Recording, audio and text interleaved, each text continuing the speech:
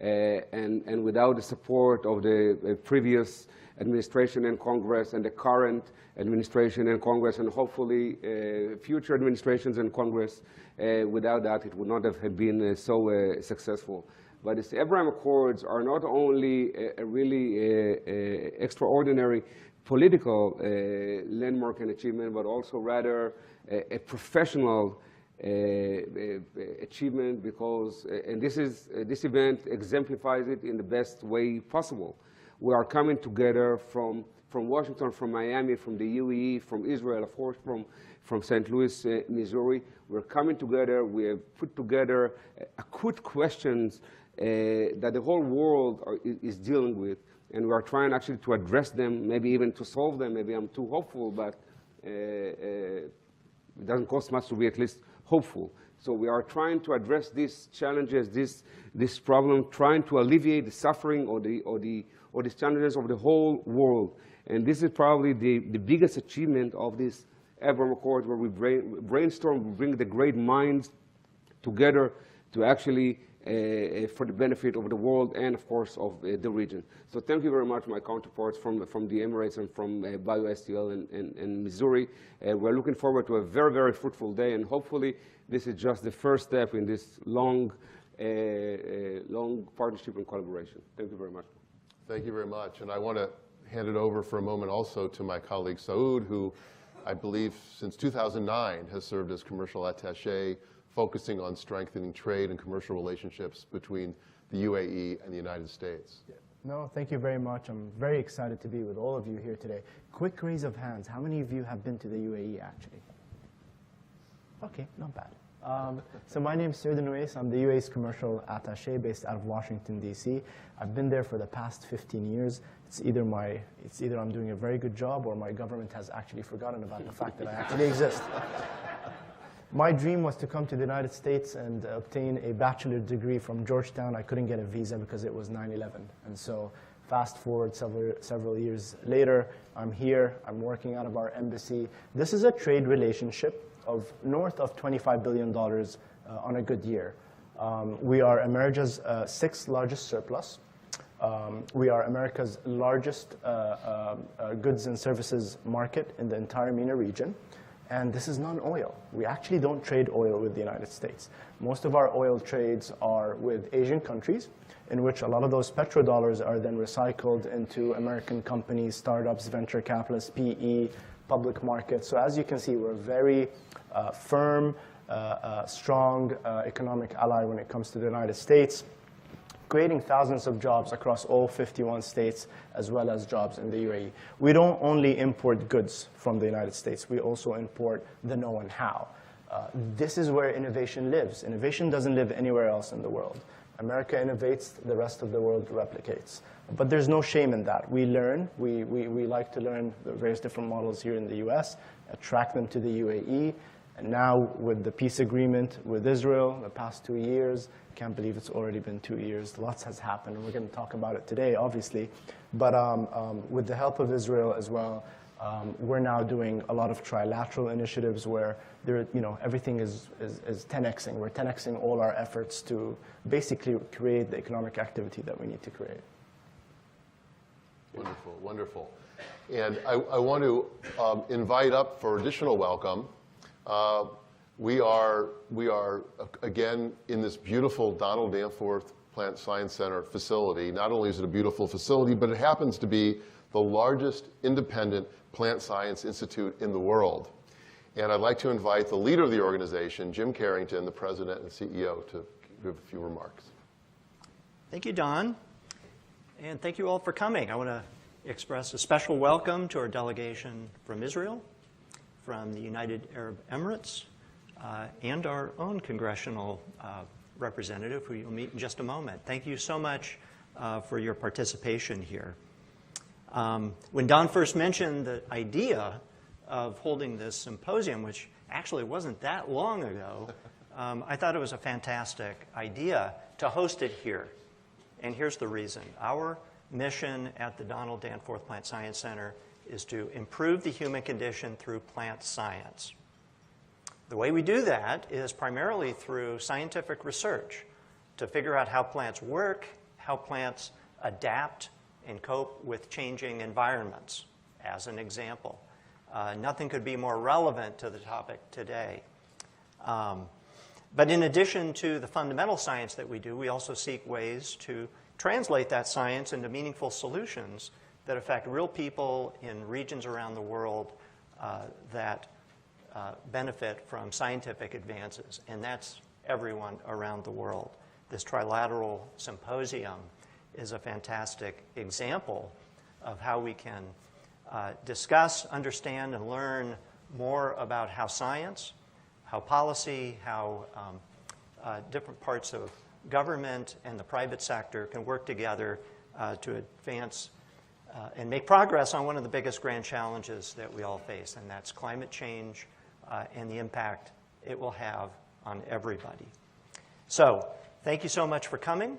I look forward to the rest of the symposium, and Don, special thanks for organizing this. Thanks, Jim. We'll have an opportunity to hear more from Jim later this morning as well.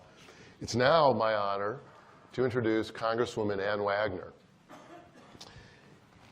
First of all, I'm so glad that you're able to be here with us this morning. We're smack in the middle of your district, doing something that you really care about, and I'm really glad that you're able to be here to share this with us. Here's the formal part of the introduction. Missouri's 2nd Congressional District has always been home for Congresswoman Ann Wagner. Her career is deep and broad in service to her hometown, her state, nation, with over 30 years of work in the private sector, community and public service, and the political arena. After serving for 4 years as the U.S. Ambassador to Luxembourg, she was elected to Congress in 2012. She serves as the vice-ranking member on the House Financial Services Committee and on the House Foreign Affairs Committee. And as I think we all know here, she is a founding co-chair of the Abraham Accords Caucus. That's a bipartisan, bicameral caucus focusing on the Abraham Accords. And Ann has been just a great supporter of BioSTL's policy work on Capitol Hill now for the last several years. And we are just delighted that you could join us this morning.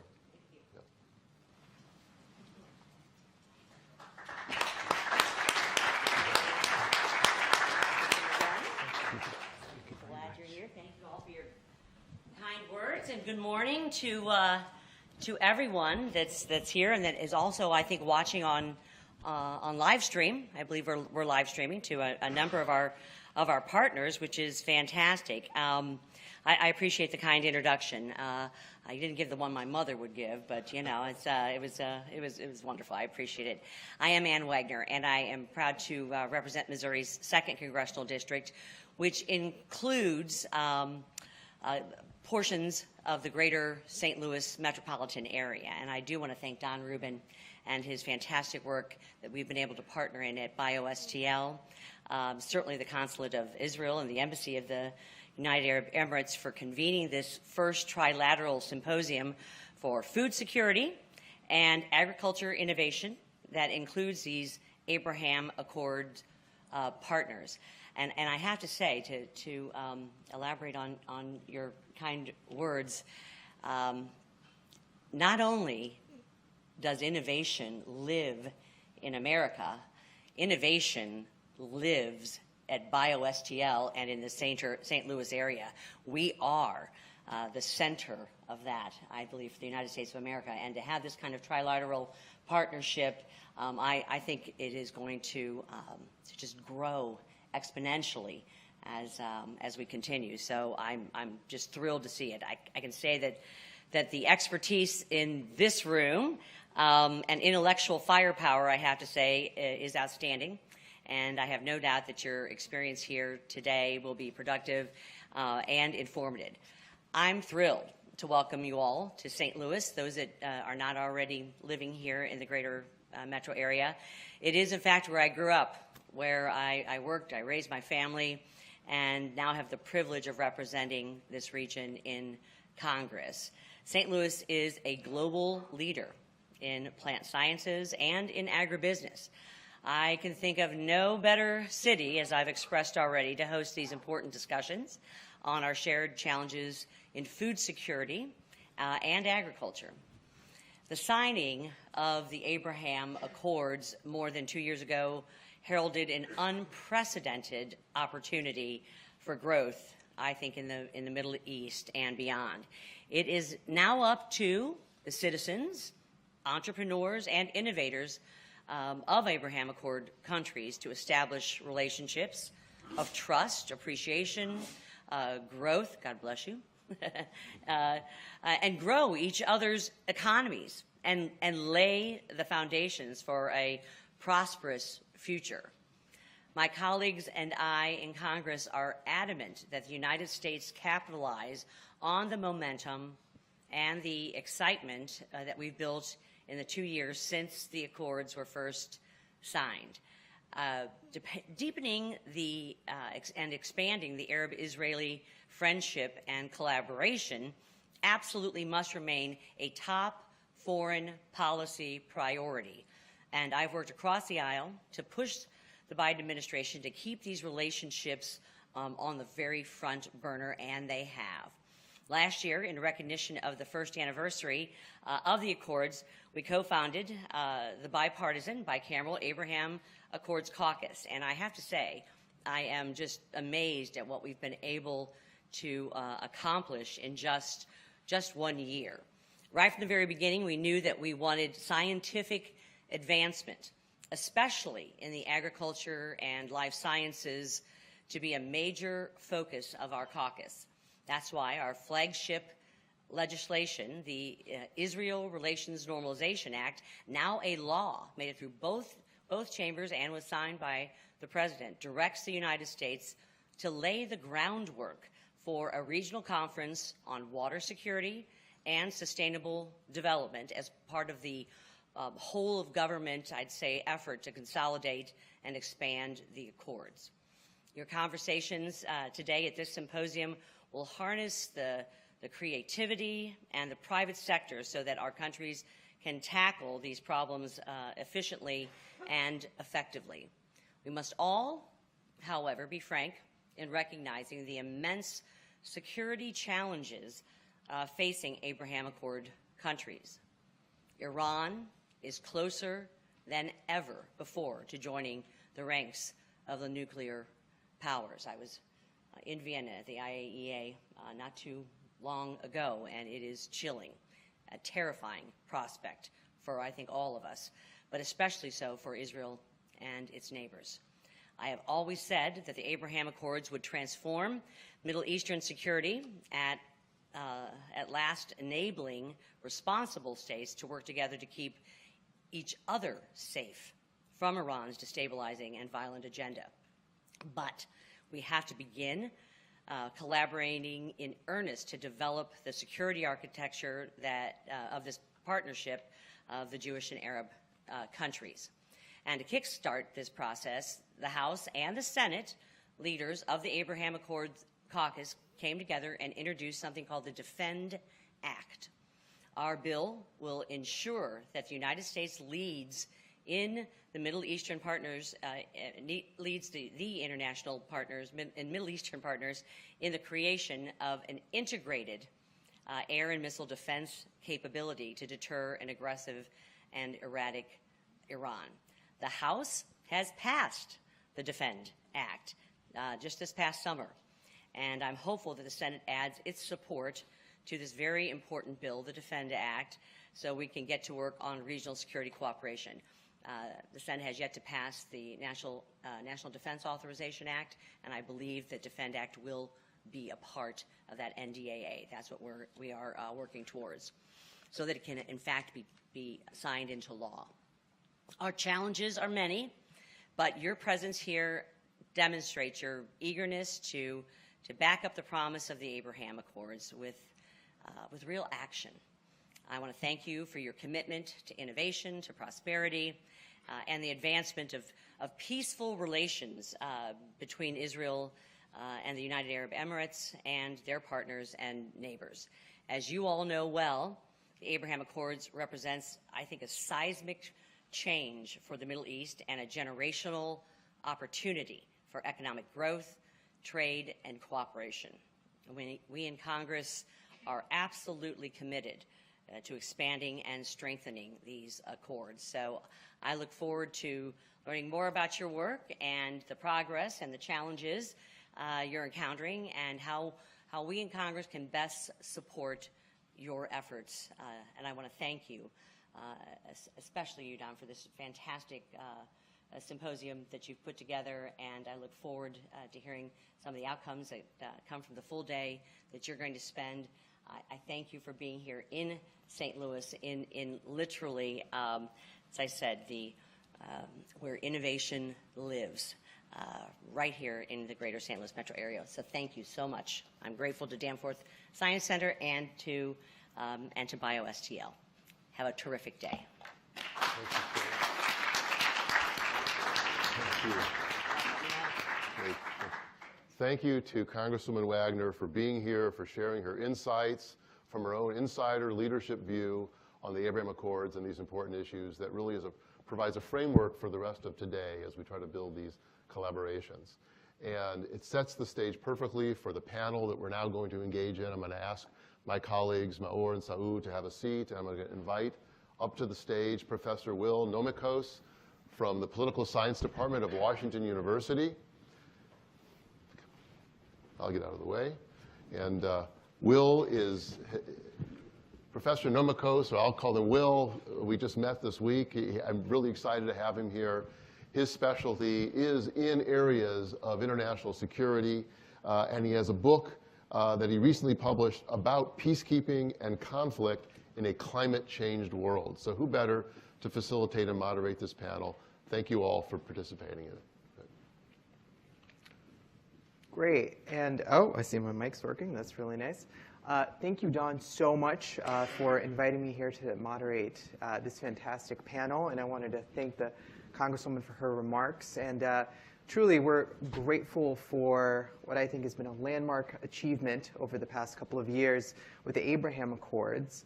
And as part of that, with this panel, we want to just have a nice moderated discussion to talk about what we have achieved and ways forward, specifically between our partners here.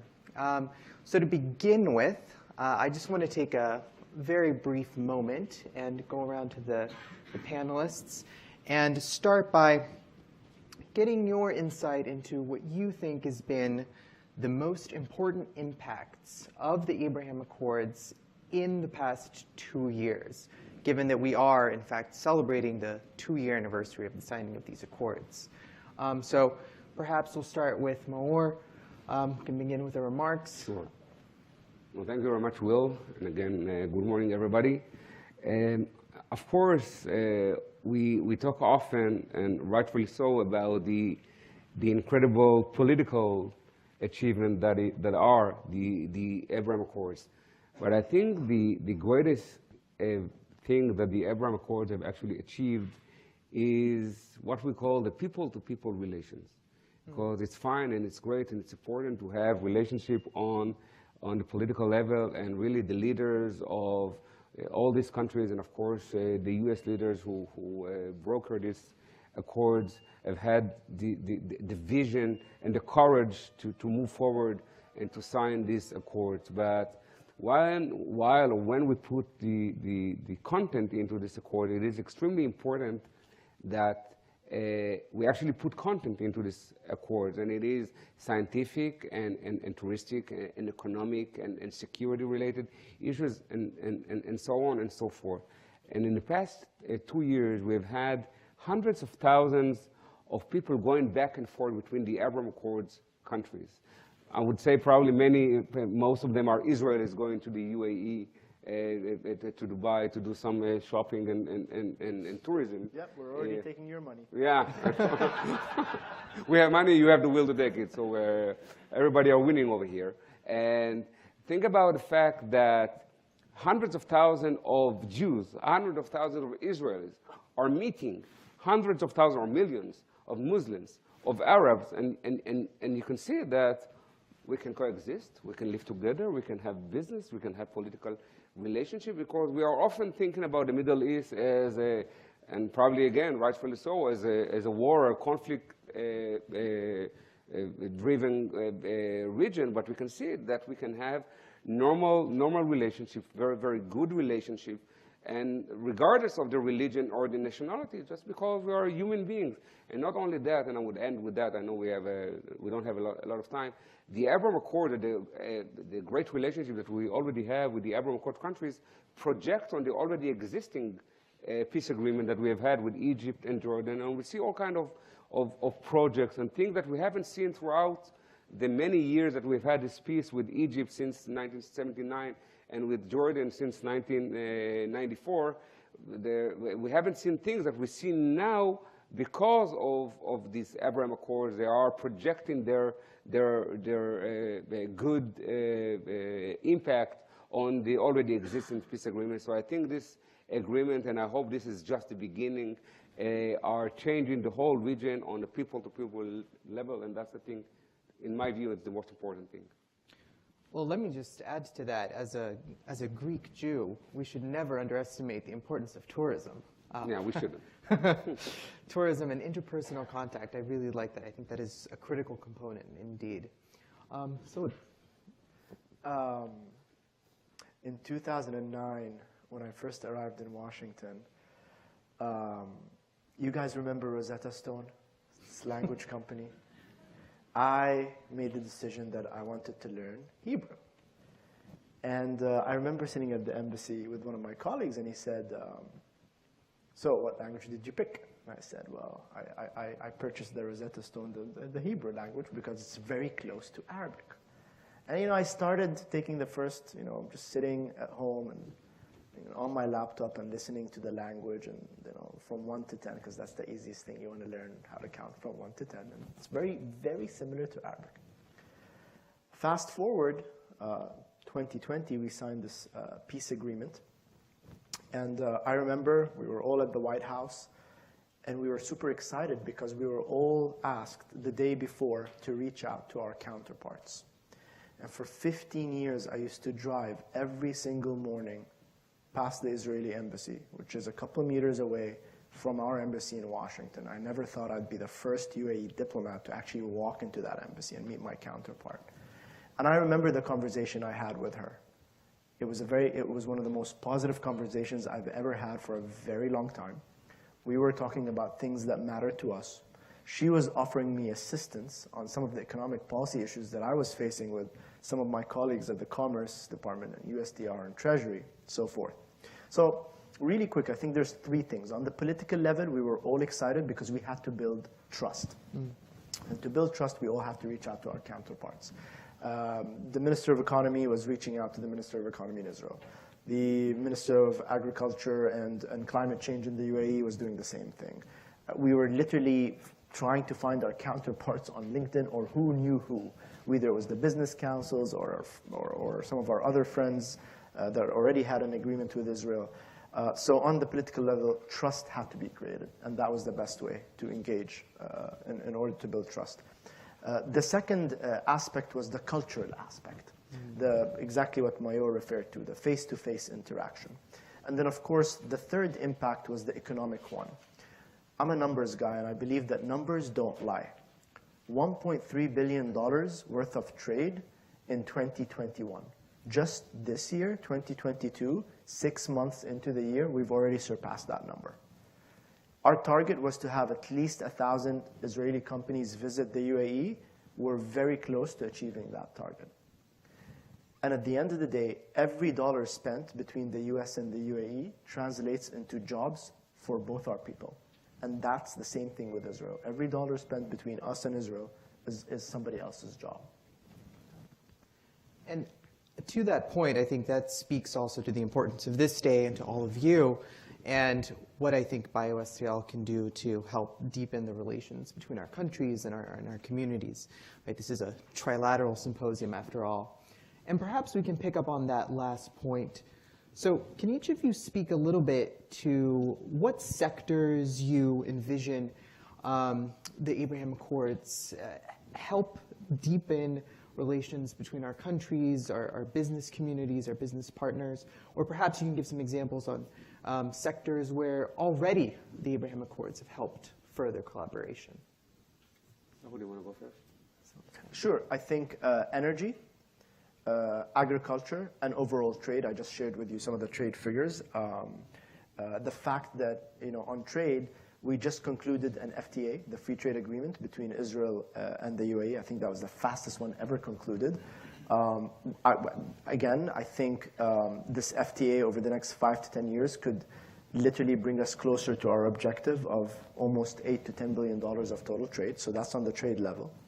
On the energy level, the UAE brokered the construction of a solar plant between Jordan and Israel, where I believe Jordan will be getting water out of it, and Israel will be getting electricity and energy. So I think the energy sector is going to be a very important, critical sector between both our countries. The UAE is home to IRENA, the International Renewable Energy Agency, which is very similar to the IAEA, only its mandate is to oversee alternatives,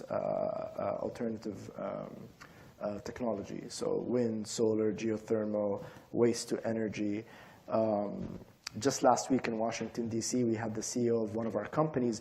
We're one of the very few Middle Eastern countries in the region that actually produce electricity and megawatts from nuclear power. And so I think the energy sector is going to be a very critical and important one for both our countries. On the agriculture, we have a lot to learn from Israel, given that the conditions are very similar as well. And obviously, Israel has been able to basically create their own cutting-edge technology in-house. That's something that we'll probably we'll be working on. We signed an agreement with Israel with regards to agricultural trade as well as research and innovation. And obviously, cybersecurity has been there for a while.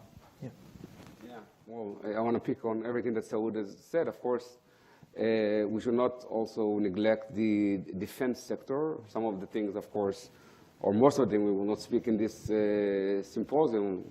Today, we will try to speak about positive things. What we do share also threats, and we partner on sharing all kind of intelligence and know-how and expertise on consolidating our defense. Tourism is a big sector. As we said, hundreds of thousands of people, mainly Israelis, travel between the Abraham Accords countries. Of course, we are here with the UAE, but my parents have arrived from Morocco in the 50s and 60s to Israel. They were both born and raised in Casablanca, and now they can go to Morocco as tourists. That's an incredible thing for them.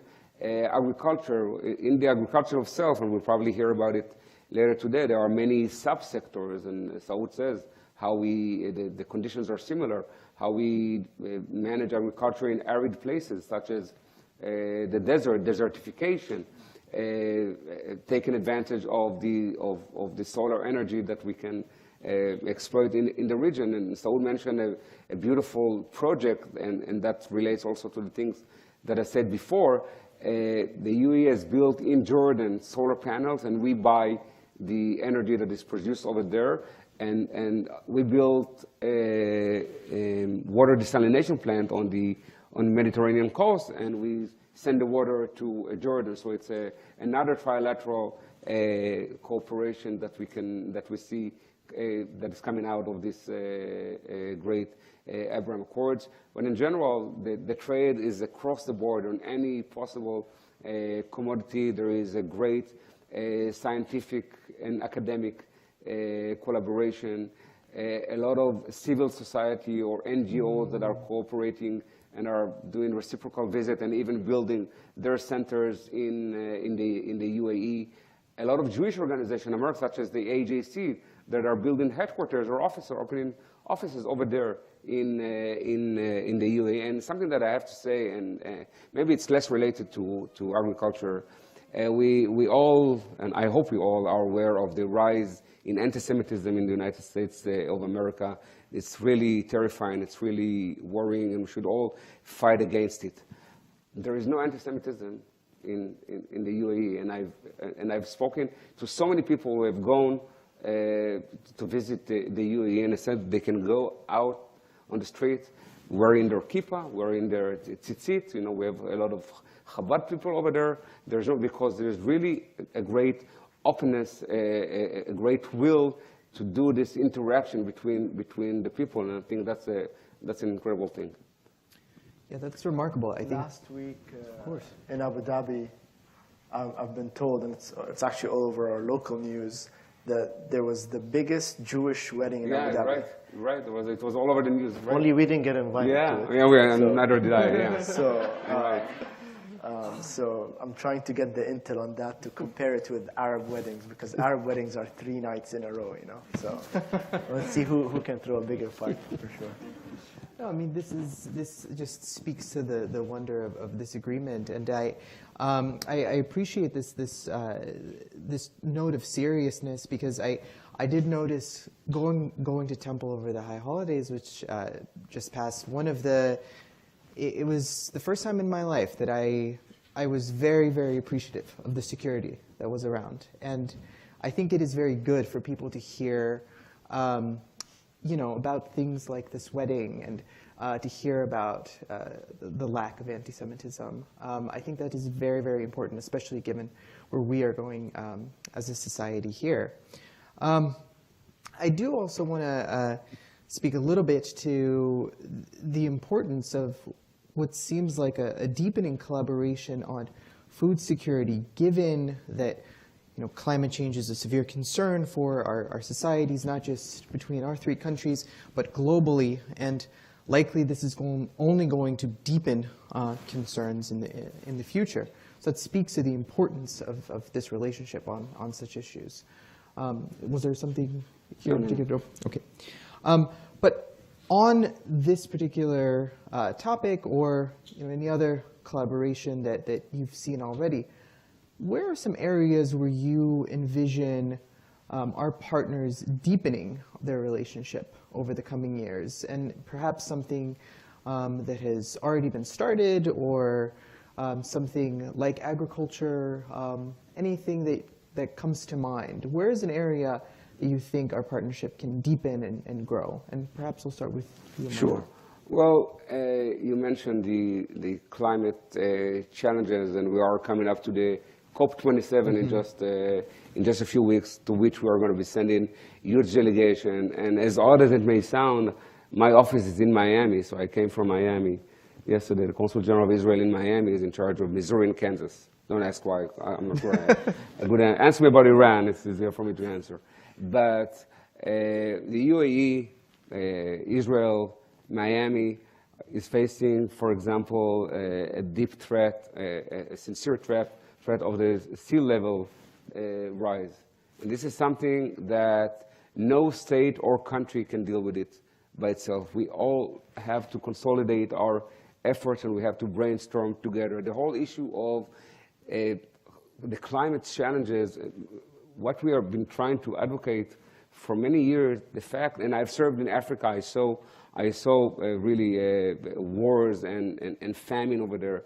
What we're trying to explain or to express or to advocate is that this climate doesn't mean that climate challenges or the threat that it poses doesn't mean that the world is just going to be 1 or 2% warmer.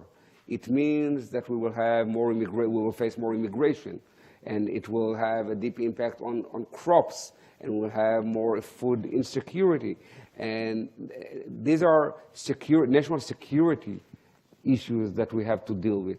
And that's why these issues cross the borders, like the pandemic that we faced just until a couple of months ago. These things, no one country can deal with it by itself, and we have to bring all the great minds of the world, but certainly of the region who face similar challenges, to brainstorm together, to think together how to cooperate. And this is one of the things that we really think, that I really think we should think, and resources and efforts are already invested in trying to alleviate the food insecurity threat or challenge, the sea level rise challenge, the immigration challenge. These are some of the things, by the way, not only from scientific point of view, but also from a social point of view or economic development point of view. And we have greater minds than me here in this room and probably on the Zoom, but I hope we can even bring it to a new level through this event today.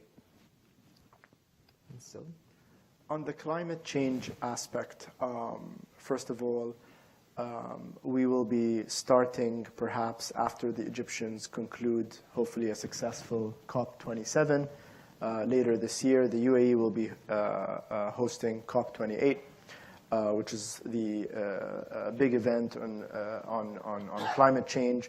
First of all, we hope that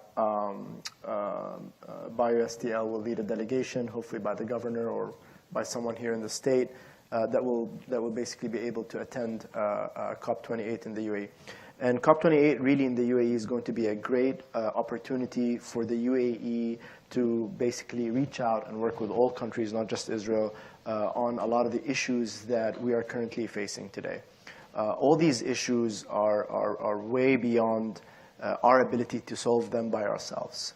Hence the collective and collaborative nature of some of these events, and what they provide is the ability for us to really come together and try to brainstorm. We recently concluded a very successful expo in Dubai. Millions, I think the number was over 75 million people attended over a 6-month period. So the UAE really knows how to host these events and make the most out of them, and hopefully we'll see a lot of you there. On some of the other sectors, I think, that are going to be important, where the UAE and the US, as well as Israel, can really deepen its ties in. Space exploration is one. The Mars probe in the UAE. And I know that some of our companies, as well as our UAE Space Agency, has already been in touch with their counterparts in Israel to discuss their various different projects over a 10-year period. Artificial intelligence, specifically as it relates to creative AI. I think that's the next wave of innovation that both countries can tap into and try to understand, as well as use in a responsible manner. And then finally, on the biohealth side, I think the whole aspect, and we briefly discussed this last night during one of the dinners here, CRISPR technology, which is the gene editing scientific process of the ability of editing any living organism that has some sort of a DNA. And again, it can be also applied to agriculture. I see some smiles in the audience. Probably one or two CRISPR companies here today, hopefully. But these are sort of the sectors that, in my opinion, can definitely take the relationship with Israel to another level. Finally, the Abraham Accords will be judged on how much the entire region benefits from it. We want more and more people to join it. It's not just about the UAE and Israel and Bahrain and the countries that signed. We need to expand the Abraham Accords across the entire region.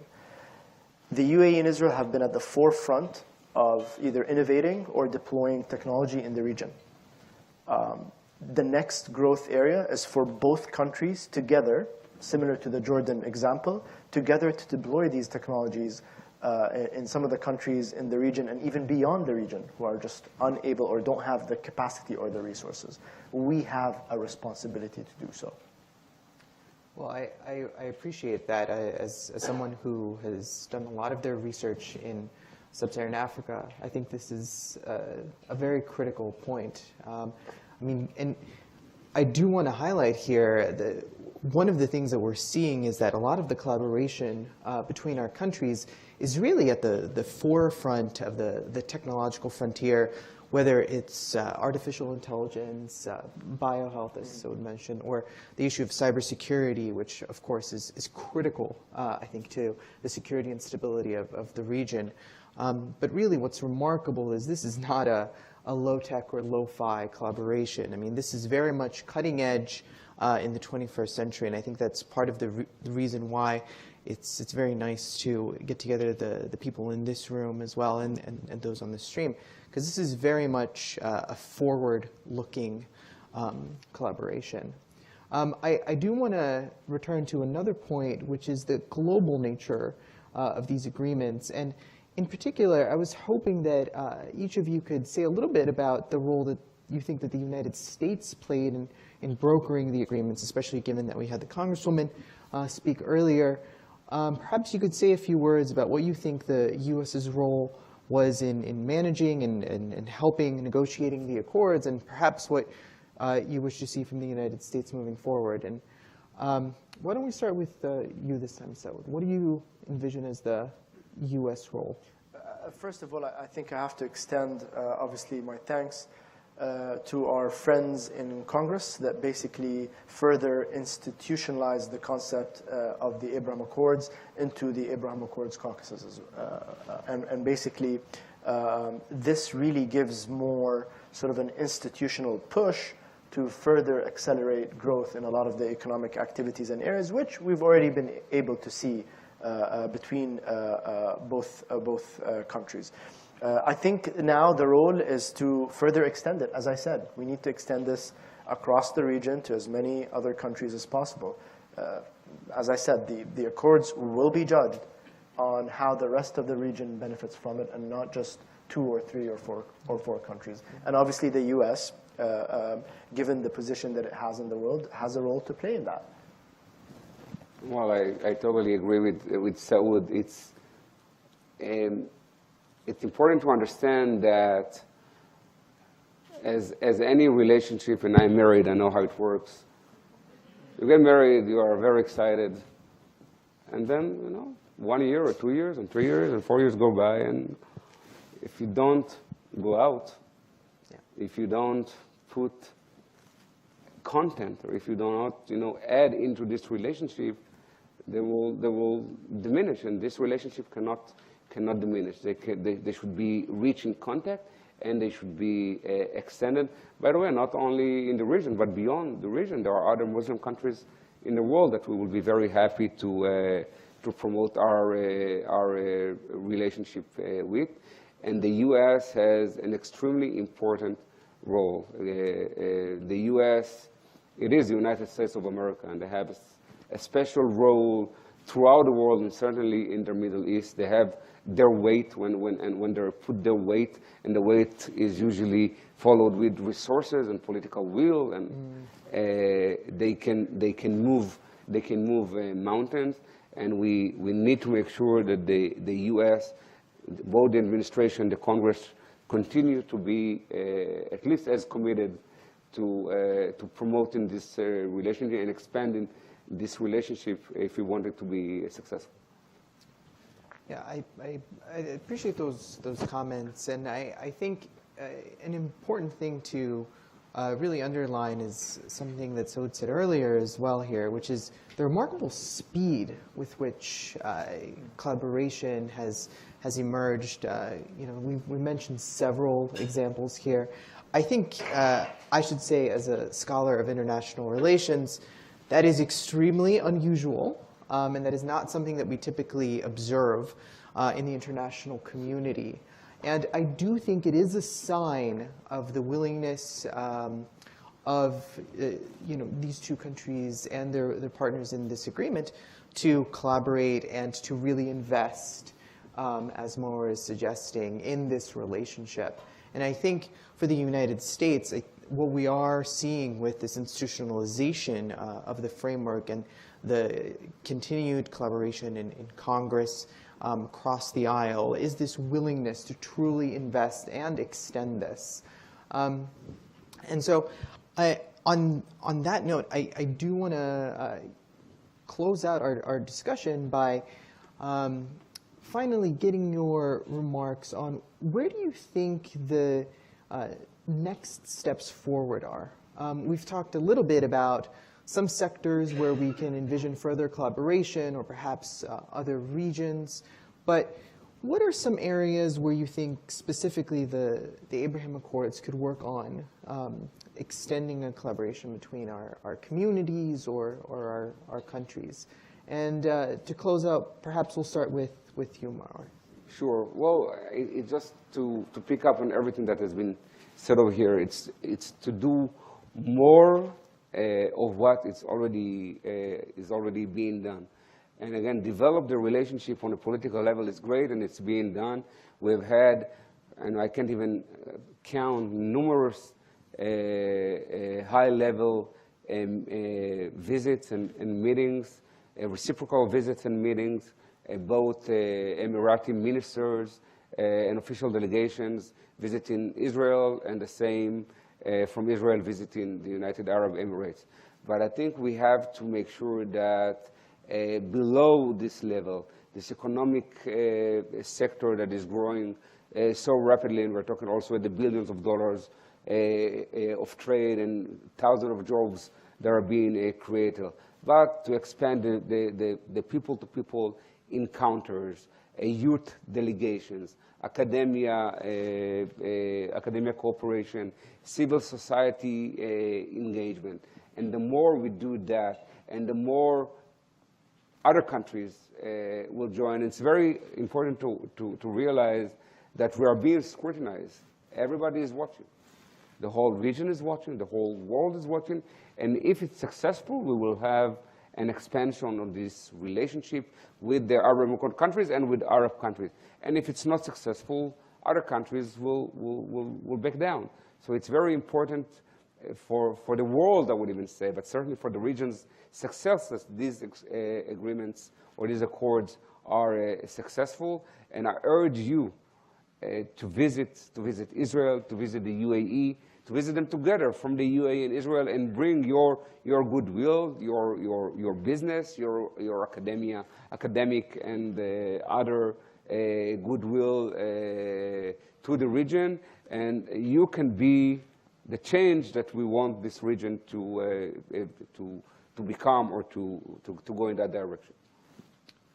So, thank you for those remarks, Morris. So, Saud, you've spoken a little bit about this already, but what do you see as the way forward for our countries and our communities? I think the way forward is going to happen organically. As governments, all we can actually do is basically build the legal infrastructure. And when I say the legal infrastructure, I'm referring to the laws, the legislations, lowering trade barriers, signing FTAs, signing MOUs, agreements, litigation. That's what the government can do. The rest has to come from the private sector, and it has to come from the overall population. We've done, over the past 4 months, have been very critical in getting a lot of that infrastructure out of the way. Now we can only hope that things will happen organically. I can speak about the youth in my country, because I know them very well. We're very curious. We're always looking for something new to research, or something, or a new country to visit. So I think when Mayor says, the student exchange programs or the youth exchange program, I think all of this stuff is going to happen organically if I'm right about my own youth and how curious they are. Yeah, and I think that speaking to that is this this collaboration and this symposium here today is, I think what you're seeing is an organic creation by the private sector to bring together partners from our communities and to get people together and hopefully deepen some of these relationships by getting us to actually talk to each other. On that note, before we conclude, I want to end on a slightly lighter note, which is I was hoping each of you could share one new thing that you have learned about your respective partners. Well, perhaps not partners directly, but the communities or countries.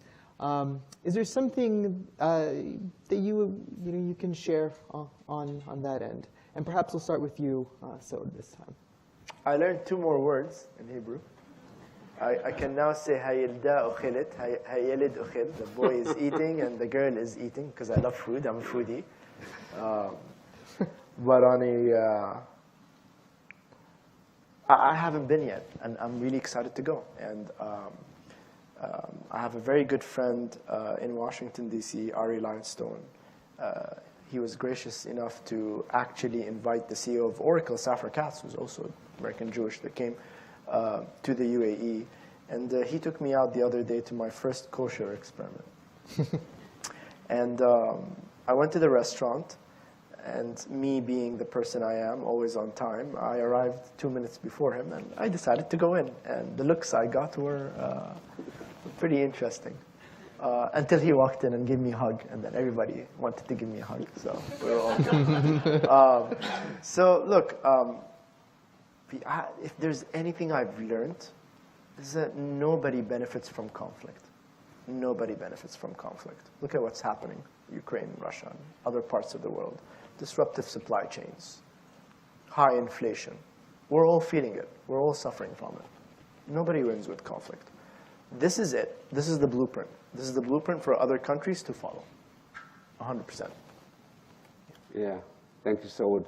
Well, unfortunately, I haven't been to the UAE yet either because of the pandemic that erupted into our lives just after the Accords, and I haven't had the chance. I remember I even was planning on a trip, and then there was one of the airplanes, or a few airplanes that went there in December 2020, was it? Was a mass spreader, so my wife grounded us to. But the incredible thing, or one of the most incredible thing is, and you touched upon it, Will, how quickly this relation have been so good. And I've learned, and we have to be honest, for years, Israel has been isolated in the region. Even though we have had, it's no secret, we have had all kind of unofficial relationship also with the UAE and with other Arab countries in the region. But there was some kind of a barrier, political, social, maybe even psychological barrier between Israel, the Jews of Israel, the Israelis, and their neighboring countries. And then when suddenly we signed these accords, and in no time we feel like best friends. We've learned they're just like us. They want peace, they want normalcy, they want to promote their business. We're human beings, and that's maybe the most important thing that came out of this agreement. We're having normal relationship. How incredible it is it? This is very, very true. And as a fellow foodie, I will say we have plenty of opportunities now to experience. But go with the Arab food, not with the kosher food. I urge you. Make sure you don't eat 2 days before it. All right. Well, thank you both for your comments, and thank you for this wonderful discussion of the Abraham Accords. And I hope you'll join us in continuing the deepening between our communities. But thank you both. Are we doing questions? Or? No. We're not doing questions. Oh, we're not? Thank you very much. Thank you. Well, we're going to be around anyways. Yeah. Thank you.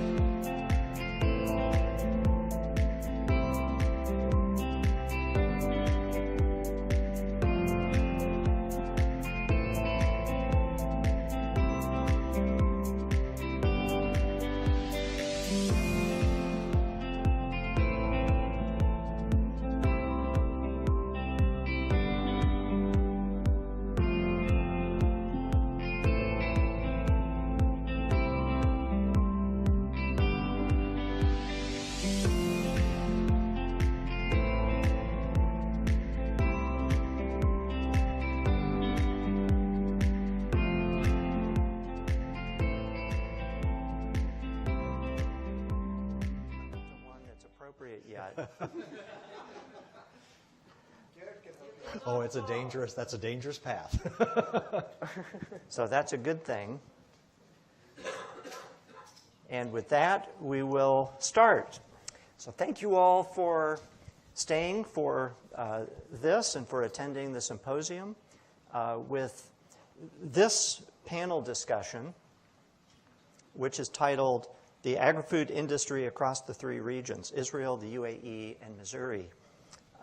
We're going to be talking about the overall agricultural systems, agri-food systems, and structures in the three regions, three very different regions coming from different places historically.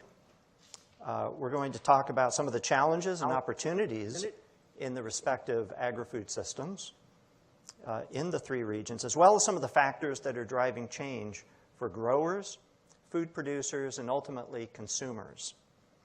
So I'm Jim Carrington, President and CEO of the Danforth Plant Science Center.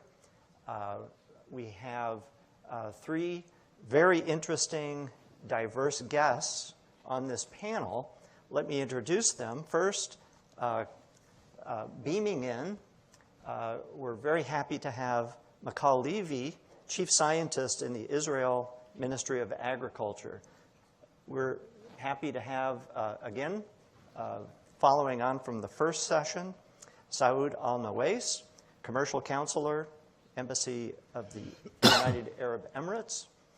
Thank you so much. And finally, immediately to my right, Garrett Hawkins, President of the Missouri Farm Bureau. Thank you all so much for being here. As I'm introducing you, it's really striking, and I'm looking forward to this because of the different perspectives, the different backgrounds of each of you, the different constituencies that you represent, and how we're all going to come together to address some of these big global challenges, migrating our agriculture to be, and we'll never get there, we will always be migrating to be more climate smart, and excited to see how our thoughts align and how they diverge in terms of how we get to where we're going. So thank you all for being here. Let me start by asking each of you, and perhaps we can start with Michal. Let's give an orientation, an overall orientation of the agricultural systems, the agri-food structures in Israel, the UAE, and Missouri. Michal, orient our audience to what's going on in Israel.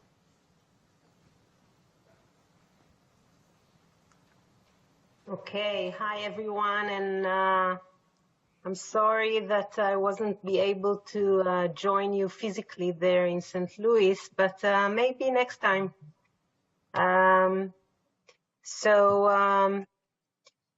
I think that all of us aware and know that we are currently in the fourth agricultural revolution.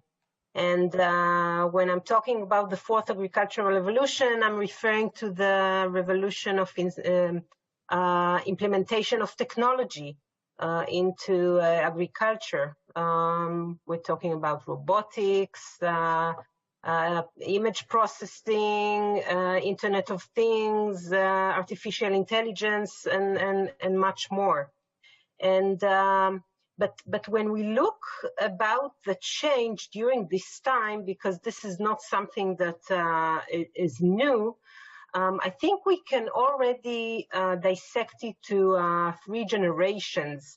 So the first generation that I'm referring to inside the fourth agricultural revolution is basically what we used to call the precision agriculture. This was based on GPS and basically gave the growers, the farmers, the advantage to improve the efficiency of the work that is done in the farm. Then we moved to what is looked like the second generation, which is more like the digital farming.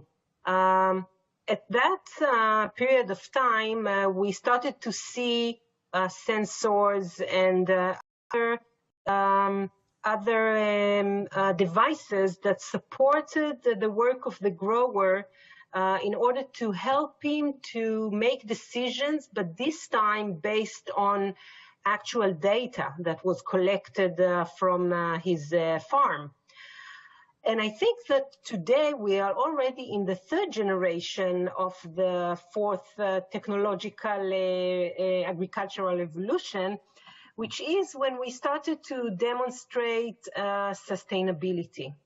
I think that at this stage, all of us, also growers, understand that what that is being done in the borders of the farm have implications on the environment, have implications on the surrounding of the farm. And now we are much more concerned about the planet and how we use this technology to practice good agriculture, quality agriculture, one that give a higher yield, but also is very sustainable and concerned about the surrounding and the planet. And when we move, to Israel and what's going on here, I think that the way we try to improve our agriculture, practicing agriculture, is by having a good input and output between all the stakeholders that are doing something around agriculture. I'm talking about developing technology, about private sector, of course. I'm talking about researchers, how to promote agriculture using research or new methods. I'm talking about our extension services, which is basically a government unit that is working very close with our growers in order to bring them and teach them new technologies, to use new protocols, to use new varieties, how to practice better agriculture. And of course, get all the inputs and feedback from our growers. What are the challenges? How can we support? How can we help? What are the good programs that they need in order to promote their farms, and more. And basically, I'm proud to say that we have in Israel a very successful ecosystem, which starts with our universities and research institutes. We have in Israel also governmental research institutes related specifically to agriculture, the Vulcani Center, which is doing very much applicative research that is very close to the growers. We have in Israel different governmental entities, ministries, and also others to support the development of this ecosystem. We have the Israel Innovation Authority. We also support in community to create this ecosystem, and other entities. Of course, we have in Israel VCs, local VCs that are relatively small, but doing a very high impact on entrepreneurship and in general, the ecosystem. And of course, we have the presence of a lot of the multinationals, companies that have sometimes R&D centers, sometimes they have just representatives to see how they can collaborate, how they can work together with researchers, entrepreneurs, and other in order to promote global challenges. And we see much more today, more VCs that some of them are already global and entering the field of agriculture. And on top of all that, we have the Israeli DNA, which is sometimes it's advantage, but sometimes not so much, of being very much direct and approaching people and start working together in order to promote different challenges. And by this slide, I want to show you how in the Ministry of Agriculture and Rural Development, we try to have programs related to each part of this route of bringing new technology from the idea till the implementation. I won't go on all the programs, but we do have funding opportunities for each one of these steps. Sometimes it's with in a collaboration with other ministries or other governmental entities. And this slide actually makes me very proud to show that since 2014, we see increase in investment in agri-food companies, startups in Israel, and actually 2021 was very impressive.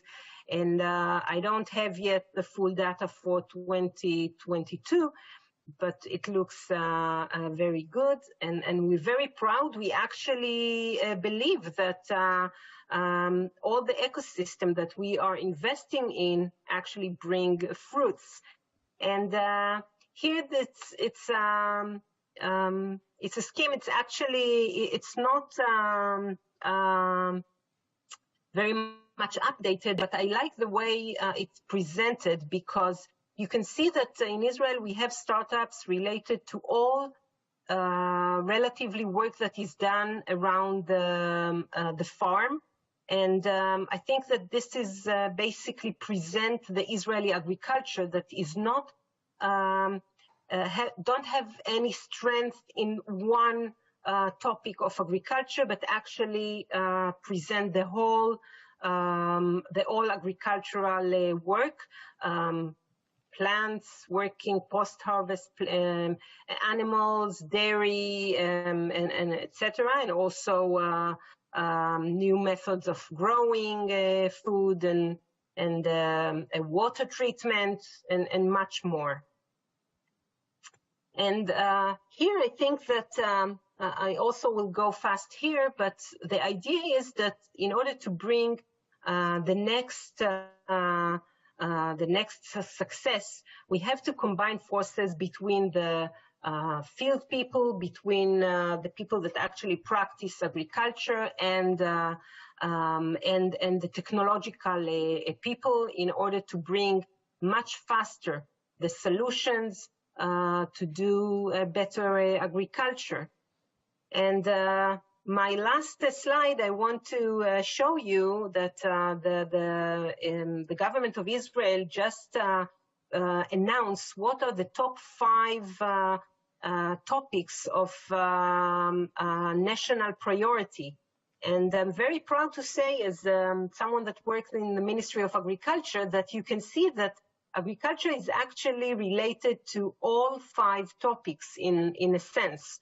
So if we are talking about the future and where we see agriculture, and we didn't start to talk about food security and global and climate change that of course relate to agriculture and are concerned to the whole world, but this is basically put agriculture in a very important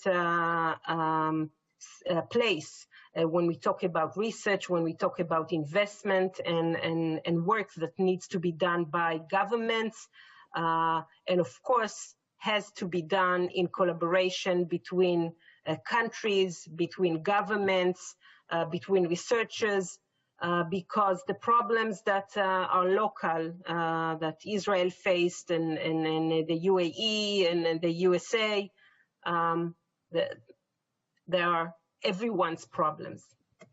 So thank you. I'll stop sharing. Yeah, we'll peel back some of the areas that you just talked about. So tell us about the agricultural economy in the UAE. Sure. Thank you very much. In order to understand that, we need to understand a little bit of economic history. So the place that we now refer to as the United Arab Emirates, less than a century ago, our main income for the country was the pearl diving industry. So these are precious pearls that divers would dive, pick from the bottom of the sea, and then sell them off to manufacturers in Europe and elsewhere. This is pre-60s, pre-65, 40s and 50s.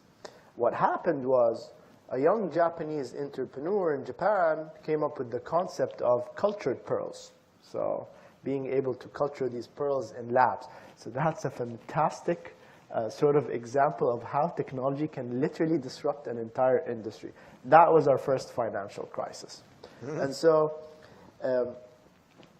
fast forward 10 years later, 1970s, we were blessed obviously with the discovery of oil.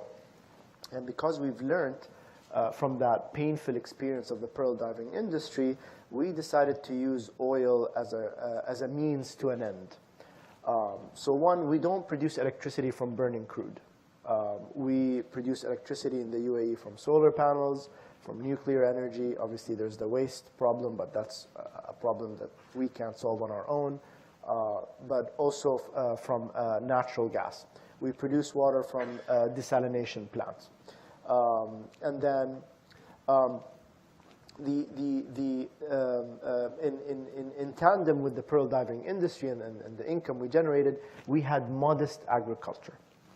And the reason I say modest agriculture back then was because there were several challenges that we had to face. One, very low rainfall, very high temperature, lack of waterways, poor soil. These were all issues that we were facing back then, which made us say, yeah, we have modest income from agriculture. 80% of imported. And the sad part is, which we're trying to solve right now, immediately, is that 1/3 of that food goes to waste. So that's actually the biggest problem we have today in the UAE. The agricultural activity today in the UAE is governed by 160,000 hectares.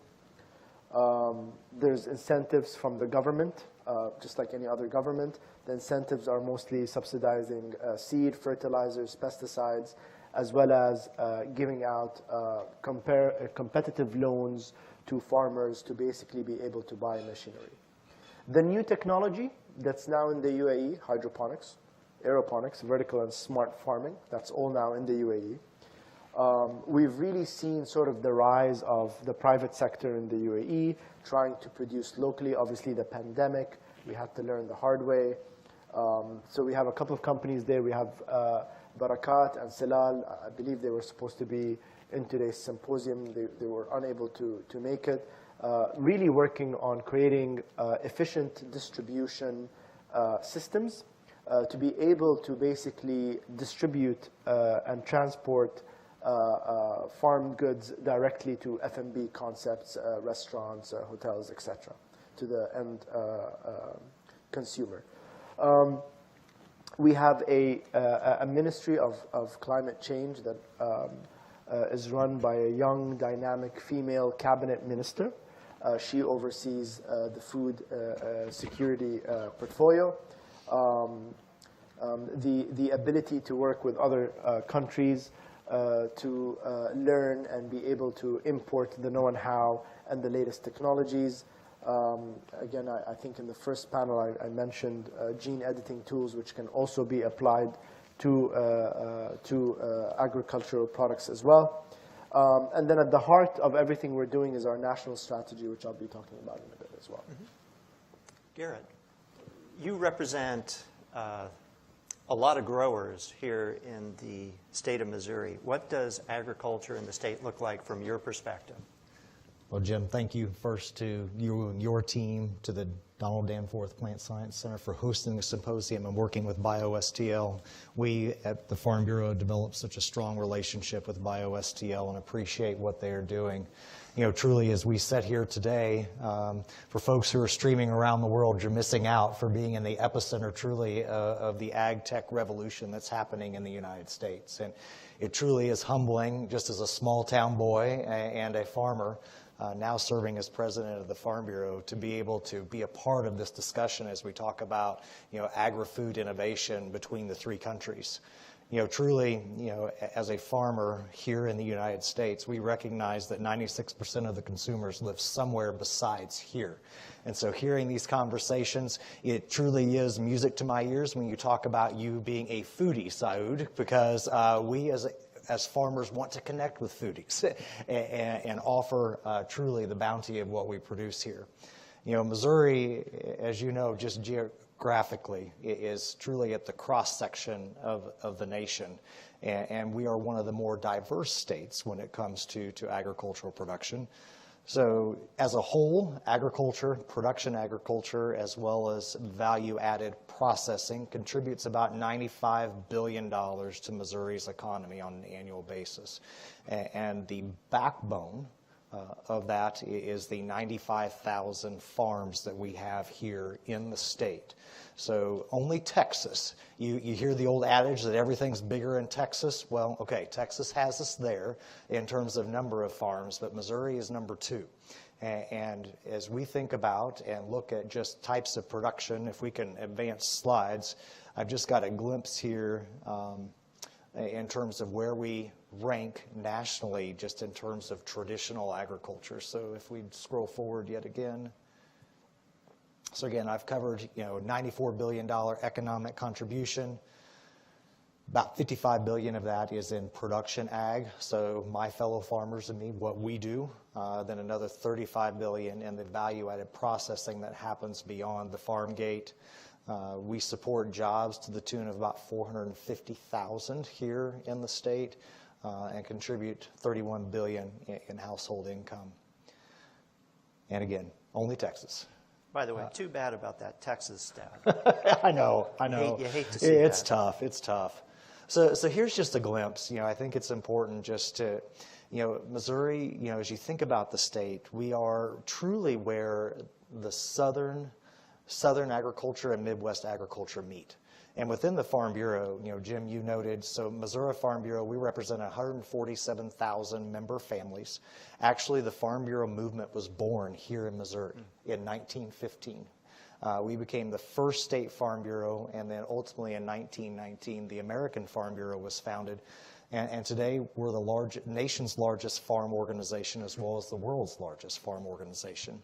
And our membership represents the diversity of agriculture, from small operators who are doing truck farming and farmers markets, all the way to large-scale row crop and animal ag. So if we can scroll forward one more time. So just keep clicking through, and really is, for our audience, just to get a glimpse of where we fall in the mix. So when I say that we're at the cross-section of the nation, we're also kind of at the cross-section when you think of traditional agriculture, a leading hay and forage state, as well as a beef cattle state. I'm a cattleman myself. I'm the 3rd generation to live and operate on the farm that we have today, the 5th generation overall in my family to raise beef cattle. We're also in the Missouri Delta and the Boot Hill of Missouri, southeast. We raise rice. We're also a major producer of goats, which a lot of people are surprised by, but some pretty significant goat markets in the southern and south central parts of the state. Turkeys, as well as broiler chickens, layers, soybeans, hogs, cotton. The late Congressman Bill Emerson always used to say the only things that we don't do in Missouri are citrus and sugar. And in many ways, that is correct. So truly, again, you look at these rankings in traditional agriculture, and I have members that grow or raise all of these things. And that's truly what is so cool to be a farmer and to be able to serve in the capacity of working with the Farm Bureau and working to improve relationships and market opportunities for those that we serve. Now, as I travel the state and country, I get really excited telling the Missouri story, because truly I think we have a wonderful story to tell when it comes to the agriculture of today and even more so the agriculture of tomorrow. We've noted that the St. Louis region is an epicenter for ag tech. In fact, there are more plant science PhDs in the St. Louis region than anywhere else in the world, anchored by Monsanto, now Bayer, Donald Danforth, and all these great assets that make us a powerhouse when it comes to the future of plant science. And then you look on the western side of the state where I'm from, There are more animal health companies in the Kansas City region, which stretches from Manhattan, Kansas to Columbia, Missouri, than anywhere else in the world. And when you think about Missouri being a huge livestock production state, it is really, really neat to have those assets focused right here in the heartland. We're also home to great investments when it comes to research. We cover it from private to public. We're home to 2 land-grant universities, University of Missouri and Columbia, as well as the 1890 institution, Lincoln University in Jefferson City, where our Farm Bureau headquarters is. We're also the new home to USDA's Economic Research Service, as well as the National Institute for Food and Agriculture. Again, couldn't be more proud that those assets were located here in America's heartland, closest to those of us who are raising food, fiber, and fuel. And truly, you know, as I think about the future when it comes to value-added agriculture, we in the state have long had incentives and policies in place to encourage and foster farmers investing their own dollars in ag innovation as well as ag processing. We're seeing that come to fruition again, not just in the renewable fuel space with ethanol and biodiesel that we've done for some time. We're going to have a new soybean crush facility in southeast Missouri, just along the Mississippi River. We will have the nation's most modern large-scale beef processing plant in 2 years here just outside of St. Louis.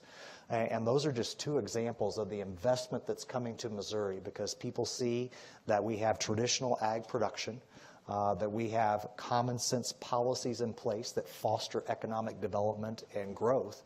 And truly, finally, they see that we've got a workforce, a talented workforce. Our greatest asset and greatest product are our young people. Missouri is actually where the National FFA organization, what used to be the Future Farmers of America, where it was born in 1928. And in fact, just this week in Indianapolis, Indiana, the world's largest ag-focused youth conference is happening right now. And truly, Missouri was where it started. Missouri was where the Farm Bureau started. And I truly believe Missouri is where it's at when you think about the future of ag tech and innovation. Yeah. Take that, Texas.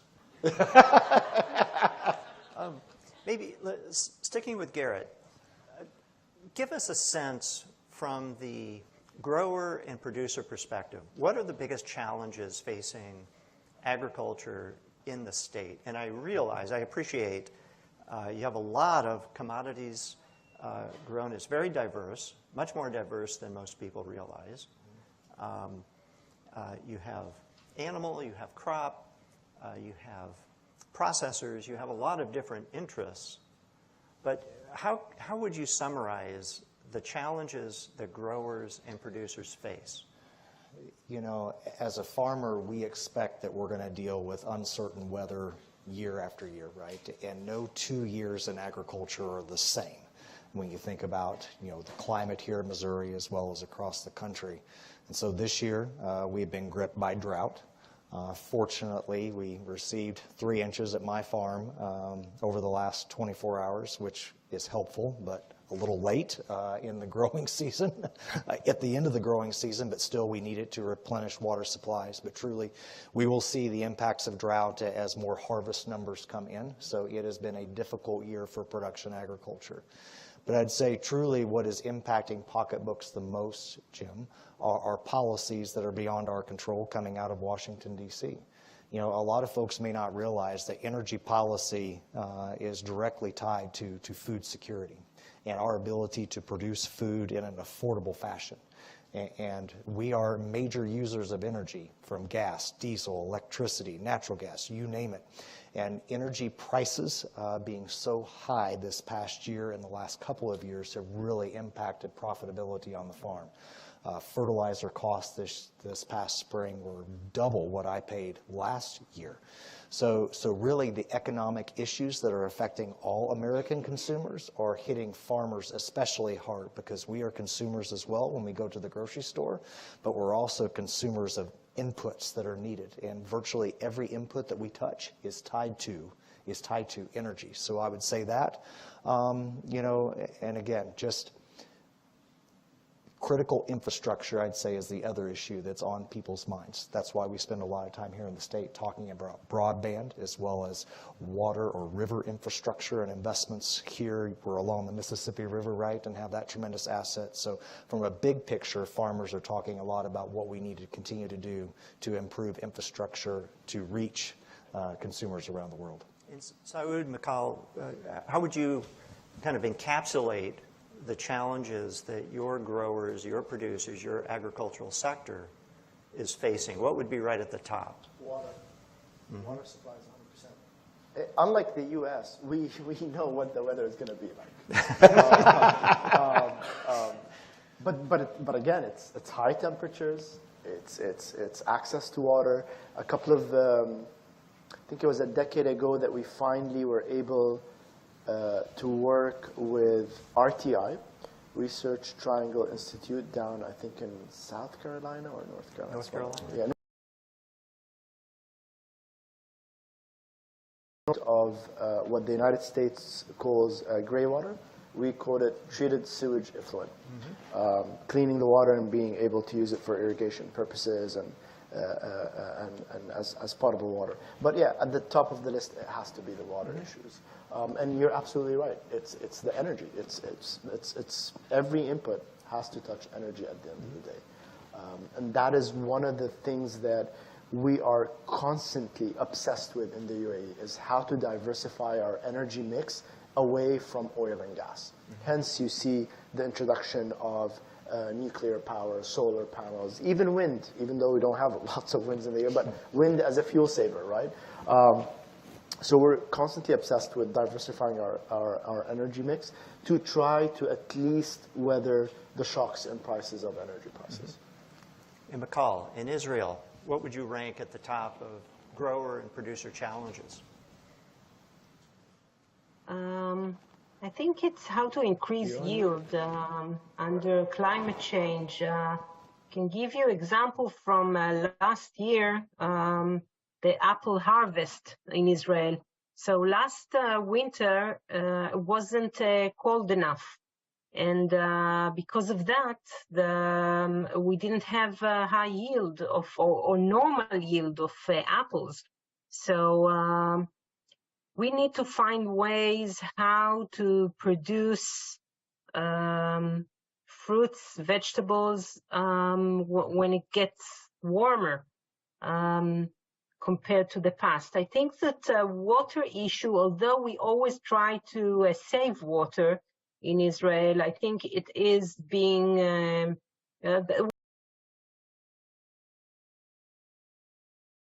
we still try to save as much as we can because the prices are high. But I think it's having high yields of produce under climate change. And also related to that is, diseases that and pests that we see that are being much more aggressive than they used to be. And, if we relate to, what I presented before of how to do, to practice better agriculture, taking care of the environment, it's a big challenge, to do plant protection in a sustainable manner. So in order to overcome these challenges, we are very much invested in, and it was mentioned, in gene editing in order to bring it. It's not commercial yet in Israel, of course, and we do need to work also on all the regulatory issues, but we do invest in gene editing in order to bring new varieties that will be better for the climate and the climate change on one hand, and on the other hand, to have diversify varieties that we can grow in indoor systems. Because today all over the world, everyone know how to grow lettuce and other greens in indoor and in control environment. But we wish to learn how to grow tomatoes and cucumbers and maybe even apples and oranges in a control environment. And to do it, of course, economically. And so this is also a big challenge that we are investing currently. So this symposium is about addressing challenges in food security and climate-smart agriculture. Food security has been with us as a major issue, as both from an economic, humanitarian, it's a kitchen table issue, literally. But when we talk about climate-smart agriculture, we're talking intrinsically about changing systems, whether that's incremental or quantum changes. We're talking about change. So let's kind of shift and talk about how change is happening in the different regions. Saud, how receptive is the UEA generally and agriculture specifically? How receptive is that sector of your economy to change?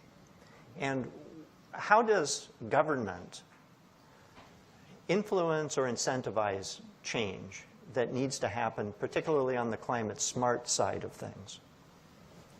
So in the UAE, as I said, we have a young, vibrant, energetic female minister of climate change and food security. She heads the Ministry of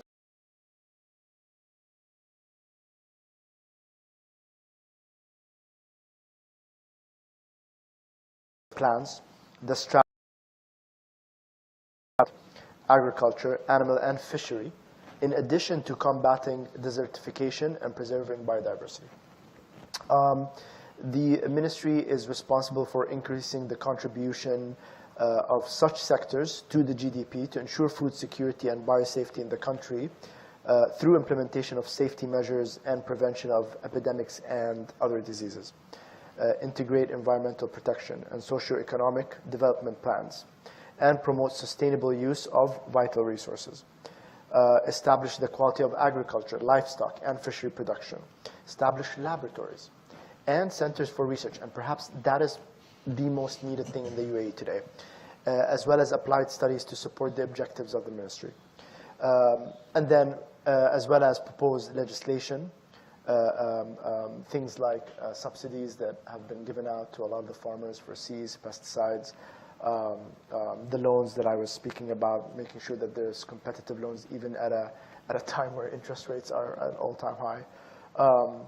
The ministry also monitors the climate change issues at not just locally, but also on a regional and global level as well, and collaborates with concerned parties. The ministry is responsible for relevant international treaties, and as an example, the latest one that was signed with Israel on exchanging best practices in food production, food distribution, deploying technologies such as I said, the hydroponics and the vertical and smart farming as well.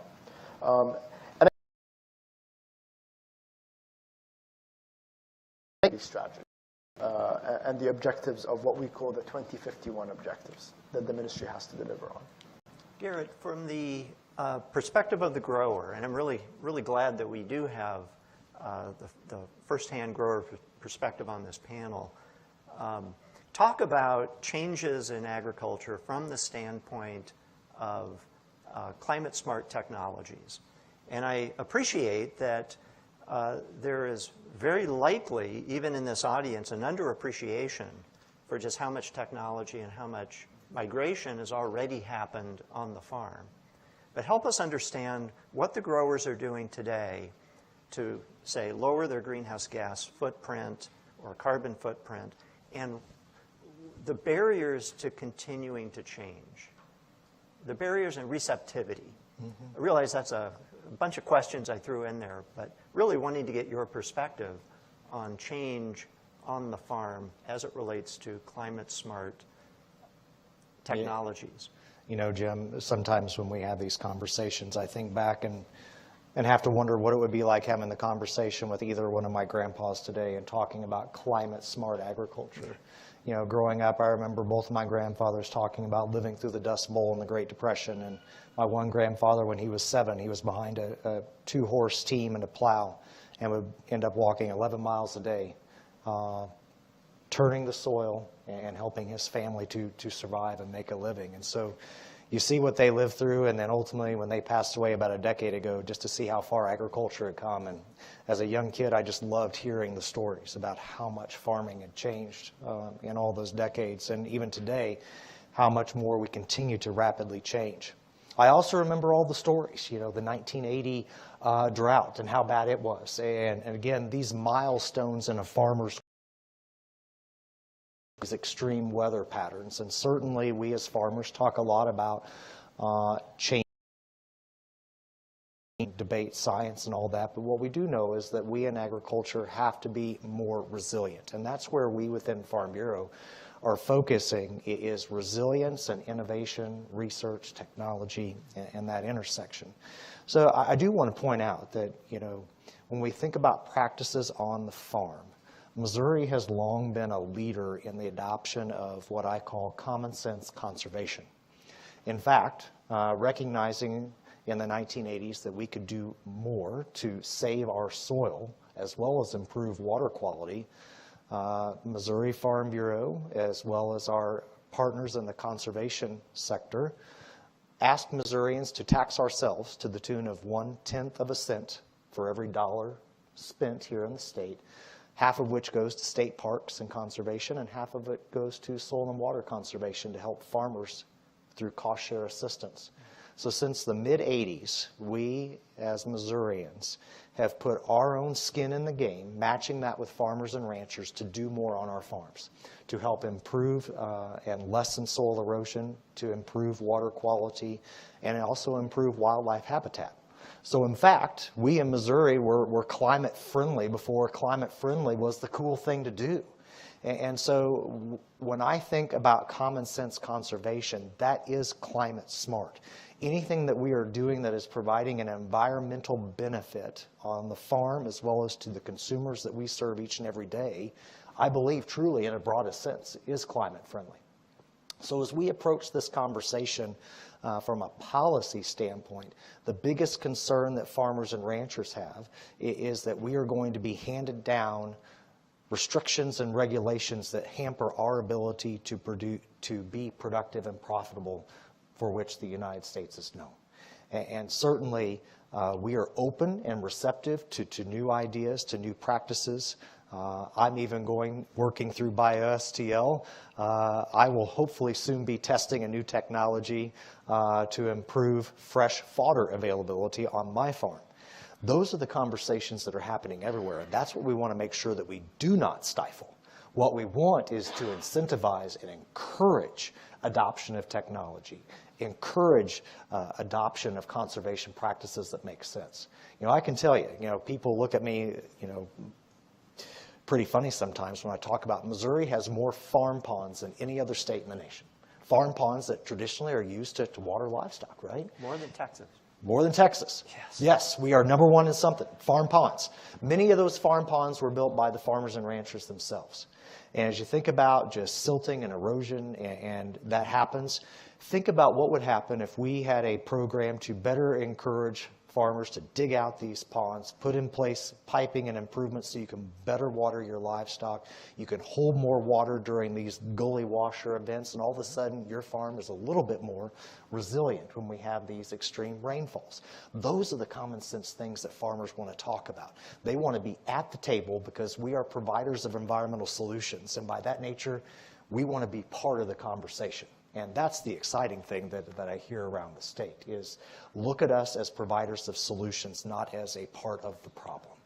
Michal, in Israel, what is the bigger factor? Is it the directives from policy, or is it the private sector innovating?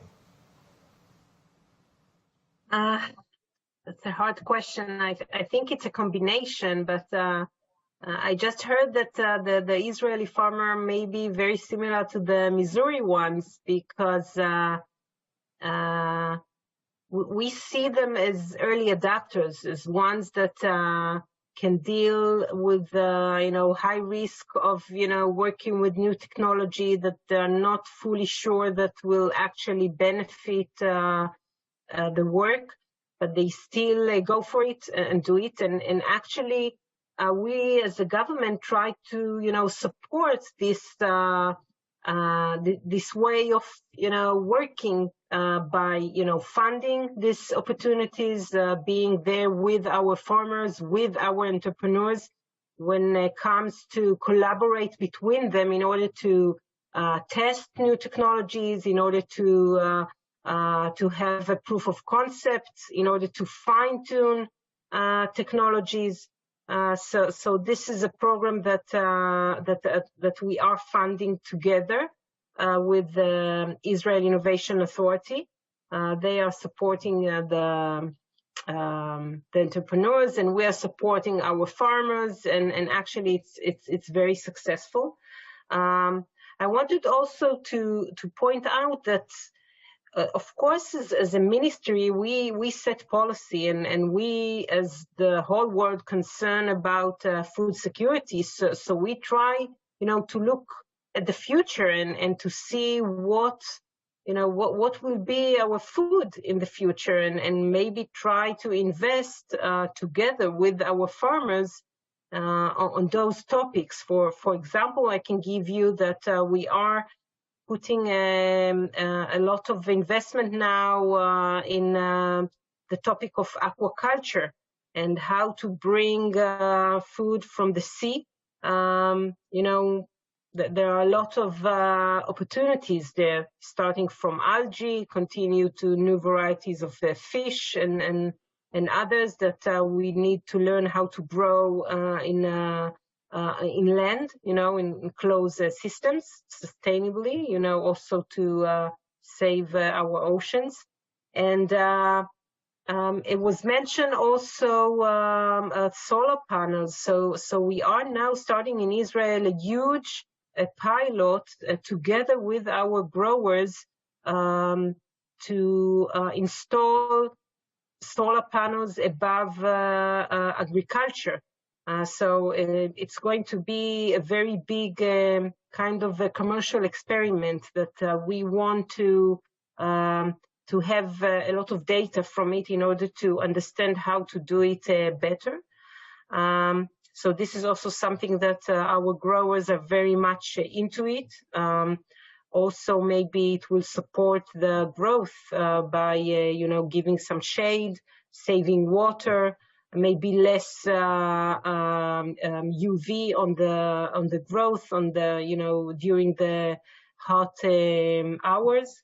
And of course, there's also the issue of alternative protein that we are looking more and more into bringing new varieties of different crops with a high percentage of protein, and also how to support the growing industry, this growing industry in Israel, the food tech industry. On that last point about higher protein crops, I heard an interesting talk a couple of weeks ago. This was at AgTech Next here at the Danforth Center. One of the speakers was making the case that the bad rap, sorry Garrett, that animal-based meat has gotten over the past 10 to 20 years as a significant greenhouse gas emitter through the whole chain, that's changing quite rapidly, and that the differential between crop-based protein and animal-based protein may be narrowing faster than people think. I'm not going to ask you to comment on that, because I have a feeling what you'd say about that. But how about this? We have a microphone up in the front here, and I want to give anyone in the audience who has a question Please make your way down to the microphone. Please make your question brief and no lectures. No lectures. Yeah, thanks for everybody. So I got a real quick question, and this is for both the constituents that you both represent, the farmers and also in the UAE. How much do your constituents understand and also realize that what we're talking about today don't exist in silos, right? That the agriculture policy affects energy policy, which affects water policy, national security, so on and so forth, right? That it's this kind of circular effect.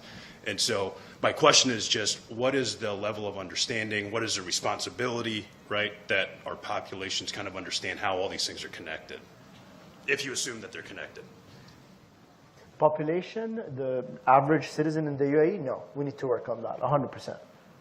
It's the biggest thing we're facing today, even with one of the biggest problems that we're facing, which is 1/3 of food waste. It's awareness campaigns. It's trying to incentivize people. And from my experiences, yeah, you can do awareness campaigns, you can try to educate, but if you don't introduce an incentive-based system where you actually hurt a consumer's pocket, he's not going to change his behavior. So can you say a word or two about incentives that you're putting in place or have in place in the UAE? So they're still working on the incentives to change people's behaviors as it pertains to food waste. Okay? But to answer your question from a government perspective, yeah, on a government level, the synchronization between all these different factors that you just mentioned, whether it's national security, energy policy, agricultural policy, you'll see that the UAE is very, very forward-thinking from a government perspective. For example, we have an artificial minister of AI. We have a minister of artificial intelligence, not an artificial a minister of AI. We have a minister of youth whose responsible is to go out and see what are some of the grievances between youth, what are things they aspire for. So a lot of the issues we face, we like to institutionalize them in government organizations. So on that level, yeah, we're synced, but the population needs a lot of work for sure. I was going to say, you're really advanced if you've got an artificial Minister of Artificial Intelligence. That makes me nervous. We have a Minister of Happiness. I'm still trying to figure that one out, but she's responsible for me being happy. Let's see. Okay, so real quick, food security is national security, right? And truly, you know, farmers and ranchers understand that. They live it every day.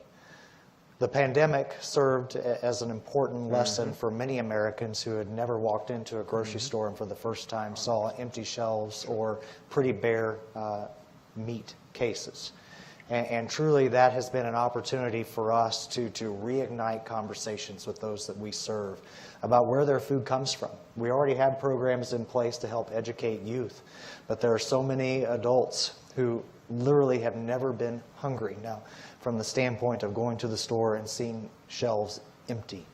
And truly, you know, as we think about opportunity, we within Farm Bureau have engaged our members. We have now a meat and poultry directory online where Missourians can go to connect with a farmer so that they can find if they want to buy direct. The state as a whole has invested more in small, what I would call mom and pop meat processing capacity so that we as farmers have more outlets in how we market our livestock, as well as more outlets for local consumers to buy direct. And so those are some things that are happening that unfortunately fortunately resulted from a very unfortunate circumstance. And again, you know, from the standpoint of just hunger in general, we see around the world, and we as farmers are reminded that when a population is hungry, you see unrest. You've seen that with failed policies in Sri Lanka as they moved to rapidly move to organic production, and then you look at what happened, hunger as well as unrest and a toppling of the government. So we are always thinking about that and trying to figure out how do we do better, as well as how do we help those in need, those who are hungry, including those who are our neighbors in our own communities. I'm glad you made that comment about organic, and I'm not here to say anything specific about organic, except to remind the audience the key principles are food security, sustainability, and regeneration. If organic has a role, terrific. If organic is not the same as those things, I think we need to appreciate that, and I'll make that statement. Security, regeneration, and sustainability is not equal to organic. Yeah, another question from the audience. I'm Jack Meisenbach. I'm from Columbia, Missouri. I would like to ask what the Farm Bureau is doing specifically to support the transition to renewable energy in the state of Missouri. We still get 70% of our energy from burning coal. And we are lagging in the installation of transmission lines, solar, wind, and so forth. And I guess, would the Farm Bureau be willing to step up and help with their members to let us enable the transition to clean energy in the state of Missouri? Well, I certainly appreciate that question. It's an ongoing conversation within Farm Bureau, and frankly, has been for some time. You know, our policy positions are adopted by our grassroots members, and for some time, our members have said we as a nation should be energy independent first and foremost, and that should come from a diverse portfolio of energy sources, including renewable energy. And for me as a farmer, I've always been excited about opportunities for farmers to help participate in the generation of power. I mean, you see that with renewable fuels and the role that farmers and ranchers play. But truly, as we think about the future, as we think about wind and solar, Missouri is at the crossroads of the nation in many ways for this conversation. I mean, just right now, we have communities that are divided over solar farms. And the taking out of ag production and putting into solar energy production, really productive farmland. And that's an ongoing conversation, and frankly is a property rights issue if a farmer wants to enter into that type of production. So truly we see a place for renewable energy, but we also believe that our energy portfolio should be diverse. And we should also recognize that the siting of these new technologies often happens on private land, and more specifically on farmland. And so making sure that we can maintain our productive capabilities, that we can make sure that property rights are respected, those are the things that are on our members' minds as we think about the future. I mean, we truly believe within Farm Bureau that we can have energy security while being respectful of private property rights. And those are the discussions that are happening and will be ongoing. So thank you for the question. Well, we're out of time. That went quickly. But thank you so much, Mikal. Thank you, Saud. Thank you, Garrett.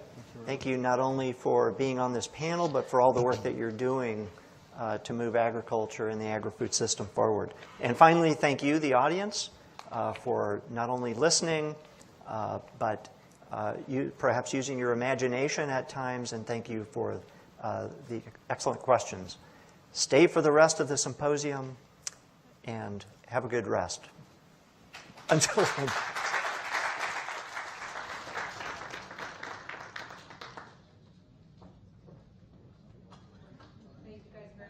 Helping to frame the rest of the day for us. We want to invite you for a 15-minute break before we come back for session 2, Building 21st Century Climate Smart Agriculture. We'll see you back here on time in 15 minutes. Thank you.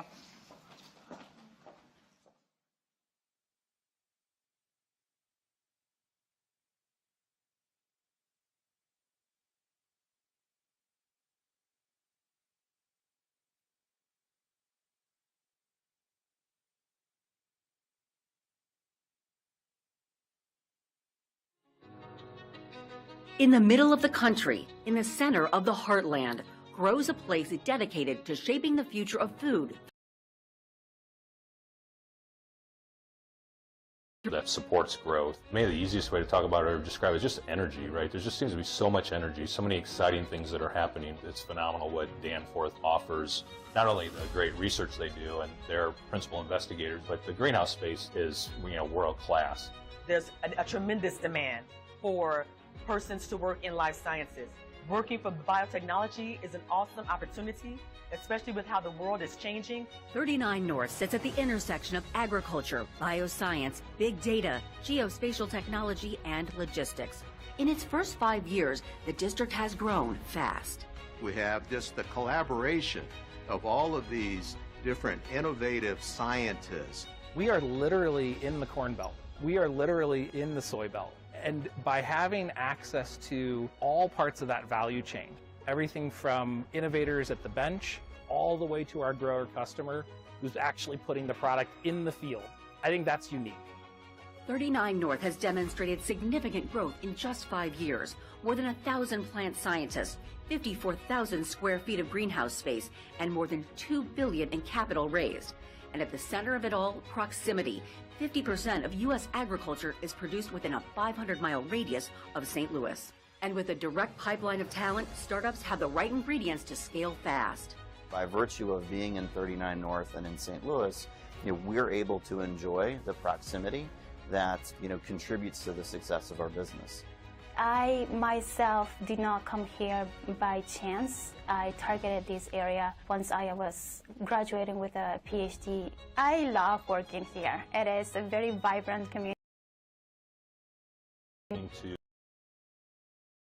places in the United States where you can go, and St. Louis is the best of all of them.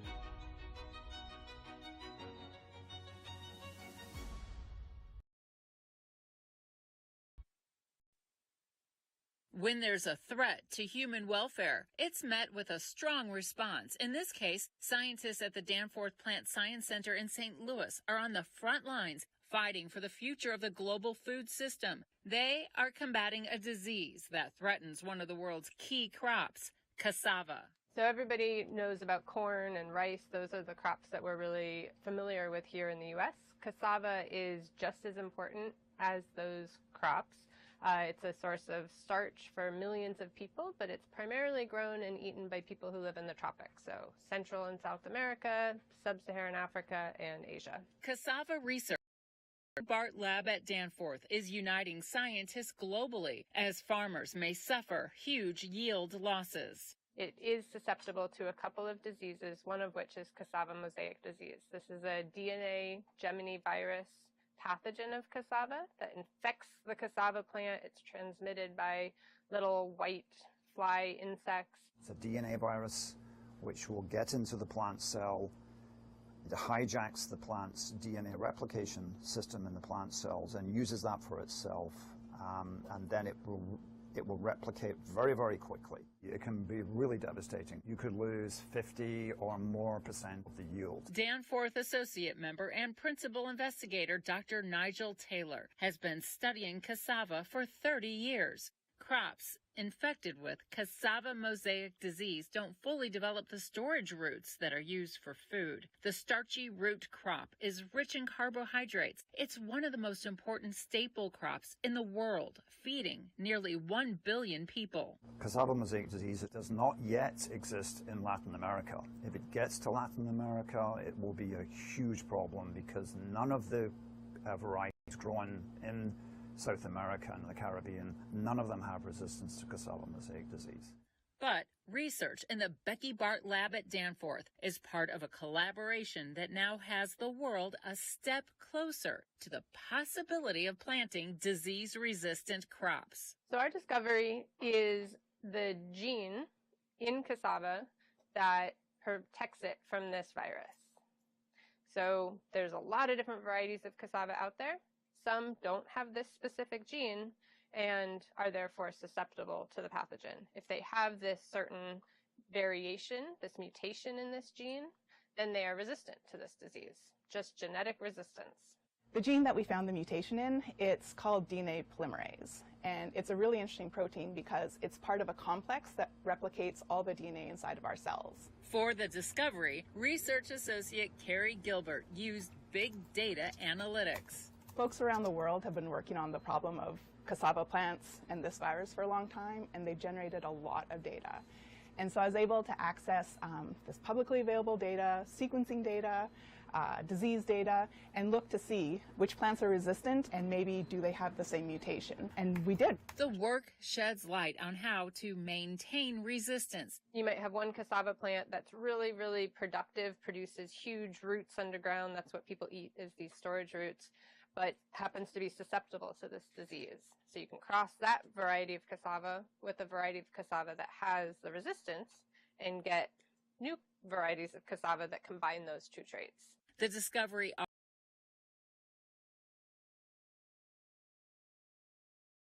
like cassava mosaic disease are very common. They infect lots of different crops, cotton, tomato, grape, and in many of those cases, there are no known disease resistance control strategies. So what we're interested in doing now is figuring out whether or not we can take our discovery from cassava and recreate it in some of these other plants to generate a novel source of resistance. This discovery could be made to operate in some of the most important crops in the world, such as cotton, maize, beans, tomato, to improve the livelihoods of hundreds of millions of people.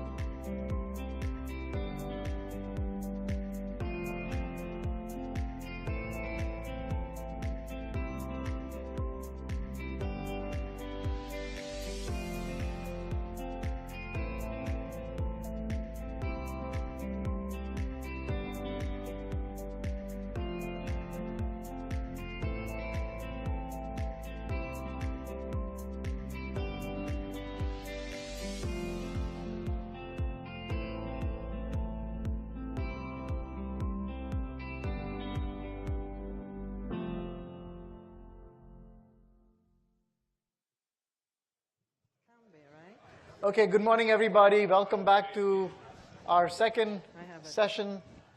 IBI Ag? Folks are just moving back into the room. For folks around the world,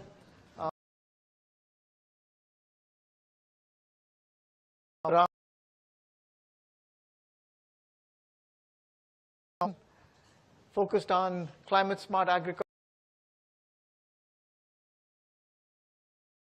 Really about setting the framework of what's going on in agriculture in these 3 different countries.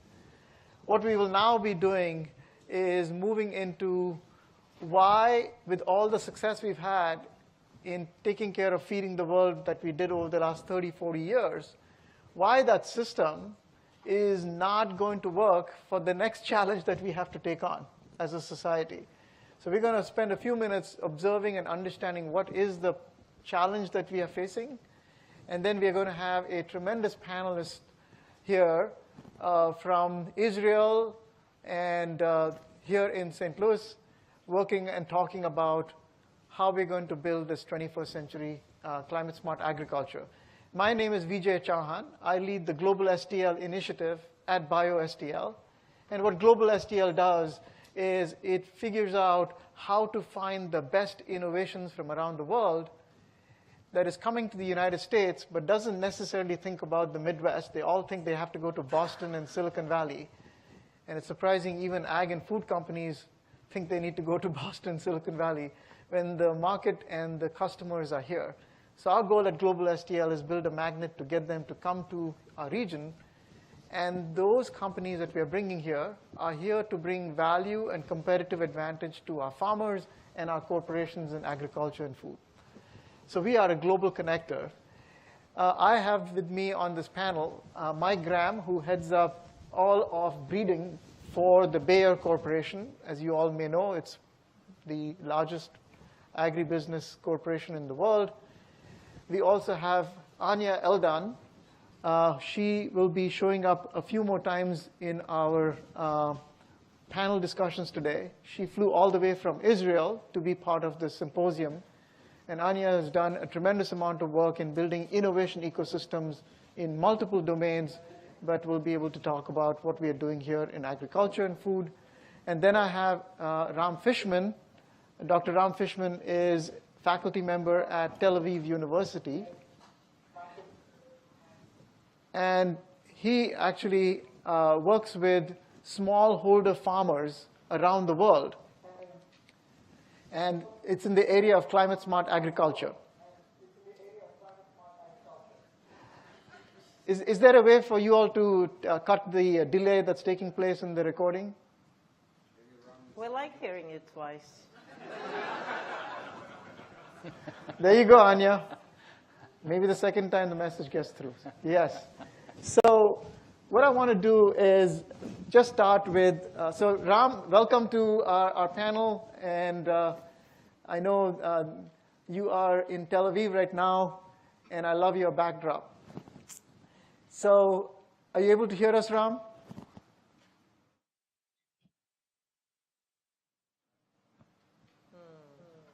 Okay, can you make sure that Ram's able to hear us? Are you able to hear us?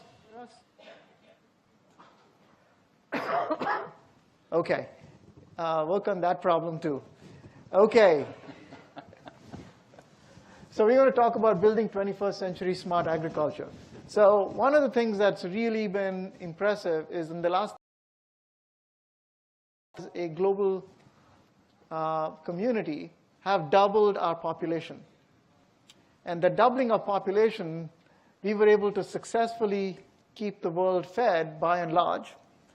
And the reason we were able to do that is with something called the productivity miracle. So if you take a bushel of corn and you look at what it took to produce that bushel of corn between when we started this journey 40 years ago versus today, it takes 40% less land. It takes 60% less erosion, so doing a good job of keeping the soil in good condition. We are requiring 50% less water and 40% less energy and 35% less greenhouse gases. So if you are talking about building a climate smart, sustainable agricultural system over the last 30 years, we've done it. And we could all rest on our laurels and say, job done, keep doing what we are doing. And unfortunately, we're going to talk about here in a few minutes, that would have been great if our population was going to be stable and the diets were not changing around the world. But those are not constant. We are headed to a doubling, a growth of our population from 7 to 10 billion people, and the diets are changing around the world. So the good news is, had we not done this, we would have needed 5.5 times more land than we are using right now to accomplish this increase in food production. So we were able to save a whole bunch of land as a result of it. And why that's a big deal is if you think about agriculture today, this is the footprint of agriculture in the world. We are using 40% of all the land that exists on the planet today. So if I were to just multiply that by 5.5, you can see the whole map being consumed. So there was no way in which we could have used the methods that we had 30, 40 years ago. And so we are already using a lot of land. There's not a lot of land to go. We are using 70% of the water. So we don't have that much more water left to use, because after the 70% that's used for agriculture, everything else for drinking water for cooking, water for the industry, that's what the 30% represents. And then if you think about what this water represents, I've got a really interesting visual. Watch how the Aral Sea from 1973 to today has transformed. This is about how small it is today. The quality of the water is not good. No longer is this resource one that agriculture can count on. And then we are emitting 25% of all the greenhouse gases. So as successful as we were in reducing it, we still are a huge impact. So with all of that in place, the question is, can agriculture save the planet and feed its inhabitants? It's always been on feeding the inhabitants mission, and now we are asking it to take on the next mission, which is also to save the planet, not by itself, but in partnership with all the other changes we're talking about. And to pull this off, studies that have been done have said this is what needs to be done. And that is, the story is more than just increasing the yield. It's how we go about doing it that really matters. So increasing food production by 70%, turning agriculture from a net carbon source to a sink. You're going to hear today some fantastic innovators that are doing this. If you come and stay for the innovation panel from 3 to 4:30, you're going to hear a couple of folks who are doing some great work in that area. Nitrogen, reducing the atmospheric nitrogen that's converted to fertilizer. We really want to figure out how to change how nitrogen is being used. Water, we need to figure out how to keep fresh water use below the 4,000 kilometers per year level. We are at 2,600 right now. So we just have a very short amount of gap to use the rest of it. And then using cropland to keep it under the 12 to 15% of Earth's surface. These are the goals that have been set for us to be able to feed the world and yet reduce the carbon footprint, becoming a carbon sink. All right, so with that as the background, I'm going to start with Mike Graham here, who spends every day and every waking moment, not only of his, but his entire team around the world. And so Mike, it would be lovely if you can tell us a little bit about Bayer Corporation. Yep. For folks who may not fully understand the scale of operations, the kind of businesses you are doing, particularly on the agribusiness side. Yep, wonderful. And it's great to be here today. It's always a pleasure to get the opportunity to talk to individuals, teams, people around the world that actually have an interest and a passion for what we do in agriculture and the impact it can have on our customers and the planet. So I'll start with one of my favorite pictures, and this gives you a little bit of idea of what Bayer does and what we've done in the past. This is actually a picture that was taken about, and it was a picture that was taken just north of here up in Jerseyville, Illinois, which simply laid out for people that we brought to this farm and how technology has impacted the amount of land that's needed in bushels of corn. Far right on this slide, or your left, I guess, it would take in the past that in 1940, that was the amount of corn you would need to get 10 bushel acres. So you can see a massive strip of land that was needed to just get 10 bushels of land. And you could start thinking about the evolution that's happened from 1940 to where we are today and the implications that has had for food production. So obviously the big one simply back in the early 40s was the development of hybrids, which allowed a grower to get a lot more yield off their acres, off their land, and this technology was available and used around the world. This then led to the application of technologies. So advancements in breeding, advancements in biotech, advancements in crop protection, all of which are areas that Bayer has focused on for many, many decades. Advancing those innovations led to the ability to continue to reduce the amount of land that was required to deliver the same amount of yield. And as you look through this, you can get to the end of this graph, and this is a picture of our short corn, which we now believe will be the next big change in what will happen in agriculture, which will simply be delivering more yield, but doing it in a way that is good for the planet and good for our customer. Now, we love data, and you'll see in the slides that are coming up, and I was happy to see, Vijay, that my numbers actually look very close to the numbers that you shared.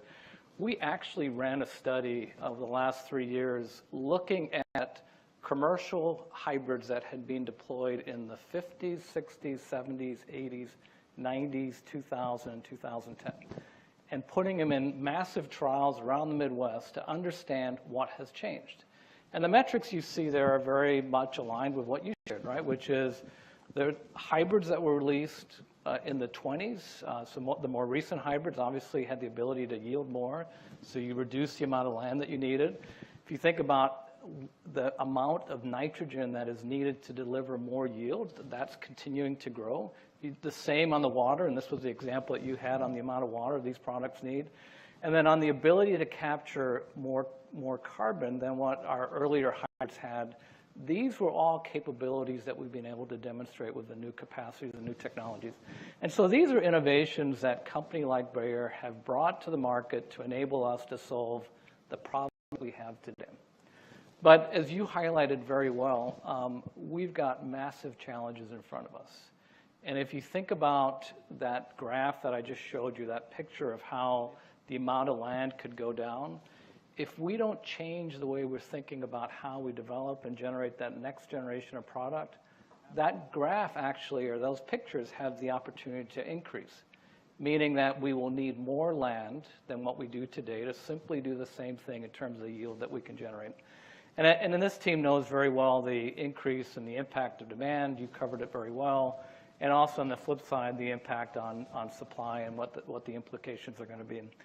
So as a company, and particularly within R&D, within Bayer, we've spent a lot of time thinking about how do we solve these problems. Not only how do we bring a solution to our customers today, but how do we build the necessary information, insight, knowledge, and get it all connected so that through that we can start developing that next generation of product that is designed for a customer and also designed for a future environment. This always starts with data. So 10 years, I would have given this presentation, I would have told you it always starts with germplasm. Our focus today is data. And what we are building around the world is an ecosystem of sensors, images, soil understanding of soil environments, all of which allows us to connect every seed that we plant to the environment in which it is, to the outcome that it generates, so that we've got this massive amount of data that informs how we design that next generation of product. Obviously, that informs and that data allows you to think differently about the application of data science. And this has been a core investment and capability for our organization as we started to think about how do you take that data and do something very different with it than what we would have done in the past. We then allows us to get some really interesting outcomes. So these are just a few of examples of things that we're currently working on within Bayer, within the R&D organization, but this slide could have gone on for many sections, but we have a concept that we call precision breeding in my organization, which is simply the ability and the desire to be able to design that next generation of products, but doing it in a way that's much quicker. So if you think about 1940 to 2020 and those 80 years, we want to compress that period into 20 years.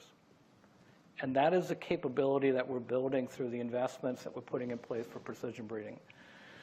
Lots of discussion today on genome editing, huge potential, huge opportunity, but many challenges to think about. What do you edit? How do you bring it together? How do you make a product out of it? How do you ensure that you've got the approvals in the areas that you want to release it in? And so this is a technology that we're spending a lot of time with, both thinking about the technology itself, but also how do you create a product out of it? And this takes time and energy, but a key area of focus for our organization. Lots of recent examples from Bayer on biologics. You've seen, or some of you have seen maybe the announcement with Ginkgo Bio. A huge opportunity, not only in terms of the collaboration, but really thinking about what both of those, what Bayer and they bring to that collaboration to really enhance the way we think about the opportunities to use biologics in our products. And then last but not least, we're interested in creating new systems. So we think about what a corn crop could look like, what a wheat crop could look like, what hybrid rice could look like in the future. They don't look the same as they do today. And this is maybe the biggest challenges for all of us, in that these systems need to change for us to continue to develop the yield that we need to deliver, but also to do it in a sustainable way. And lots of incredible examples of how that's turning into actuality with short corn, how that's turning into actuality with hybrid wheat, and our investment and interest in direct seeded rice, and the application that could have in many parts of the world as we bring that online. Great. Thank you, Mike. We'll come back and talk about a few of these in a little bit more detail. Want to just get to Anya for a second, and then Ram will be coming to you. So Anya, you have been working at the Innovation, IIA, Israel Innovation Authority for the last 7-8 years, and really unleashing the entrepreneurial and innovation capacity of Israel to solve for big problems. As it comes to 21st century climate smart agriculture, can you just touch upon a couple of examples of initiatives that when you were there, you said, we got to do something in this area, how you came to that decision, and what did you all do there? Thank you. Well, you have me talking later on about the Israel Innovation Authority, and I will also talk a little bit about an example on how to build an innovation ecosystem, and I will use the alternative proteins. So I will give some other examples now. But I just want to say in terms of alternative proteins, you know, I mean, it's not, this is not a place to discuss it, but, you know, I realize I'm in the livestock country. But the climate impact of growing meat is huge. And the demand is growing. So I don't think anywhere in the near future or in the next 50 years, you all will stop eating meat or the growers will stop growing livestock. I just think that the added demand that we have from additional growth could be replaced by alternative proteins. And it doesn't mean that we want to tell somebody don't eat meat. We just want to create meat in a more sustainable way. And the whole ecosystem of alternative proteins is exactly that. How can we create delicious and sustainable meat without actually growing livestock? And I was a little shocked by the numbers of agricultural land that you put, somehow 70%. So it didn't sound like it should be so big. But you know, in some countries, 80% of that growth is to feed livestock. And if you think of thermodynamics of food, it takes almost 40 calories to create 1 calorie of beef. So this is not a very efficient system on creating food. So we think that the technology can change and the innovation can change how we create food in many different ways. As I said, I will address alternative proteins later. But I brought you some examples, and Michal talked before, and she mentioned the agrivoltaic pilot that the government published, which I thought was pretty innovative and amazing. And it's amazing how innovative energy companies are actually investing in agriculture.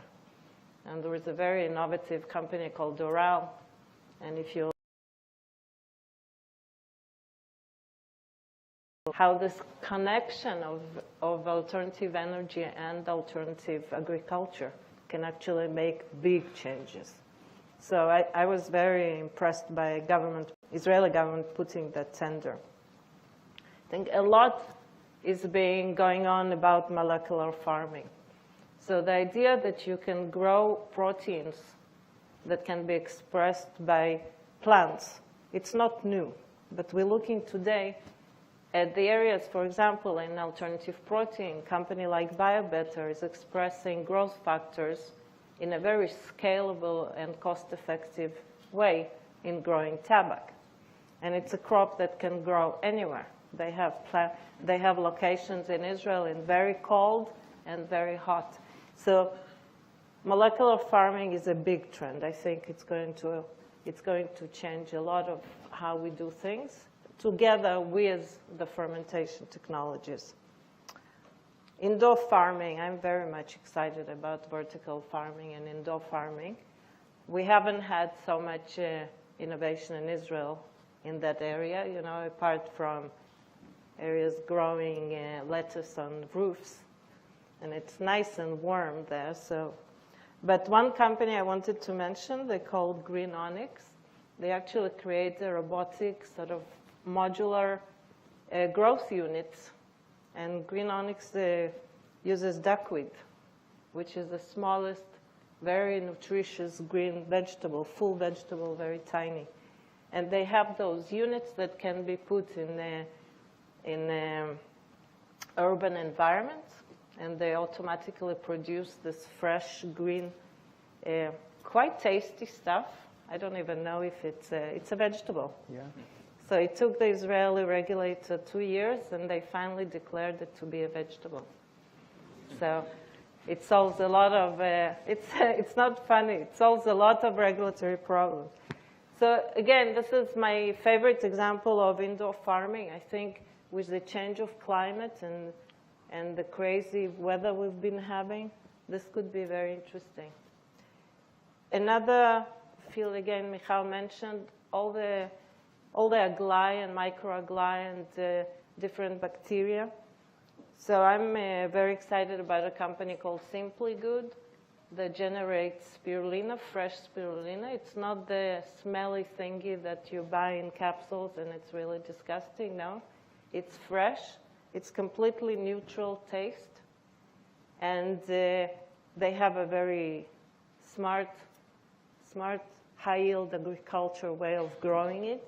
But the exciting piece for me is that they were able to take the green out of spirulina. You know, spirulina is this thing that you add to your shakes and they turn green. So they managed to take the green out and still have over 60% of protein in the biomass that they generate. So now they have a collaboration with DuPont and with other companies for creating smoked salmon and alternative smoked salmon, and another fish product from that. And that's a completely agriculture product, but when it comes out of the agriculture, it goes into the reactors, and you create this protein, alternative protein biomass from it, with yields many times more than just irregular agriculture. Another thing that is very strong in Israel, and I personally was kind of not so excited about robotics in agriculture. And the first, at Innovation Authority, we see thousands of projects. They come to us for money, so lots of robotics all of a sudden came. And you know, everything that moves and does something is a robot all of a sudden. So robotics that do things in the field. One of the exciting companies is Tevele Robotics. They actually pick up apples. with those drones.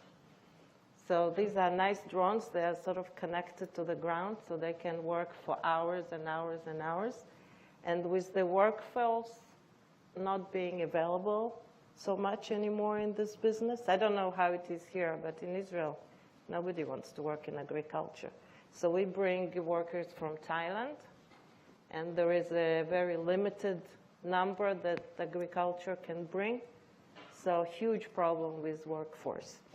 So those companies, another robotics company called BeeWise, and you know what happened to bees in this, on this planet? So BeeWise is a AI-based robot that helps grow bees and sort of return the bees communities back to the farming.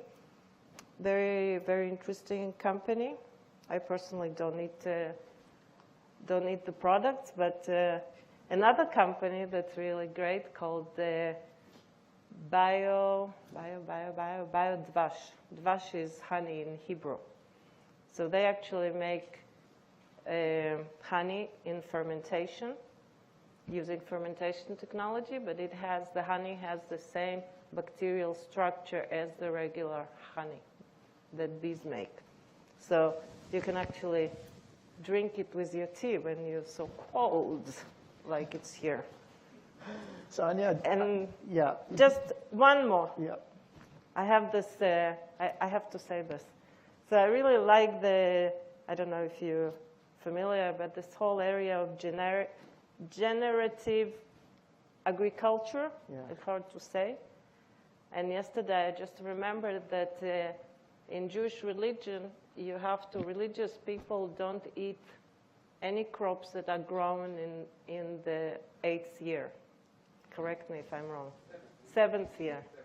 So every 7th year, you don't grow anything, you let the land rest. So somebody way back was already implementing this term. And of course, during that 7th year, which finally ended last month, you can't really get the stuff you want from your grocer if he happens to be religious. But I think this cover crops, all the technologies that can help the land work better are also very interesting. And I know Bayer is doing stuff in that area. This is very important. That's it. Sorry. Well, I Anya, talked too long. Well, you threw some wonderful examples there. We'll come back and talk a little bit about all of that. We'll bring in the audience into this. But I want to pull in Ram Fishman. Ram, you actually are working in a very different part of the world and a different set of farmers and communities. And given that, this is a problem that is not just of the Western economies, if you're going to be building a 21st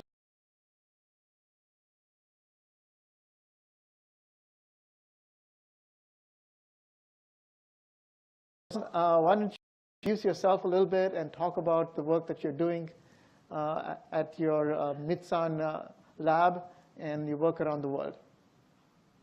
Sure. Thank you, Vijay. It's really nice to be here. I wish I could join you in person, maybe next time.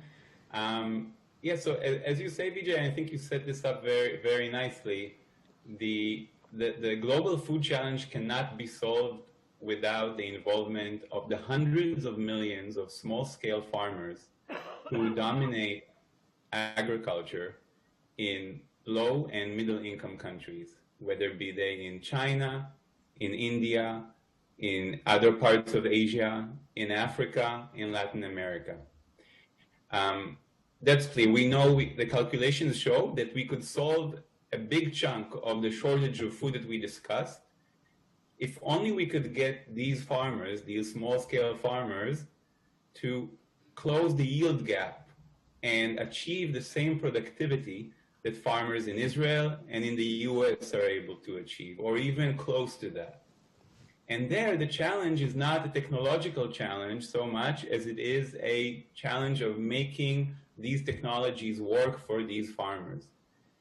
The issue is that these farmers are not very productive, and they also make excessive use of environmental input. Some people think small farmers have a romantic idea of small farmers being very ecological or environmental. In fact, Small farmers use pesticides, water, and energy less efficiently than farmers in high-income countries, large-scale farmers. So the challenge is to transform smallholder agriculture in low and middle-income countries. And the thinking about these farmers has really changed in recent years. There used to be something that philanthropists would think about, right? It would be a charity case.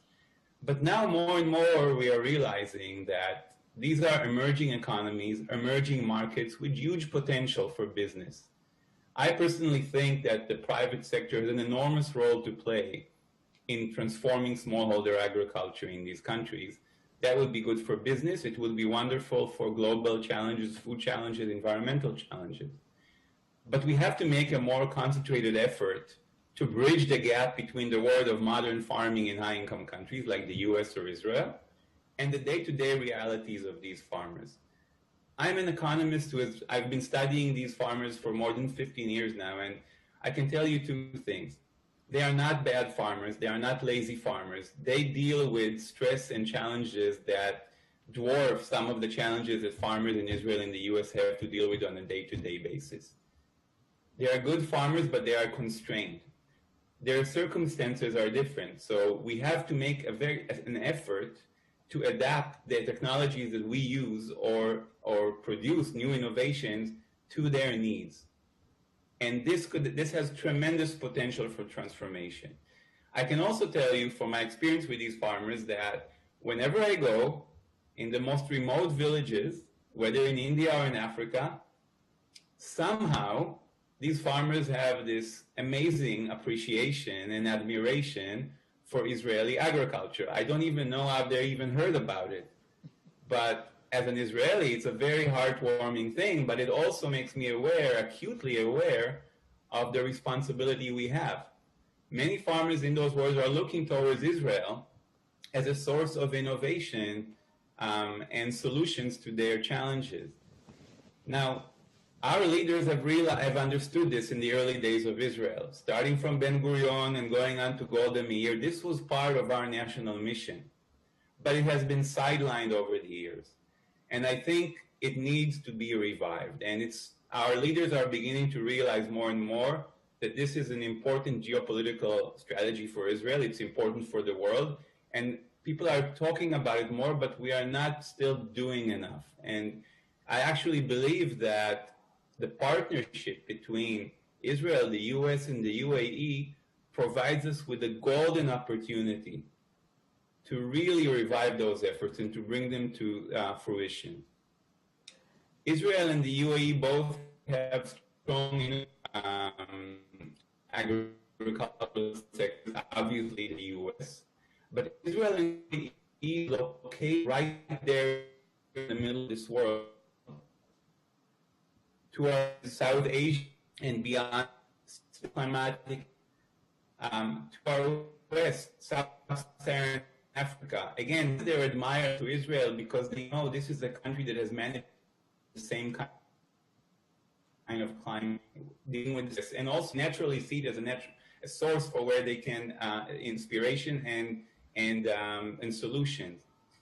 But we need to take this on in a bigger way, and I think the partnership here, when we talk about the need for finance, the need for bold innovation, the need for policy in those countries that will be aligned with that mission, is tremendous. It has to happen at the policy level, but it also has to happen at the private sector level with businesses attacking it. And I think that with Mike and Anya here, it's an opportunity to talk about a partnership that we started with Bayer and the Israeli Innovation Authority, actually, and with the support of the Fuchsman Foundation, where we are actually trying to take this on. So my lab at the university, I was educated in the US. I spent 10 years in US academia, and I moved back to Israel because I wanted to develop exactly this mission. We have to so what my lab does is to work with Israeli innovators, private sector companies, and to bring them into this world, to help them bridge the gap. Our students spend months and months in the field, in villages in India and Africa, to bring Israeli innovation, install them, test them, adapt them, understand the barriers that prevent smallholders from using them successfully and try to overcome them. And this new partnership between ourselves and Bayer and the Israeli Innovation Authority will now scale this up. And we hope to be able to bring in many more technologies to this space. The biggest success story here is drip irrigation. Of course, the famous Israeli innovation, actually something that you see more and more places in India, helping India deal with its water crisis, severe water crisis. We want to accelerate the introduction, development, and diffusion of the next drip irrigation, of the next 10 technologies like drip irrigation that can come out of Israel or the UAE or the US and transform smallholder agriculture in those places, which is a key for leading us all to a more sustainable food future. Well, Ram, that was fantastic. You know, it changed my understanding of the problem.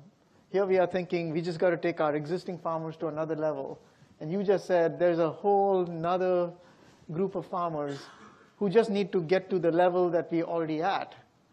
And so that's a very different type of problem to solve for. But it's actually hopeful where it's not the technology, but it's understanding how do you bring value. You all have been doing a lot of work and thinking about at Bayer. Anything you want to jump in and share about how the company is thinking about these kinds of farmers, not just our big mega farmers? Yeah, maybe. And I didn't realize that we had a partnership. So this is it's always good to have a panel so you can know who's working on what. So it's great. I didn't know Israel Innovation Authority funded that. So. But obviously, this is an area of keen interest and importance to us. And I think you articulated it really well. If you looked at the kind of the crop graph that I shared of the changes in innovation here in North America, if you look at a smallholder farmer, that is essentially flat. So if you take simple measurements like genetic gain for a smallholder farmer, that number has not changed over the years. It's changed a little, but not anything significant. So all of this technology has not reached the products that they're actually planning on their farm. If you then take it to a different level and you simply look at how often does a farmer refresh their product, if you're a smallholder farmer, it's typically between 14 and 16 years. Now, obviously, that varies. It varies by country, varies by areas. But you compare that to what a farmer would do here in Missouri, for example, which would be every 4 to 5 years. At the latest, they're switching out a product. They're bringing in new genetics, new technology, new innovation. And so what we set out as Bayer is we have a goal and an ambition by the year 2030 to connect and influence 100 million smallholder farmers around the world. We're spending a lot of time actually working through collaborations to develop new capabilities, new ways of experimenting, to actually inform both how those growers products that optimize their solutions and their farming practices, and then helping connect that to digital capabilities. So thinking differently about the value that a grower may have from a cell phone, and they all have cell phones. And so how do we use that as a technology and a tool to not only provide information, provide insights, but also a vehicle that we can conduct businesses in a very different way. So access to finance, access to information, all of these kind of capabilities. So we've been on this journey. A number of you may have heard about the centers that we're starting to build in India that are really centers for us to help a grower understand the solutions that are available, help educate growers so that they can get better insights of how to really manage a crop or solution a different way. And they're having a big impact. But we're not, we've got a big target, so we've got a long way to go yet. But it's great that you all have got that goal, 100 million of them by 2030. 8 years to go, 7 years to go. Ram, you were nodding your head vigorously when Mike was bringing up some of those points. Could you share a couple of examples of these kinds of innovations, smartphone-based innovations that are really getting smallholder farmers to adopt solutions? Love to hear some examples. Sure. I was nodding vigorously because I think the digital domain is very promising indeed. You know, one of the problems with agriculture in low and middle income countries is that every extension worker, whether they're government or private sector, has to cover perhaps 1,000 farmers. And it's just impossible to do that effectively. So one of the biggest challenges is to actually reach the farmer with information, with knowledge, with market access, with anything. And here the digital revolution really provides us with an opportunity because, you know, almost all of these farmers already have phones, and many of them now, cellular phone, mobile phones, many of them now have smartphones. And this opens a whole world of possibilities, and people have been working on using it to provide insurance, to provide market access, to connect them to information, to extension, to know what's happening in these farms without having to go there, and therefore be able to provide farmers with very precise information and advice. Detect their pests, deal with their pests, a whole range of possibilities. And some Israeli companies have also been on the forefront of it. We're talking about sensors, or a combination of sensors in the field and then remote sensing from satellites that can tell a farmer when they actually need to irrigate their crops. And there's a number of companies in Israel that are working on this front, starting from the big ones, whether it's the Jane or Netafim, Nandan, Rivolis, but also small startups like Supplant and other very interesting companies that are developing technologies that will be able to tell you, you will be receiving as a farmer a message on your phone that will tell you you need to irrigate right now because there's not enough moisture in your soil or your plant is feeling a stress. And some of those evaluations they've conducted suggest that you can save enormous amounts of water in that way, even after you already have a drip system installed. So the potential for water saving in this way is tremendous. However, it's not that easy, because even though the technology may work perfectly well, there's the human factor. And the human factor is both a challenge and an opportunity. It's about getting farmers to trust this information. It's about getting them to act on this information. You know, behavioral economics is a way of thinking about how these farmers make decisions that may not always seem fully rational to us. It's about understanding their constraint. I fully believe that these farmers are much more rational than we actually realize. They seem to us to be making bad decisions because we do not understand their constraints well enough. And that's why in our lab and in our program, we try to improve that understanding sufficiently in order to enable the amazing innovators that we have in the US, in Israel, and other countries to actually develop not just the technological side, but also to make it the customer design, the design for the customer, for the right customer, to make them useful and usable. And then I have no doubt that these farmers will make wonderful use of these solutions.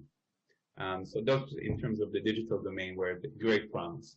Yeah, tremendous head nodding going on here, because one of the things that we are all appreciating is if we do not understand from the farmer's perspective,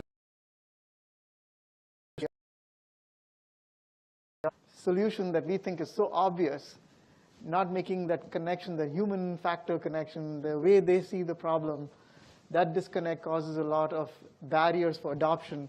And the reason that I want to just spend a minute on this topic is here, right here in the BioSTL organization, inside the Global STL Initiative, we launched a program called EGIC, Early Adopter Grower Innovation Community, to build a new pathway for how a farmer adopts innovation. And it's based on exactly the thing you're talking about. How do we sit down with the farmer as a customer and sit down and understand how they are taking on the challenges of keeping the food on the table, their operation going, and the holistic elements of it. Not just, we have a solution and we just want to understand why you're not adopting it, right?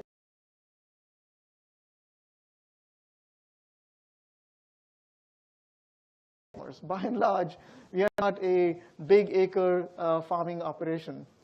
You heard that from Garrett's previous comments. So anyway, those are the points of connectivity there.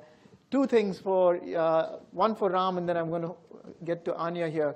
Ram, you have this amazing program where you understand how to connect with these smallholder farmers. Is it possible for students in St. Louis and United States who might be interested in coming and joining your lab, or somehow some kind of a virtual program where we can gain insights on how one actually understands how to serve these farmers, and then bring the innovators alongside?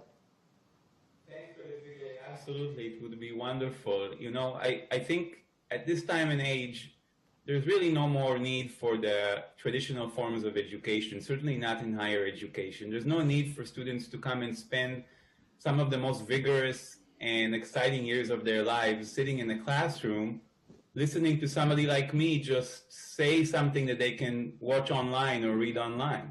It just doesn't make any sense. I believe that education at our time has to be about bringing in those students to work with us on global challenges.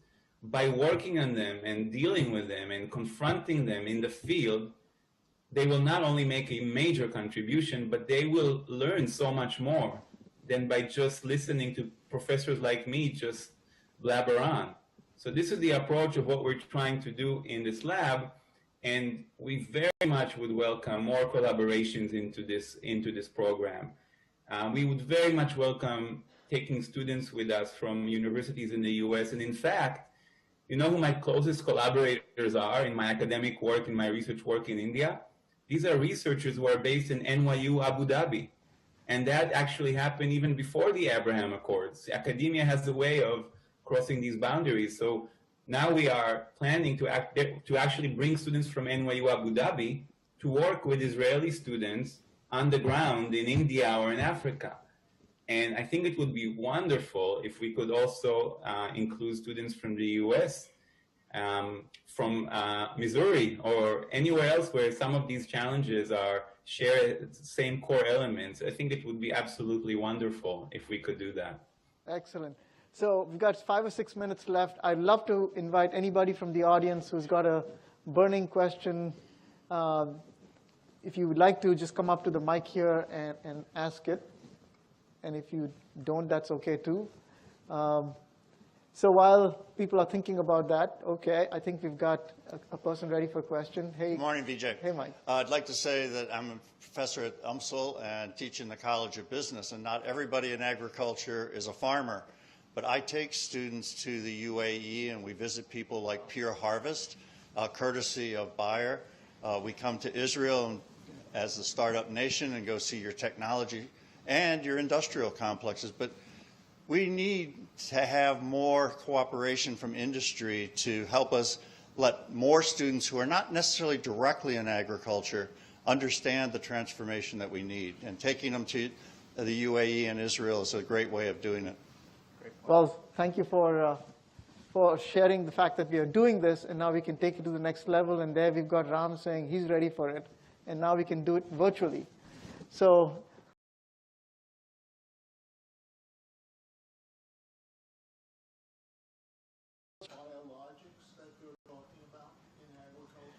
Phil's question is, what are the biologicals that you're talking about? And if I can think about where Phil's question is, this is an area that has been full of disappointments.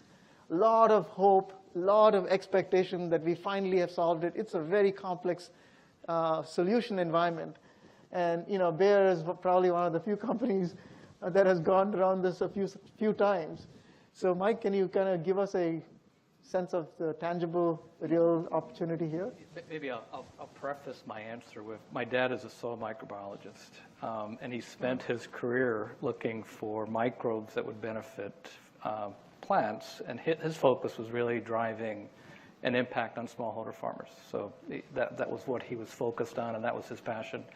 And in fact, he was very successful in finding and identifying unique microbes that actually had a beneficial impact. And these were Bradyrhizobia, so this was the main focus, but really using them in a different country in a different way.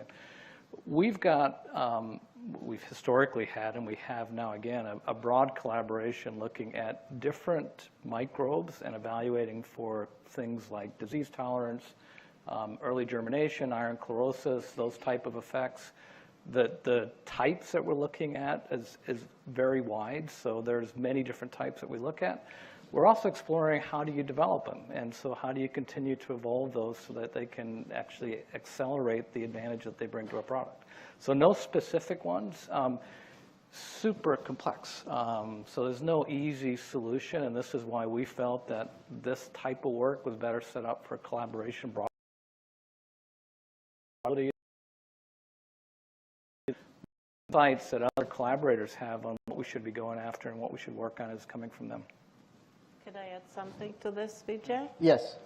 So I was just telling Mike that one of the companies I have put down here is called IBI Ag. And it's actually a company that was started by Bayer in Israel.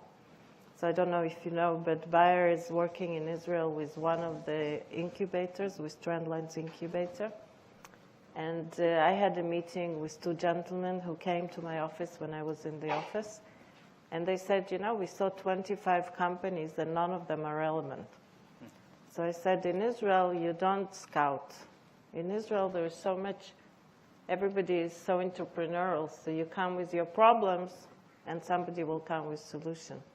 So they did a challenge and they started this company. It's actually biological insect control with a single domain antibody that affects that specific insect, but not destroying the good stuff around it. So there's at least one biological company that Bayer started that's looking good. And I wanted to make one more comment about irrigation.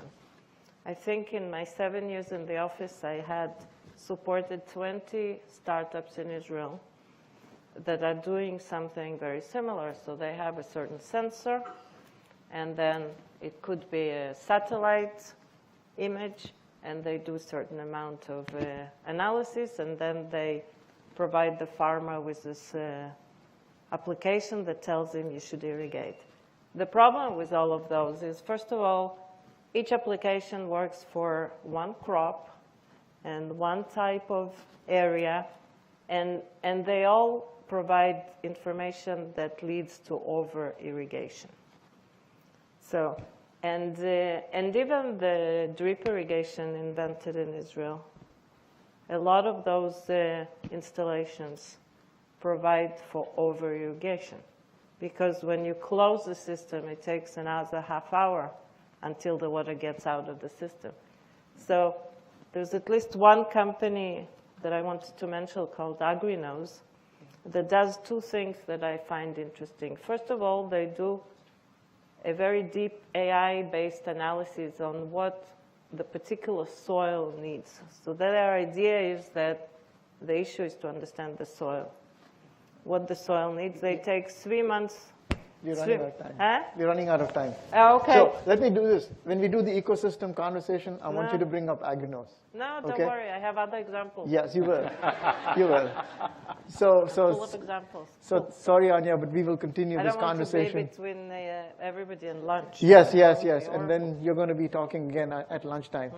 So I wanted to close out this conversation by making an observation, which is we can keep talking, right? Look at the conversation we're having. But when we come back after lunch, I'm going to be really disappointed. So I want you guys to get out of your chair with whatever question you have, go up to the mic and pop it in there, and we'll have a dynamic conversation. So that's what's going to be my challenge, but you will have to deliver your half of it. With that, I want to thank Mike, Anya, and Ram. Ram, I'm coming to Israel in 2 weeks' time with my team here. We're going to be with you, and we want to figure out how to build this grower-centric innovation strategy that you seem to have figured out, okay? Very much appreciate the trilateral conversation we had, brought UAE, Abu Dhabi into the equation, and here we are talking about Israel and St. Louis and Missouri.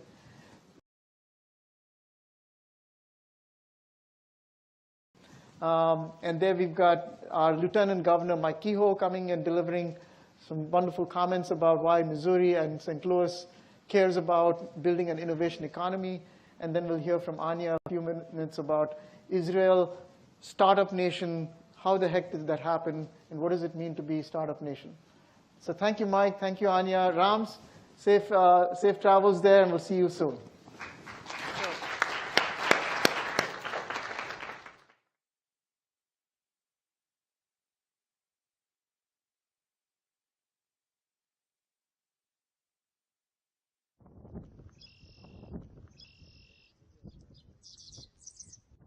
Making the best use of farmland in between growing seasons takes innovative thinking. St. Louis biotechnology startup company CoverCress says it has farmers covered with an all-new cover crop that's converted from a particular weed called field pennycress. Really a once-in-a-lifetime opportunity. We're taking a winter annual weed, and through breeding and agronomy and gene editing, we've converted it into a new rotational crop that fits in the Midwest, fits between a corn crop and a soybean crop, grows over the winter, so it's giving a farmer a third crop over 2 seasons, so a new opportunity for revenue on the same acre, plus all the added ecosystem benefits of a cover crop.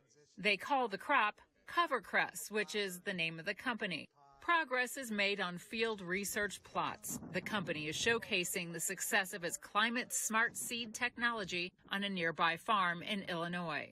Our ultimate product is renewable biodiesel and with a low carbon footprint. Which means when CoverCress grain is crushed, the oil produced is a lower carbon intensity feedstock for multiple uses, such as renewable diesel fuel, sustainable aviation fuel, and high-protein animal feed. It's an oil seed, so similar to soybeans or canola, there's a portion of that seed that has a strong oil content as well as the protein component of it. And it's good for the soil. We can actually look the farmer in the eye and tell the farmer, look, we have a place for this stuff to go. You will be paid for it, and we've got a great crop for you to try to grow that's both going to benefit your soil and benefit the environment. As a company, CoverCress Inc., we are doing this under contract with farmers. We're paying that farmer to plant, cultivate, harvest, deliver CoverCress. We pay them at delivery, and then we have the market. So our grain here in the early days will go as a whole grain additive into feed for chickens. Long term, we will take our grain to a crusher and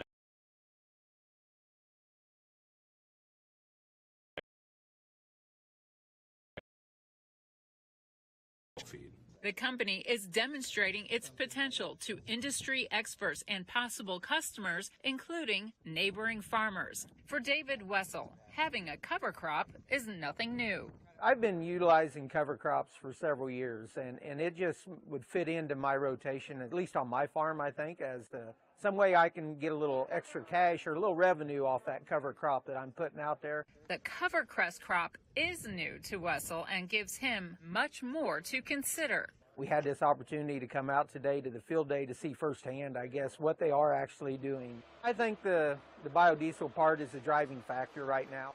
I sit on our state soybean board, and so I'm pretty familiar with us being the #1 feedstock for biodiesels currently, the soybeans are. And we don't really see it as a competitor moving forward, maybe a complementary product, because we can double crop soybeans right behind this. For years, we considered pennycress as a weed that you would try to terminate, and they're taking it to the next extreme where they can get the oil from it.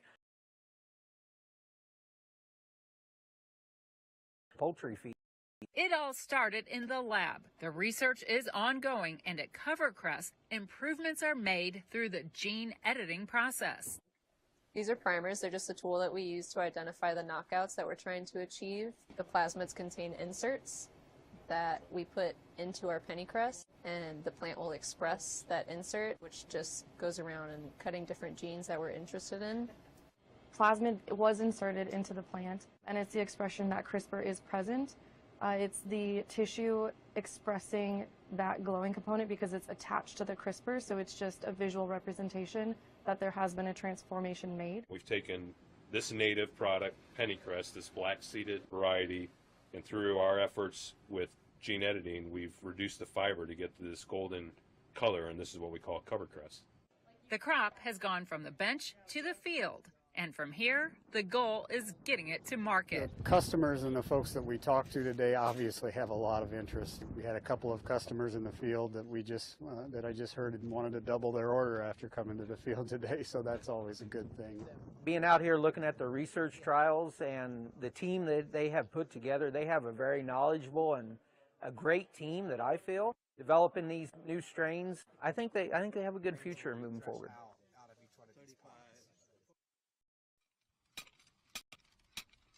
We're standing on an academic field research site. That is the transition from research that happens, in this case, at the Donald Danforth Plant Science Center here in St. Louis, as the journey goes from a discovery to actually being in the food system and producing plants for the future.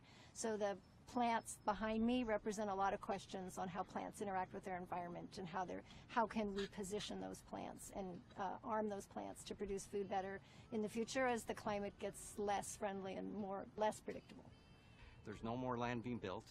In the U.S., there's 198 million acres of row crops in agriculture, and that's not growing. And so we have to do better, grow more sustainably, and better food in the space.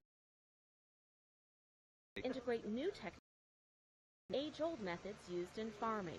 What exists today is technology, whether satellite, airplanes, and others, that actually look at your farms so they become the eyes of the plants that you grow. We use drones, so we have a very unique technology that goes inside the plants to find the outbreak of disease, pest, pressure, at the moment of outbreak, when that happens, when the growers care the most. We patented a method to actually essentially use a tether. It's essentially a selfie stick where the drone is flying above, but the cameras are off the actual drone, tethered, and that's how we lower. Instead of actually having people walking the fields, we do that with robots instead of people. Between the plant, we lower a set of cameras and we take pictures of anything like the insects. When they actually happen, they first occur underneath the leaves, and that's where they kind of like harbor. The same thing with weeds. So where do you have weed pressure that matters the most? It's actually when the weed is very, very small. So you have to know that, and that you cannot know from above because you have the canopy, the crop itself. So you have to get inside to understand what's happening underneath. That device, developed by Acre Technology, is called True Cause, and the information it collects allows farmers to assess their fields more accurately as well as efficiently. I'm a farmer from Illinois. We raise corn and soybeans and wheat primarily. And we'll be looking at the fields a lot like we would be doing if we were out in them, but it's a lot faster way. There's some artificial intelligence here that can tag some of the images for us to be able to tell us exactly what to look for and focus our attention on so that we're very efficient when we're sitting in front of a computer and looking at it. And so it's going to be a lot more timely than actually going out and walking the field. You can cover a lot more acres.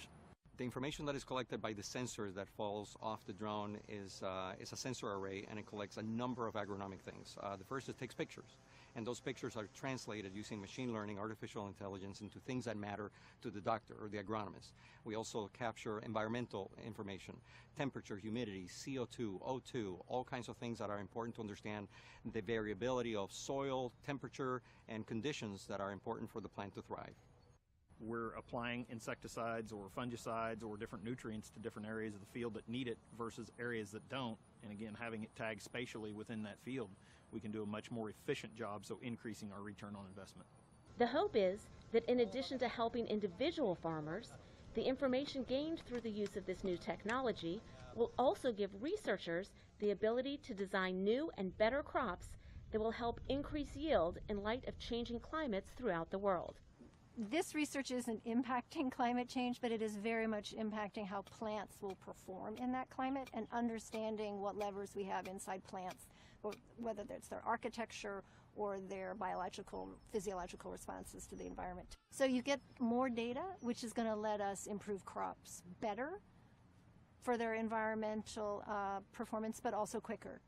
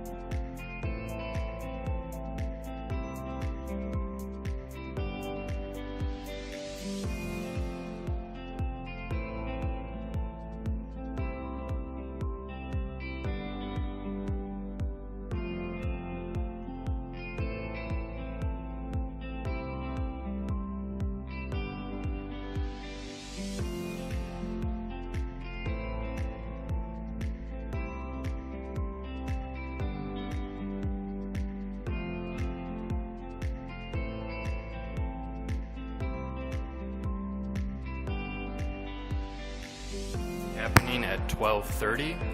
Lunch discussion will be happening at 12:30. Thank you.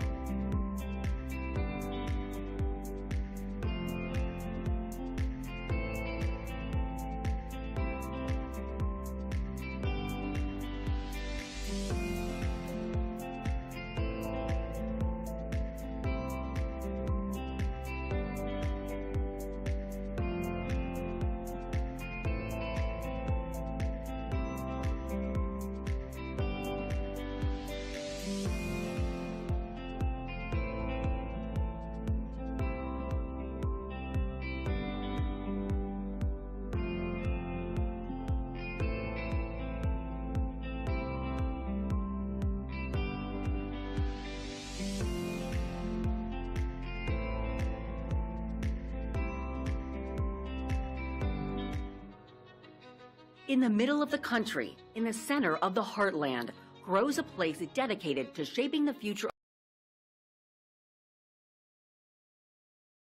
An infrastructure that supports growth. Maybe the easiest way to talk about it or describe it is just energy, right? There just seems to be so much energy, so many exciting things that are happening. It's phenomenal what Danforth offers, not only the great research they do and their principal investigators, but the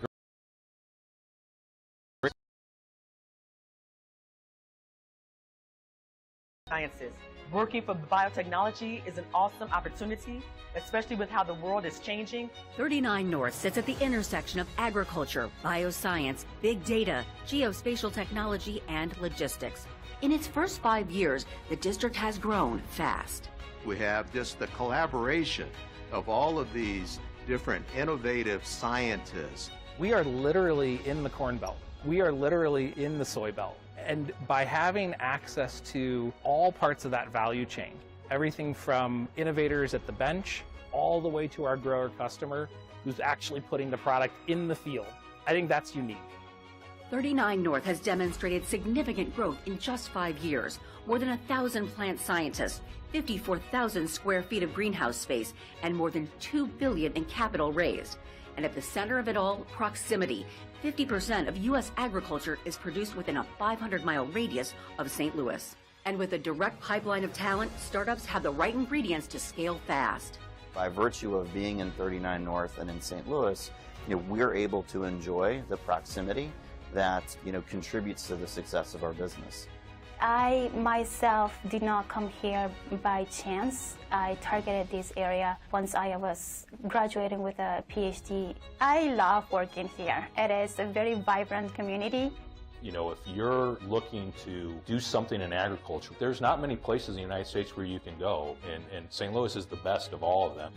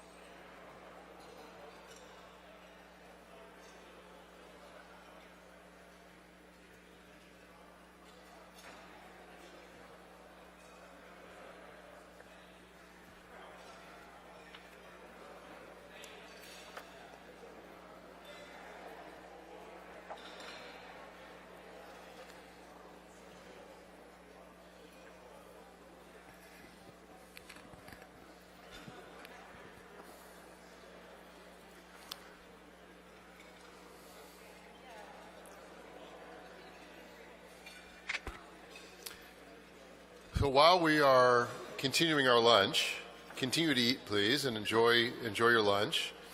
We're going to have welcome up to the podium a few folks who are instrumental in the success of what we do, and we will then have our keynote from one of the speakers you've already met. So let me first, I want to introduce to you, and many of you know Lieutenant Governor Mike Kehoe.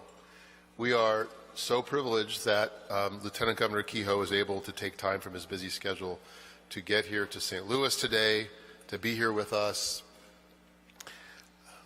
Mike has been a friend of BioSTL in so many ways from the time we first met when he was in the legislature to the time that he has now been, since he's been elected Lieutenant Governor, which I think was in November of 2020. He is a champion of innovation and science, a supporter of a strong business climate in Missouri. And apropos of our themes today, Lieutenant Governor Kehoe serves as the chairman of the Missouri Food, Beverage, and Forest Manufacturing Products Task Force. That's a long name for making sure that Missouri farmers and Missouri agriculture is competitive with value-added approaches, and Mike is leading that effort, helping to prepare Missouri family farms to meet agriculture and food production needs of the future. Among other things, Mike is a small businessman in many ways and a first-generation farmer. And again, so delighted that he is here with us, and I want to welcome him up to the stage to say a few words.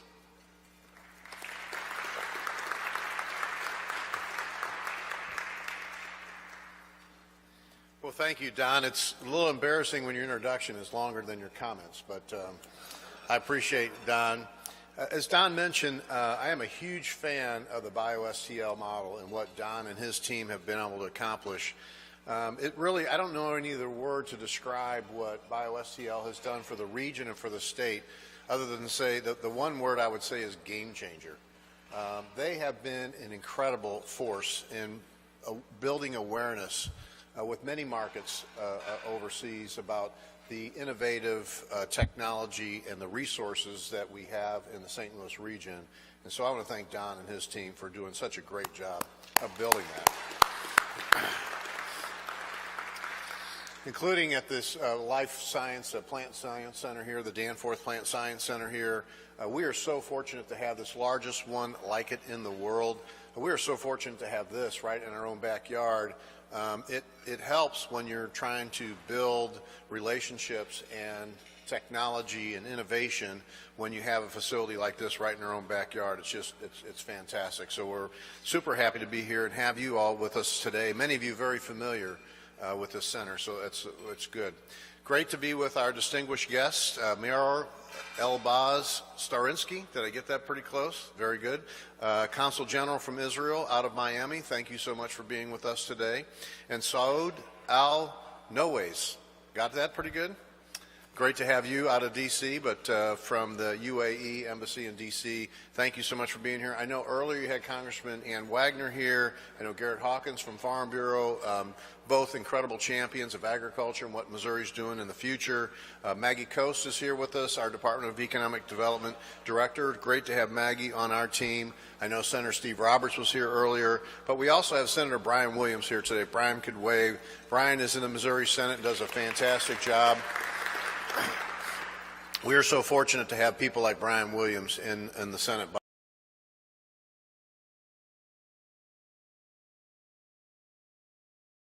Chamber, but then we have the House of Terrorists, the House of Lords. The Speaker of the House, Representative Dean Plocker from right here in St. Louis. Dean is a St. Louisan, but he is a son of Missouri. He has done a great job building relationships. You see Dean and Brian from two different parties sitting next to each other because they understand the only way to move Missouri forward is to actually govern. You know, it's a unique idea out there these days that they can have a conversation and build relationships. So those are two people that I am a huge fan of. It's great to be here with a major innovation hub here in St. Louis, which is home to global agri-food businesses, research institutions, national and state farming associations, investors, and startups. Some of St. Louis's agricultural assets include people here from Bayer, Nestle Purina, Bunge, and AB InBev. The strength of Missouri agriculture is something many people in this room know, but we can't stop talking about so much. Last year, $93.7 billion industry put us in the top 10 of all agricultural leaders nationally. We're second in family farms with over 95,000 family farms. Third in beef cattle production, as Don mentioned, 40 years into the cow-calf beef cattle production business. So very proud of beef cattle production. And most people don't know we're fourth in rice production. That's something that's unique and new to many folks who hear that, but not unique and new to the Boot Heel area of our region, which is under harvest now and almost actually complete with harvest. We have some great opportunities here in Warren County. We just announced just a couple of months ago, broke ground on AFG, American Food Group's beef processing plant. It'll be the first one like it in Missouri. They're going to produce about 2,500 steers. As a cattle producer, that's great news for us because we're sending them out west where the processing plants are, mainly.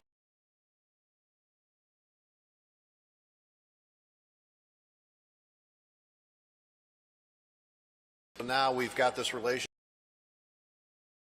County commissioners and the governor's team and just a whole variety of people got together and said we have to land this business here. It's a huge impact to Warren County. I believe a $450 million investment, some 1,200 to 1,300 jobs. Super happy that we have AFG coming right here to this side of the state.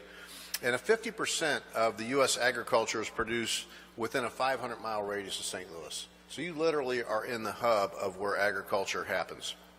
Our statewide train allows a lot of diversity, as I mentioned, cattle production and rice production, but also soybeans, corn, pork, forest products. Huge industry in our state are Missouri forest products, pet foods, etc. We have a lot of variety to produce here. And value-added efforts, and I'm going to end talking about the task force that Don just mentioned. I mentioned we have a $93.7 billion industry. Out of that $93.7, about $35 billion is what we call value-added agriculture products. The research that we did with the Missouri Food and Forest Products Task Force indicates we can almost double that in the future. And we think we have a way to grow that 35 billion piece of the value-added agriculture up to 71 billion. That is an incredible opportunity as we're talking with partners from around the world and as we're talking with the people who want to get into agriculture, mainly our youth. I think it's important to be able to show what we're able to do. The Missouri Food and Beverage Task Force that Don talked about was commissioned by acting Governor Mike Kehoe, Don. When the governor leaves town, I do all kinds of stuff. So I made myself the chairman. It was kind of self-serving. Governor Parson asked me, who's the chairman? I said, well, I am, boss. You were gone. But the quality people that are on that, you mentioned Garrett Hawkins earlier, but Chris Chin, our Director of Agriculture, who's a rock star, one of Maggie's peers that serves on the cabinet, and a guy named Chris Dalbert, who's a food scientist and the dean of our School of Agriculture off at Mizzou, as well as all of the other commodity groups representation, so the cattlemen's and the pork producers, soybean, corn, et cetera, all have a seat at the table as we work on how we move this agriculture industry to the next level in the state of Missouri. We came up with two things, and I just want to talk about them really quickly because they're unbelievable. The first is an acronym MOFIN. It stands for Missouri Food Entrepreneurial Network. It's the first time in the Missouri history that we took every public institution that teaches agriculture, secondary institution, so community colleges, four-year colleges, et cetera, brought all of their agricultural deans and leaders and professors together in one group and start saying, how do we together move agriculture forward? In the past, they were all in their separate silos, doing their separate research. Some of them were doing 2 or 3 of the same research at 2 or 3 different campuses, didn't know it, didn't communicate with each other. That group has now met 4 times in 6 months, and we've already collaborated on several things that we can work together on. Lincoln University, a land-grant university in Jefferson City, Missouri, and the University of Missouri now, also land-grant university, now are working together. They were working separately on hemp seed production. We were just talking earlier about hemp production, which is a value-added idea that we think Missouri can champion. All of our hemp seed now, if you want to grow hemp in the state of Missouri, you have to buy it from China. It's tough to get, unreliable quality. We don't know what we're getting. So our universities now are working together as an example of the MoFin process to work collaboratively to develop that seed production. And the other piece that we came out of is called Mo5. It's the Missouri Food, Beef, Fiber, Fuel, and Forest Institute, which is a mouthful as well. But essentially what that's doing is finding out what those products have and what we can do to build value added into that area as well. The processing facility we talked about in Warren County would be a great example of that. That's a value added piece of agriculture economics that we are not doing now. So the more opportunities we can get to build on that, the better off we're going to be. We have an incredibly strong Department of Agriculture recognized around the world for what we're able to do with great leaderships and fantastic commodity groups throughout our state that are always partnering with us to figure out a way in Missouri's family-owned farms to move things forward. I am incredibly humbled to be able to be, in the position I stand before you today. I'm from St. Louis, North St. Louis City, and to be able to go through the journey that I've went through and now be able to serve all Missourians in Jefferson City is something every day I quite can't frankly believe that I'm a part of. But it's something I'll never forget. I love giving back to the state. I love being able to talk to groups about innovation, technology, and how we can move forward, and how Missouri and the St. Louis region is absolutely the leader across not only the United States, but a leader across the world in what we can do globally.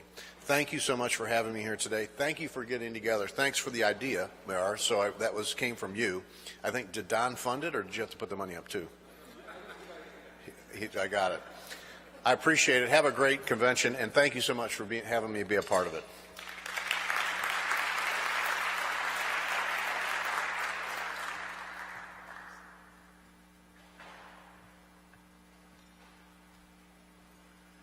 I'd like to also now bring up Maggie Coast. Maggie is the acting director of Missouri's Department of Economic Development. The Department of Economic Development worries about everything that has to do with our economic growth, everything that has to do with our economic growth in Missouri, including bringing companies from around the world to Missouri and our workforce and lots of other things. And I'm pleased to say that as one of the follow-ups to this event, perhaps coincidental, Maggie and I and Senator Williams and Mayor will be in Israel. We'll be in Israel. And then we'll be in UAE. So, and the future soon-to-be Speaker of the House, I better not forget, will also be on that trip. But we're going to, so that is a trip that Governor Parson is leading, and looking forward to traveling with Maggie. But come say a few words. Thanks.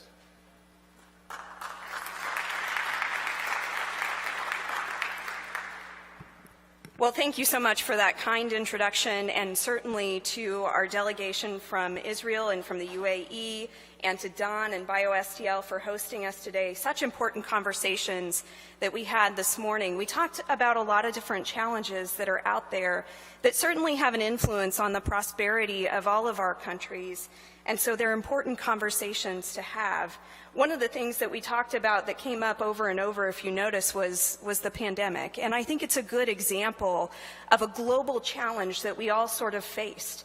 And it was an example that magnified some of the other challenges that were out there, the cracks that already existed in our global economy that were sort of heightened by the pandemic. And I think that there's an instinct to react to that in one of two ways.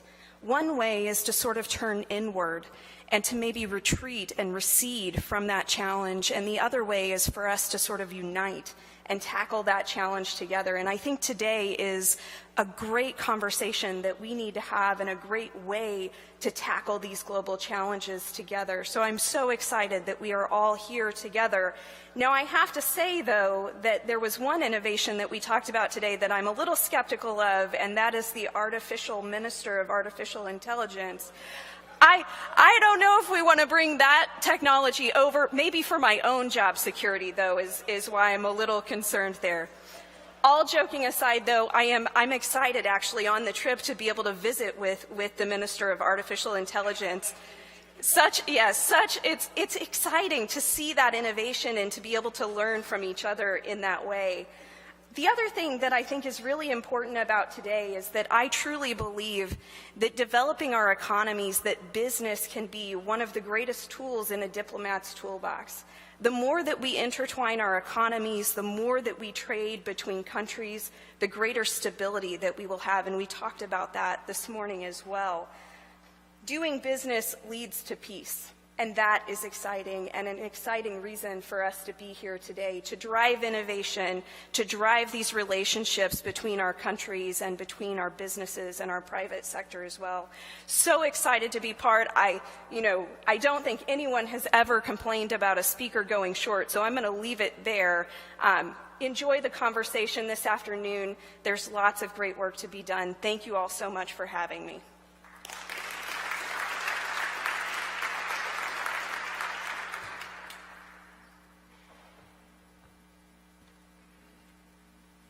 Thank you, Maggie, Director of Economic Development and Peace for the state of Missouri. And now I have the pleasure of introducing our keynote speaker. Those of us who've been here this morning have already met Anya Eldon. We are so pleased to have Anya here and tremendously impressed. She flew in from Israel and arrived last night right before dinner. Was up most of the night, of course, because who can sleep when you're such an exciting event coming up the next day. And she's heading back tomorrow, back to Israel. So, so appreciative that Anya, that you would come in and make that sacrifice and be here with us. Anya has had many stages or phases to her storied career. The aspect that I will focus on is her 7 years at the Israel Innovation Authority.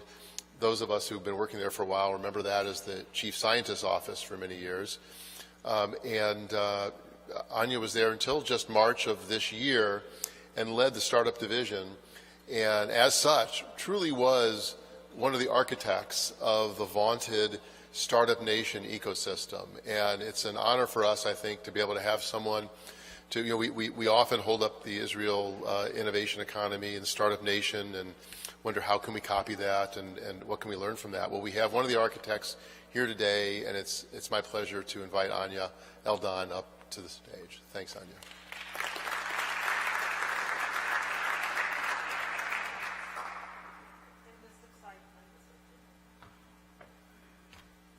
So I don't know if it's worth speaking before people eat lunch or after they eat lunch and they sort of... So what made Israel a startup nation? I don't know how many of you know Israel, so I'll just say we're about 9 million people. We have about 9,000 startups. These startups raised $27 billion in 2021. 2022 is not similar, but it's getting very close. So the first half was already very close to the last year. We have about 400 research facilities by multinational companies, and that is tremendous. It's been a tremendous help to us, and getting the multinationals engaged with the ecosystem, I think, made a lot of a difference. So how did it happen? And we always asked about this, and everybody has their own pet theory.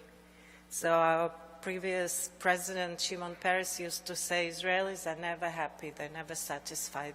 Everything they see, they want it to be different, better. They always think they know how to do something better. So there you go. My pet theory is a little different, and I think it's because we have a Friday dinner every Friday night with all of our family. I don't know if you people do that, but every Friday night we have dinner with all the brothers and their husbands and wives and their children and sometimes their parents and this gets boring so quickly. So eventually people end up complaining. So a physician there is talking about problems he has and how he lost a patient because he didn't have the solution. and his son-in-law, the engineer, says, wait a minute, I think I know how to solve that, and a new startup is born. So this is my joke that I keep repeating. It gets old. So let me give you 9 points why I think Israel became a startup nation, and you can count so you know the end is clear. So there's a very strong academic research. We tend to have very deep technology in Israel, and a lot of it is transferred from the academy. But having successful academic research is not enough. You really need a very good tech transfer model. And we're struggling and complaining, but I think we probably have one of the best tech transfer models in the world. So every university has KPIs on how much technology they transfer into the industry. We also provide specific focused support for applied research. So Israel Innovation Authority is not funding basic research, but it does fund application research. And we spend a lot of time incentivizing researchers to do applied work. We do some very focused work. So for example, a couple of years ago, we started a bioconvergence initiative where biology meets engineering, AI, and so forth. And we started giving larger grants if they have 2 researchers from different disciplines. So that created a lot of interest because all of a sudden it was 50% more money. So they were like, okay, we want to talk to those nano people. Where do you find them? So then we did a lot of work on putting them all together. So that's one. This is in no particular order, just what came to me this morning. So in the 90s, we had 1 million Russian immigrants. And it changed the country. That was like, I think, 15 or 20% growth of population in a couple of years. And those were very highly skilled engineers. It really made a big difference. I mean, at that time we complained because all those Russians came and they're taking our jobs and they all want to have a villa in the Volvo. Haven't heard that for a while. But that's what they say. I'm Russian. I was born in Moscow, so I've heard the villa and the Volvo thing. But that created a huge infusion of completely different mindsets. And you know, diversity is very important in terms of innovation. So having different mindset, different thinking, different skills was very, very instrumental. Of course, the Defense Ministry has technological units. They train a few thousand people every year. These people leave the units very, very well educated, and they are the backbone of the high-tech industry. A lot of them do, most of them do some sort of STEM degree or sometimes 2 degrees before they actually leave the army. Entrepreneurial spirit. So they say Israelis have entrepreneurial spirit. I don't really know what it means.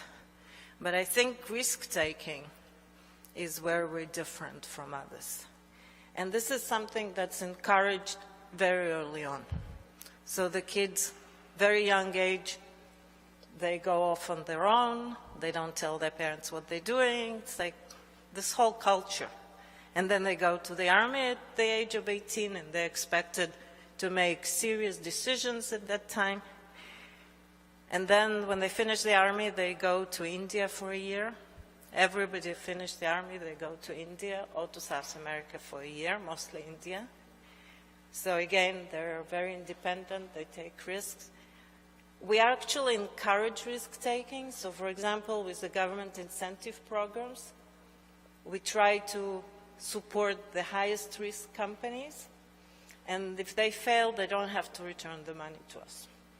So we tell them it's okay, you know, take risks. And if you fail and next year you have another idea, come back again, we'll fund you again. We especially like return entrepreneurs, whether they succeed or not. These are the people who really fight for their ideas. So now I'm going to say, I wrote innovative and brave government innovation policy that made a difference.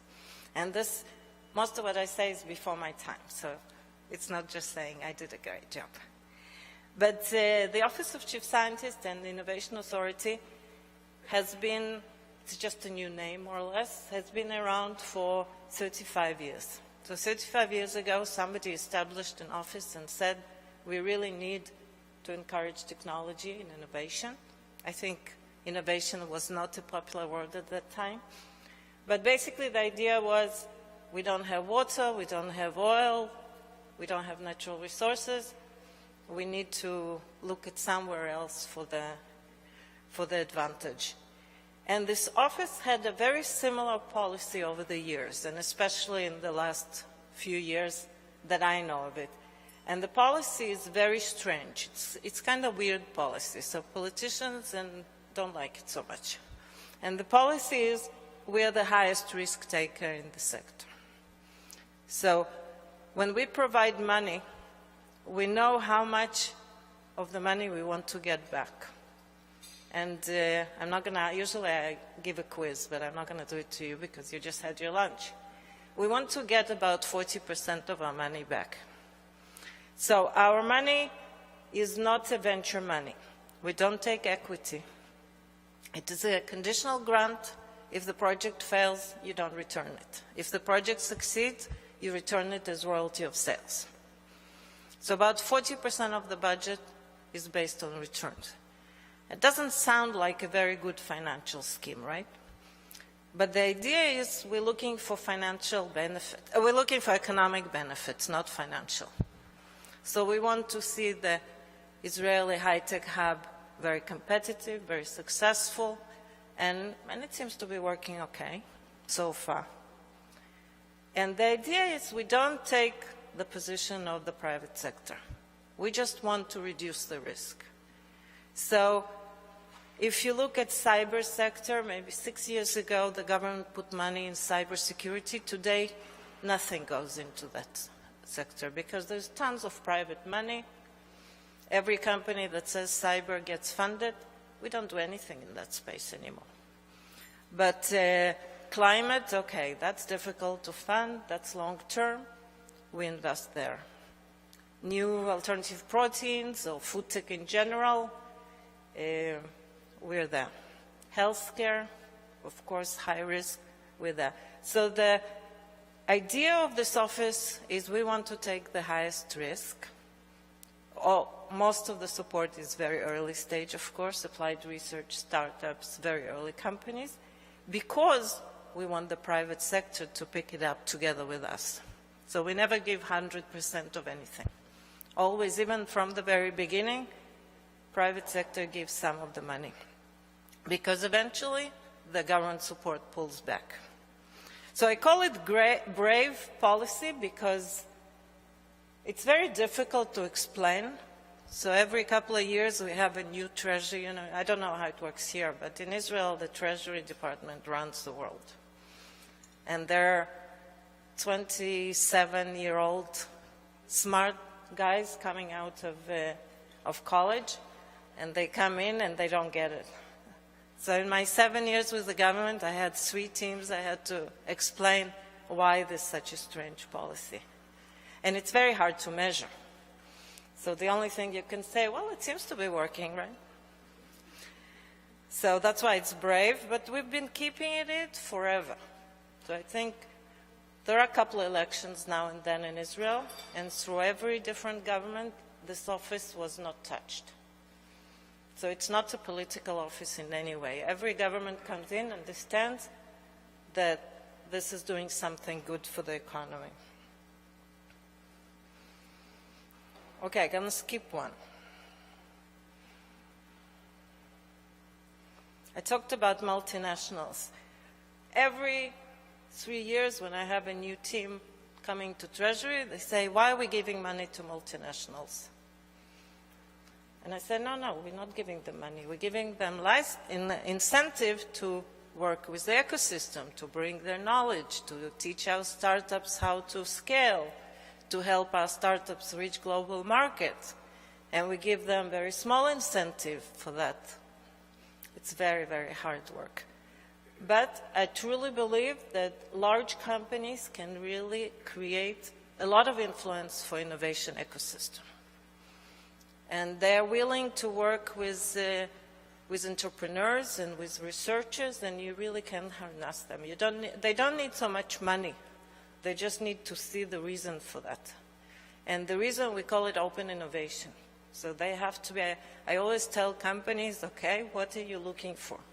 And they give me a list. And I say, no, no, no. If you know what you're looking for, you're not doing open innovation. Open innovation is seeing around the corner, is what's happening to your market. It's changing, and if you don't notice, all of a sudden you're gone.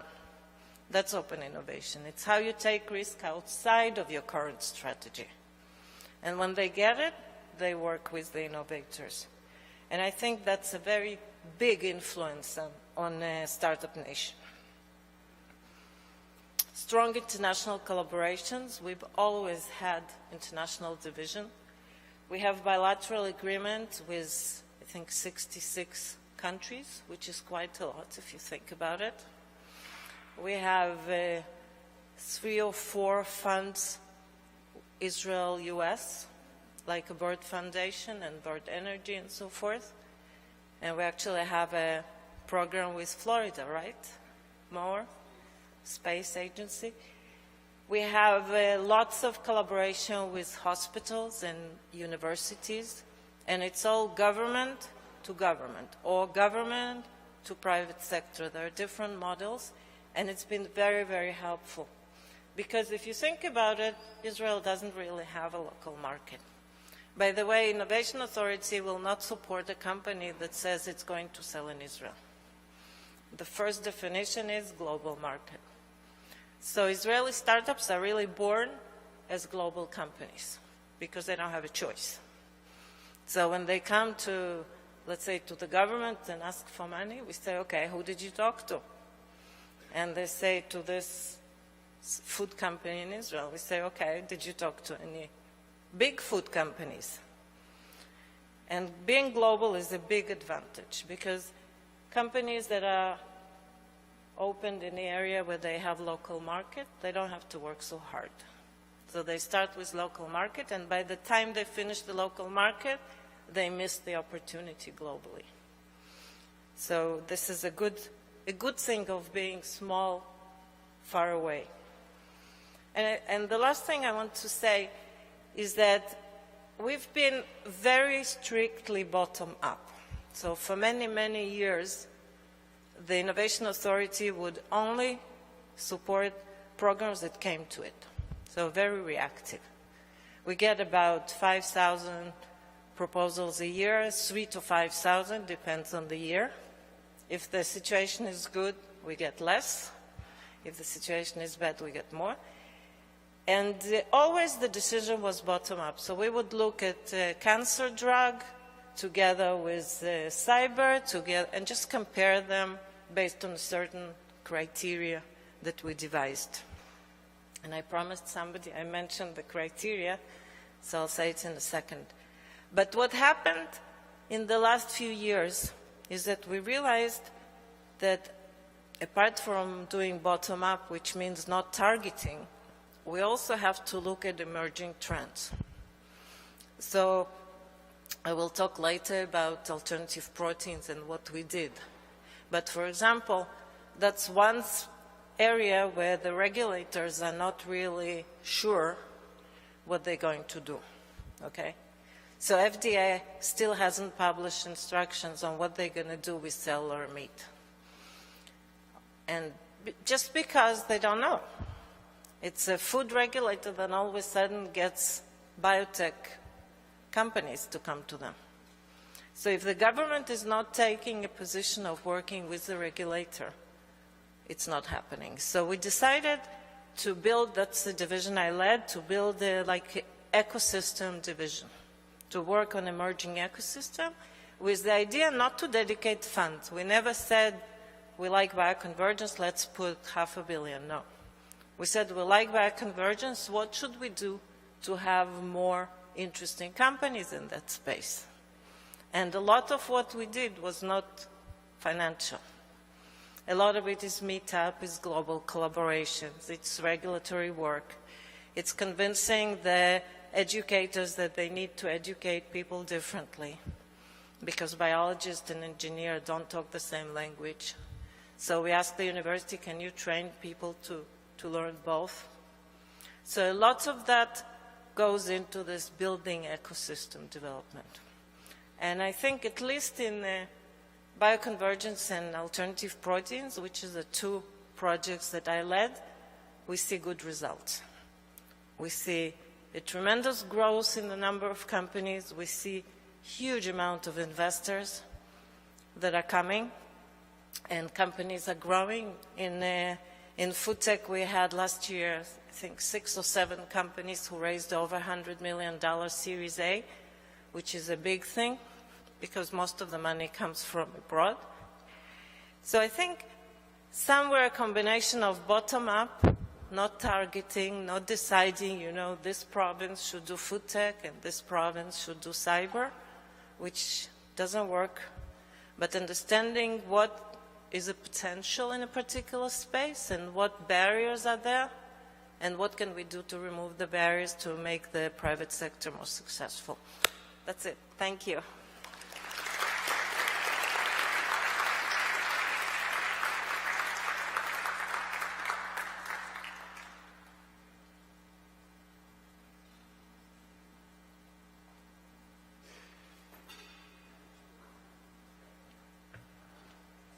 Sorry, I had a long way to walk, but thank you, Anya. Thank you, Anyel, and thank you again to Lieutenant Governor Kehoe. Thank you again to Director Coast. And it is my job now to push you nicely and gently, perhaps, but push you to go back downstairs so we can get on with the next session. We have our live stream audience who's awaiting. I think we're now, if we could be downstairs in 2 seconds, that would be good. But I think that's not realistic. But if people could move down fairly quickly, we have just, after this next session, we'll have a 30-minute break. We'll have shorter than a 30-minute break, I'm told, to make up for it. But we'll have a break. So please move downstairs if you can, and we appreciate that. And thank you so much for all of our speakers. Thank you.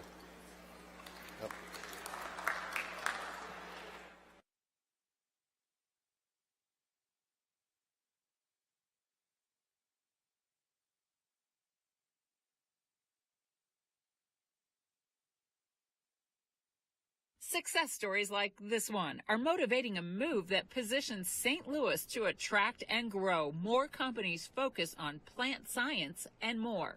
The growing trend is agriculture and food technologies, or what's called AgriFood tech. The St. Louis startup Edison Agrosciences developed technology to increase the levels of natural rubber production in sunflowers. There's a huge supply chain issue with natural rubber.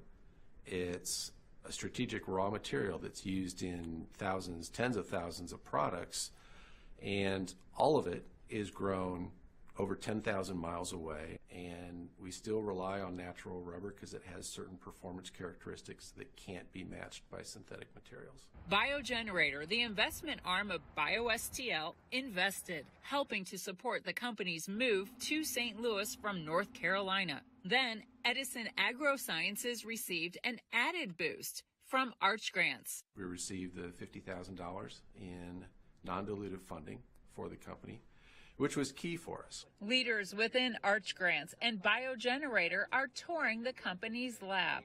Edison Agrosciences is on a long list of companies Arch Grants has helped. Since 2012, Arch Grants has funded over 200 companies in fulfillment of our mission to drive economic impact in St. Louis.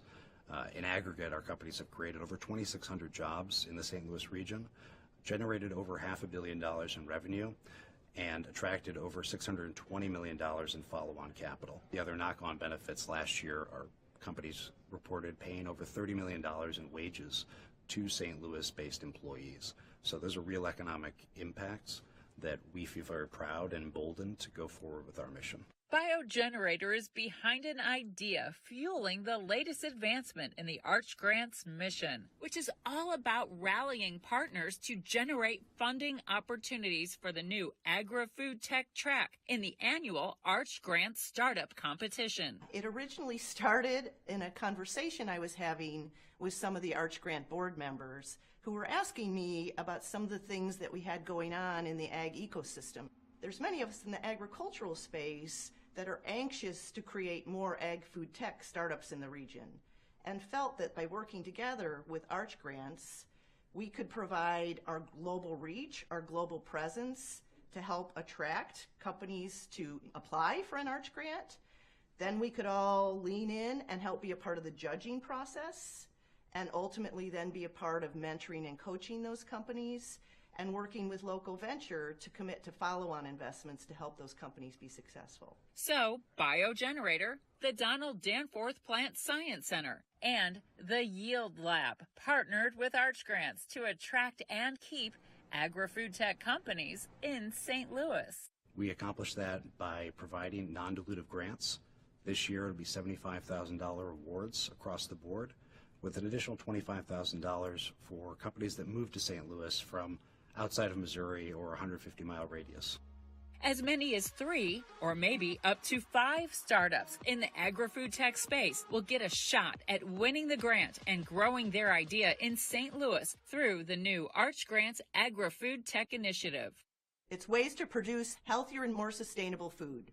And that could be from a plant in the ground, that could be from a bioprocessing reactor, that could be making sure the food doesn't spoil on the shelf. So we've always funded companies in ag or food tech, never through this hopefully very beneficial partnership. Look, we have the Yield Lab, we have Donald Danforth Plant Science Center, we have BioGenerator in a position that we can combine resources in a really effective way to support agri-food tech startups in St. Louis. That's what's really new here. It's really a concerted effort to both recruit the best companies possible, attract funding designated for agri-food tech companies, and then support them through a strong partnership. I'm hoping that this will make many people, like many of my ag food tech colleagues who might not be aware of Arch Grant, willing to now look at and see and recognize Arch Grants and fund this track. Therefore, we're going to grow the overall size of the pie for Arch Grants funding overall.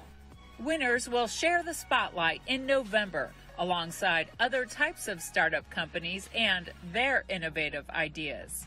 Later this year, we'll be announcing our cohort of between 20 and 25 companies at our annual gala, November 18th.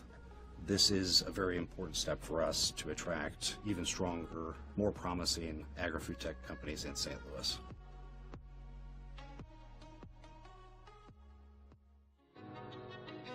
In the middle of the country, in the center of the heartland, grows a place dedicated to shaping the future of food through innovation. It just makes sense to be here in St. Louis. There's an infrastructure that supports growth. Maybe the easiest way to talk about it or describe it is just energy, right? There just seems to be so much energy, so many exciting things that are happening. It's phenomenal what Danforth offers. Not only the great research they do and their principal investigators, but the greenhouse space is, world class. There's a tremendous demand for persons to work in life sciences. Working for biotechnology is an awesome opportunity, especially with how the world is changing. 39 North sits at the intersection of agriculture, bioscience, big data, geospatial technology, and logistics. In its first 5 years, the district has grown fast. We have just the collaboration of all of these different innovative scientists. We are literally in the Corn Belt. We are literally in the soy belt. And by having access to all parts of that value chain, everything from innovators at the bench all the way to our grower customer who's actually putting the product in the field, I think that's unique. 39 North has demonstrated significant growth in just 5 years. More than 1,000 plant scientists, 54,000 square feet of greenhouse space, and more than $2 billion in capital raised. And at the center of it all, proximity. 50% of U.S. agriculture is produced within a 500-mile radius of St. Louis. And with a direct pipeline of talent, startups have the right ingredients to scale fast. By virtue of being in 39 North and in St. Louis, we're able to enjoy the proximity that contributes to the success of our business. I myself did not come here by chance. I targeted this area once I was graduating with a PhD. I love working here. It is a very vibrant community. You know, if you're looking to do something in agriculture, there's not many places in the United States where you can go, and St. Louis is the best of all of them.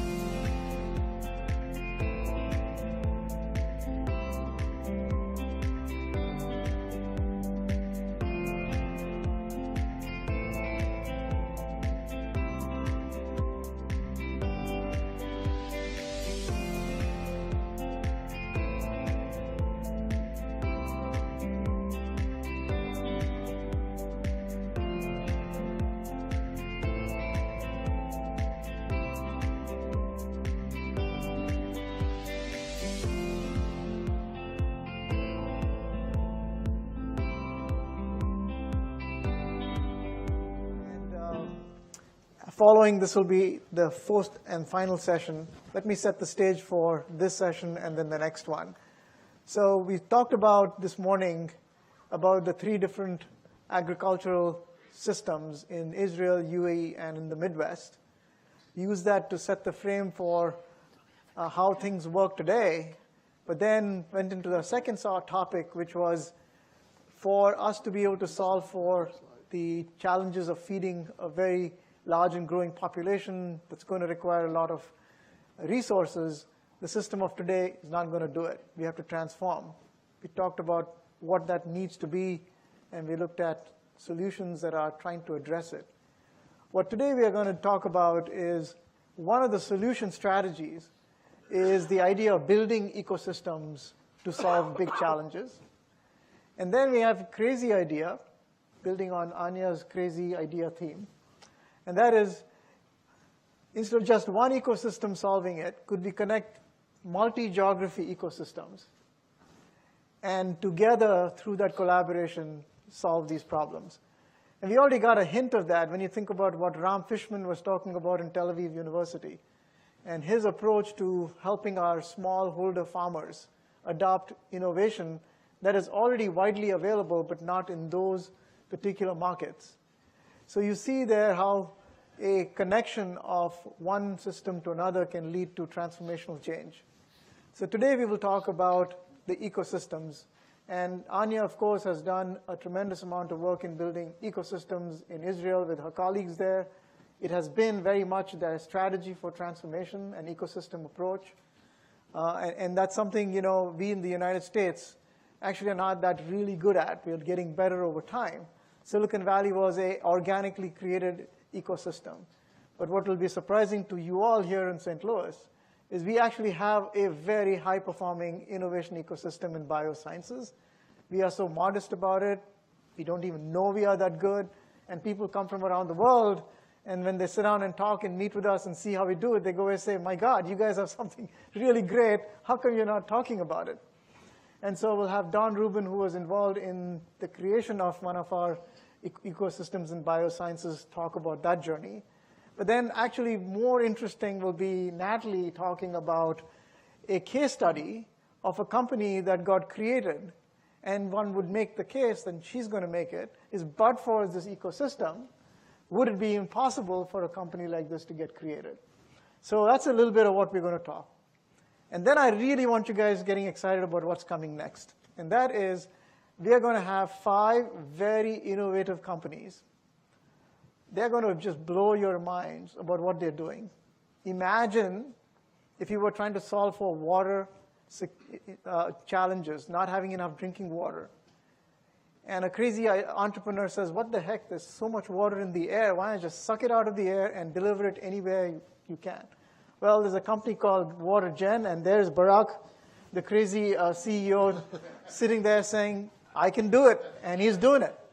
That's just an example. We've got 4 other great examples. We've got a company called PastureBox that is doing something crazy in how you can feed livestock out there without having to use all that land for growing the pasture, on and on. So we'll be really looking forward to you all seeing those solutions as proof points and hope for how we're going to take on the big challenge of climate-smart agriculture and food security. Okay, so thank you for allowing me to do that framing work there. And so what I'd like to do is, Anya, I just feel like I've got to give you a few minutes to talk. I know you don't want to talk. You want to just listen. But I think it'll be really good. We don't have to use a lot of slides. You don't have to use any slides. We have your presentation, but you want to not use it? Just talk? You want to use it? You tell me. You know, I can talk forever. Yeah. So I think what will be... Noticed. I just think maybe people are a little boring. So it's my job. So you don't worry. You stay where you are. My job is to make it interesting. Okay? Okay. So I think what I'd love to have you talk about, Anya, is why an ecosystem approach is the appropriate approach for taking on big challenges versus just saying, let the market figure it out, let a company figure it out. Why an ecosystem approach?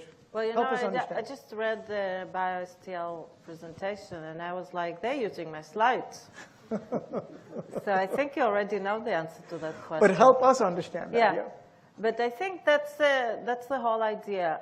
In order for some successful, I'm talking high tech, right? So I'm not talking about other ecosystems. But in order for something to happen, all the pieces that build that ecosystem have to work together. So let's say you want to have lots of startups. You need to have VCs because startups need funding. But VCs don't want to come and open an office if there's not enough deal flow. And you want to have many startups with deep technology, so you want to have a good research. But if you don't have a tech transfer, that great research doesn't come to the industry. And then you build all those startups, and they need to hire relevant people. So if you didn't prepare human capital, they don't have anybody to hire, and they move to Boston. I don't know if it happened to you guys, but our companies moved to Boston or to the Valley. So you need the human capital. And if you're building a startup, but you need for it to scale and to learn how to grow, you need to have a collaboration with large companies. So if you're large companies, let's say food tech industry, if your local food tech companies are not innovative and don't get it, that they should be working with startups, those startups don't understand anything about the market. Nowhere it's more evident as in digital health companies because they just don't understand how the healthcare system works. So they invest something, they build it, and then the hospital's like, no, we don't use that. We work differently. So all of those pieces have to work together. And they have to somehow be created at the same time. And they have to somehow collaborate together. And frankly, one of the things we realized early on that you need somebody in the ecosystem to lead or to be a focal point and to look around and say, hey, what's missing? Let's do something. So the way we solve it, I don't know who established BioSTL, but we just now, from now on, I'm going to say we just need to have a BioSTL for every such ecosystem. So the way we solved it in the government, we created incentive programs. And it's not just a particular area. It can be geographic. So we just built a program for Beersheba, and you're actually getting some 100 people from there coming to learn from St. Louis on how to build innovation ecosystems. And we did the same for Arab entrepreneurship. We have a large Arab population with very high percentage of clinicians and doctors and medical researchers and nurse staff, and very little entrepreneurship coming out of there. So how do you build that ecosystem? Or climate tech and so forth. So that's the ecosystem approach. Mapping what's there, mapping what's missing, and what's missing, you have to provide incentives or somehow make it happen. Because if you don't have it all, it doesn't work. Other companies go to Boston. Fantastic. What a great summary of something that I think, Don, you can easily line up everything that has happened in our region and happened at BioSTL and with our partners through that lens. But before I have Don talk, remember I told you, you guys are going to have to chime in with questions. Okay, I'm going to make it happen whether you want it or not, okay? So start thinking about the questions you all have for this wonderful panel. Use the mic generously. I really want to involve you guys in this conversation. Okay. So Don, you heard Anya talking about, why an ecosystem approach is necessary for solving these big problems, and how you put the pieces together. But the idea of having this one entity that is continuously thinking about what's the gap and finding a way to pull the partners together. Why don't you share with our audience in St. Louis and around the world why BioSTL was created, who created it, what was the purpose, and what was the journey, and where are we today? Yeah, thank you, Vijay. And just listening to Anya, it is so simpatico, so parallel to our experience. To answer your question directly, where we came from, it was because we were, St. Louis 21, 22, 25 years ago had tremendous intellectual capital. Strong universities, medical schools, research institutions, corporate research programs, but lacked all those other pieces of an entrepreneurship, startup ecosystem. So indeed, we were like a farm system for Boston and for California. Okay. And ideas were going there because they didn't have the people, the capital, the places, all those things. And our founder, a person named Bill Danforth, Dr. William Danforth, who was the chancellor for many years of Washington University, and a founder of this institution that we're sitting in as well, he recognized that an ecosystem meant a mosaic of a lot of aspects that need to be in place. And in fact, he was a physician by training, and his analogy was that when a child grows, all the pieces need to grow in tandem and parallel together. The arms, the legs, the heart, the lungs. If one goes too fast, bad things happen. If one piece goes too slow, bad things happen. And BioSTL was created to really try to orchestrate those pieces so that they do happen together, and brought together a coalition, which today even exists today. We call the BioSTL Coalition, made up of leaders from corporate, from entrepreneurship, from investing, from universities, all of the stakeholders in building an ecosystem. And it's kind of a continuous quality improvement approach of identifying gaps and trying to solve for those gaps over a period of time. And what Anya described really resonates with me. We used to think about, well, if we help to create and jumpstart venture capital, but there's no deal flow, the money will go to the coasts. If there's deal flow and no capital, the deal flow will go to the coasts. We had the same conversations about real estate. It was hard to get a developer in St. Louis, a very conservative city when it comes to finance and real estate development, to develop space for startups, unless there was a pipeline of tenants. and if there wasn't space available, the tenants might leave and not stay. So it was a very delicate balance of trying to orchestrate all of these pieces together. At least you weren't the government agency. Well, I was going to say the biggest difference between listening what you've described and our situation was we were not the public sector. We were the private sector coming together, philanthropy, universities, businesses, business organizations, and there was pluses and minuses to that. So we didn't have the resources that even some other U.S. states were putting in back 20 years ago. Michigan took their tobacco settlement and put it into life sciences research, and there were lots of approaches in different states around the country. But what we also found in many of those states is that a governor would retire, a new governor would come in and flip the switch and turn that off, and there was no continuity. There was no continuity in policy or programming. It was the whim of whoever the new political leader was. And usually if it was a new leader, they wanted to create their own brand. And even if something was working, it's like, that's not what we want to do. We want to do something new. So it was a disadvantage to not have access to large pools of public funding. But it was an advantage to not have the access to those pools because they were very inconsistent, and we were able, probably, fast forwarding to today, 21 years later, I think a lot of folks have recognized the secret to our success has been what they call the stick-to-itness, right? We've had a plan, we've been sticking to this for 2 decades. So many other efforts that we see launched in our state, in our city, in other states around the country, they start for a while, and then people get tired of that and they move on to something else. And we've been at this biosciences now for 21 years and still going. And we know we've come a long way, but we know we have a long way still to go.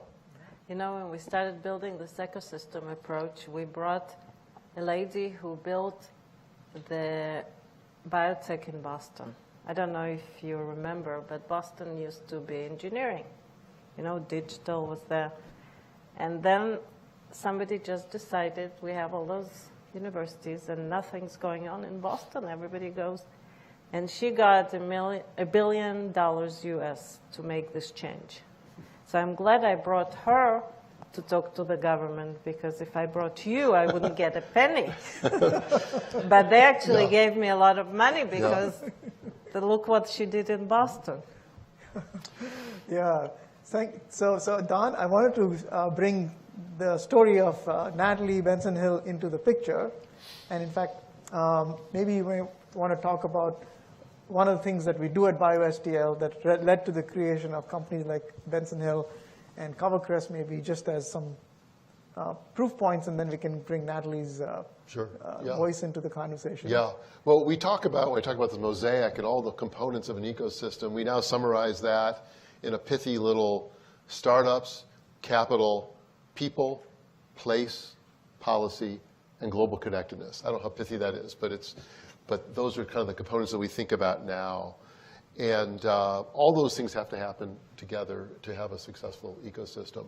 On the startups and capital side of that, our approach that we've now been at for well over a decade now is what we call the biogenerator, which is our investment and startup arm. Like BioSTL, it's a nonprofit.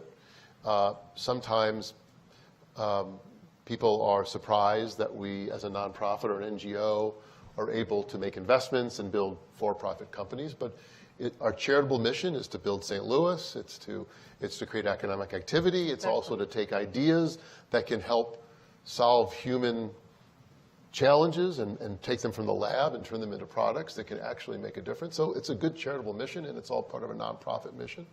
But the biogenerator has evolved over probably 17 or 18 years now from its founding, when there was very little deal flow at the very early days. I think in our first 5 years, we did 7 or 8 deals. Now fast forward to today, and we've supported probably 400 to 500 companies in one way or another. We've invested in, I think, 105 companies. We've invested under, I think, $37 million over the last decade or so. And that $37 million has leveraged $2.7 billion now in follow-on funding from smart money investors, from institutional investors, from venture capital, from corporate investors. And 90% of that comes from outside St. Louis. So early on, we thought that if we could just kind of crack that VC challenge and jumpstart some venture capital, that would solve all of our problems. We quickly learned that that was not the solution. It was really about the people, taking great technology and putting it together with great teams. And when you can do that, you can attract capital from around the world, really. And we've seen that happen. And the biogenerator does a lot of the hard work at the very beginning of a company's life, non-dilutive, free support that we like to think not only is de-risking a technology and positioning it for investment, but as I think my colleague Martha Schlicker is here somewhere, because we'll see her in a little while, says, it creates an unfair advantage for our startups over startups from someplace else, because they get a lot of free stuff, a lot of really great talent, help in getting grants. They get they get access to free laboratory space that is almost unheard of in most places. There's a lot that we do for a company in its early days to give it a boost before the big investors come in. And that's kind of the story of the biogenerator. Yes, and through that was the Benson Hill story and then the CoverCrest story. So Natalie, can you tell us about Benson Hill? What is the company about, what it does, and then the journey from an idea to a publicly traded company? Certainly. Well, thank you so much for the chance to be here. And thanks to both of you and the Danforth Center, lots of folks. We have lots of supporters in this room. I'm very grateful for all you guys have done. I'll start a little bit with my personal journey, actually, that led to Benson Hill, because I think it's another case study, truthfully. I'm an environmental toxicologist by training. I did not grow up in St. Louis. I finished school, went to Washington as a science fellow to a U.S. congressperson, and was exposed to all kinds of companies, public sector, private sector, all kinds of things, and realized I was really ginned about the use of science and innovation to solve big challenges. And I wanted to work for a company that was doing some cutting edge work, maybe in the tech space, maybe in the business space, maybe in the policy space. I wasn't sure. But a lot of roads were leading to St. Louis. And so I came to St. Louis, and I worked at what was Monsanto at the time, is now Bayer, across the street for almost 20 years, and had a wonderful experience there. And was in different roles, led sustainability, was very aware. Monsanto, is, for those who might not know, was a seed, but essentially a seed company, a very large seed company, very focused on providing farmers with tools that can help them improve the productivity of their crops, which is really important, and of course has a very large sustainability impact. But I also was hearing a lot about what consumers were looking for in what the food system looked like, and the kinds of global challenges around the world of how we're going to feed everyone, how we're going to give them enough protein, how we're going to do this sustainably, and everything else.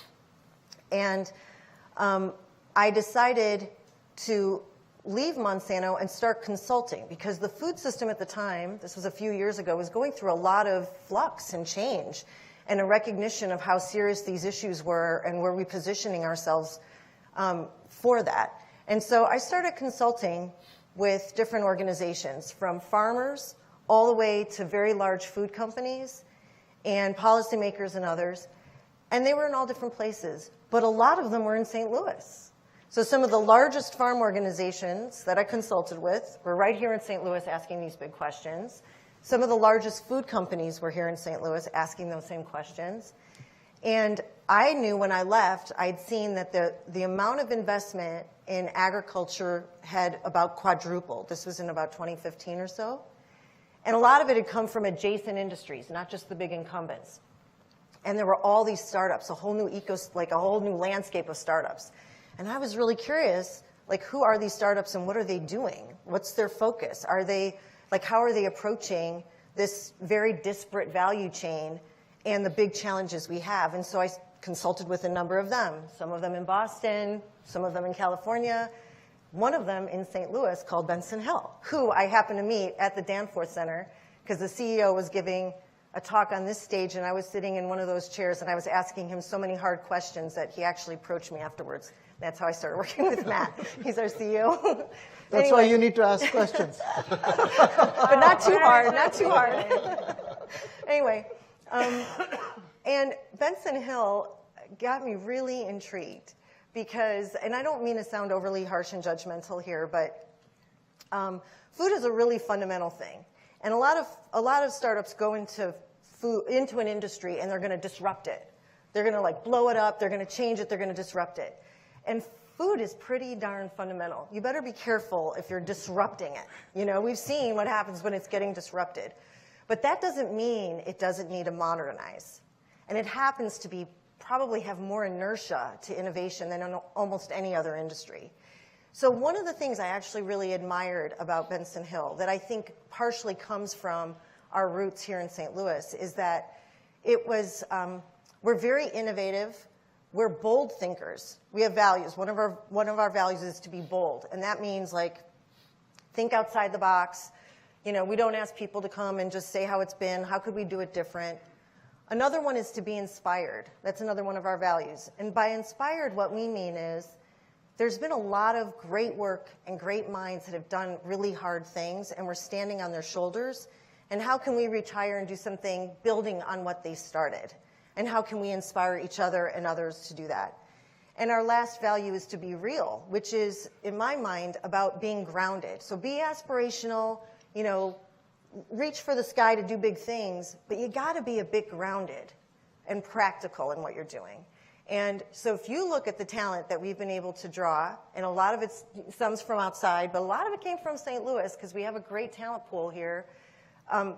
They're folks who came from ag and agriculture and farms and understand how that works. And there's people who come from the other side, from some of the largest food companies and retailers, and understand how that works, which is really fundamental to what we do.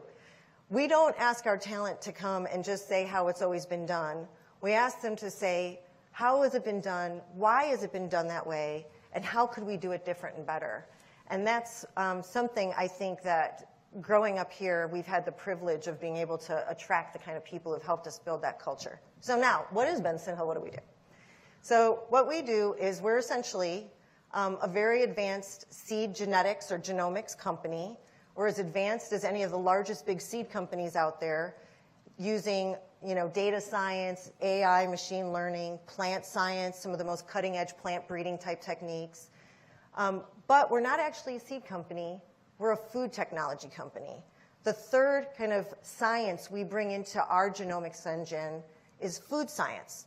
So we're looking at what are the different attributes of a plant that can affect the taste profile, the nutrient density profile, and how are we thinking about what the consumer needs at the same time we think about what the farmer needs. So we had this innovation, this genomics engine, we call it Crop OS, Crop Operating System, that's essentially running through lots of plant genomics and trying to help us breed faster for different kinds of traits. But the other thing we did was business model innovation. We innovated from the seed to the farm to the processor. We actually own processing facilities, all the way to the CPG or food company and the consumer, to look at what are the different attributes that we want to actually design this plant to do. Because what we've done with our food system, which is great in a lot of ways, is we've optimized it for productivity, for yield and productivity for the farmer, mostly. And that's largely to serve as an ingredient for livestock, which is a very important part of our food system. But we all know the protein demands that we need to reach going forward. We can't only rely on that protein source. We're going to need to scale up and bring more efficiency to other protein sources like aquaculture and plant-based proteins. So when we look at climate-smart agriculture, as you put it, there's one thing for us to breed a plant to have more drought tolerance, and those are great things. But we actually take a much more macro view. We look at it, we need to have these more climate resourceful protein sources as a better, like a more accessible choice for more consumers. We need to bring the same efficiency of scale to those protein sources that we've brought to livestock. And so we do that by designing ingredients, essentially, that are better from the beginning for those outcomes. And give us an example there. Yep. So one of our key crops is soybeans, which is like a powerhouse of protein. And soy yields in the United States have increased over time. Soy protein has decreased over time. And what happens when you're making plant-based proteins, for instance, or feed for aquaculture, you grow a soybean, let's say a commodity soybean that's out there today, and you crush it, and then you have to concentrate it using a lot of water and energy-intensive processing steps to get to a certain protein level, like 65% protein. And then it can be used in a concentrate, soy protein concentrate, that's used in plant-based protein burgers and bakery goods and shakes and things like that. What we did is we bred soybeans that had about 20% more protein from the beginning. And so you plant the soybean and you crush it, and now you can actually use that meal directly as an ingredient. You skip an entire processing step. And that saves like 50% CO2, about 70% water by skipping that step. And because we're doing this in a closed loop all the way through the value chain, we design these soybeans. We partner with farmers to grow them, not just selling them seed, but actually partnering with them. We give them recommendations to optimize not just their yield, but how they're going to express protein on their farm. We're optimizing their practices and their planting systems for protein production. And we train them in things like regenerative ag practices that you might have heard of that help with soil health and carbon sequestration. And then we take those soybeans, we skip a whole processing step, and we bring it to the CPG, ideally designed for some of those protein sources, like I said, that have a really significant climate benefit. And we capture data all the way through. So we're able to give the food company sort of a dashboard of here are the sustainability metrics of how this was grown. Here's the traceability back to that farm, and they can pass that on to their consumers. Thank you for telling us about Benson Hill, the climate smart impact, the unique business model, along with the technology model. I want to just quickly talk about the ecosystem that led to the creation of Benson Hill, all the way from an idea at Danforth Center, the capital raise, the role of BioSTL in the creation, and how this whole ecosystem contributed to the success, maybe? Yes, certainly. So we really are a case study of all of that.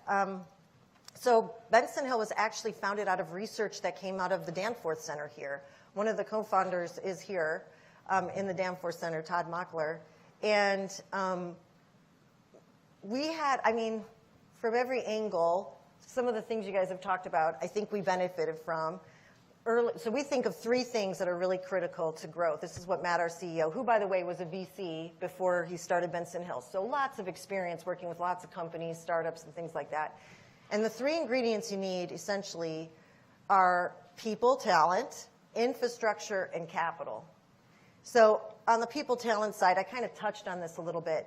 When you have such a different, lots of different companies and institutions here that have this pretty high caliber, tech talent, whether it's on the ag or the food side, that's a great resource for us to pull from.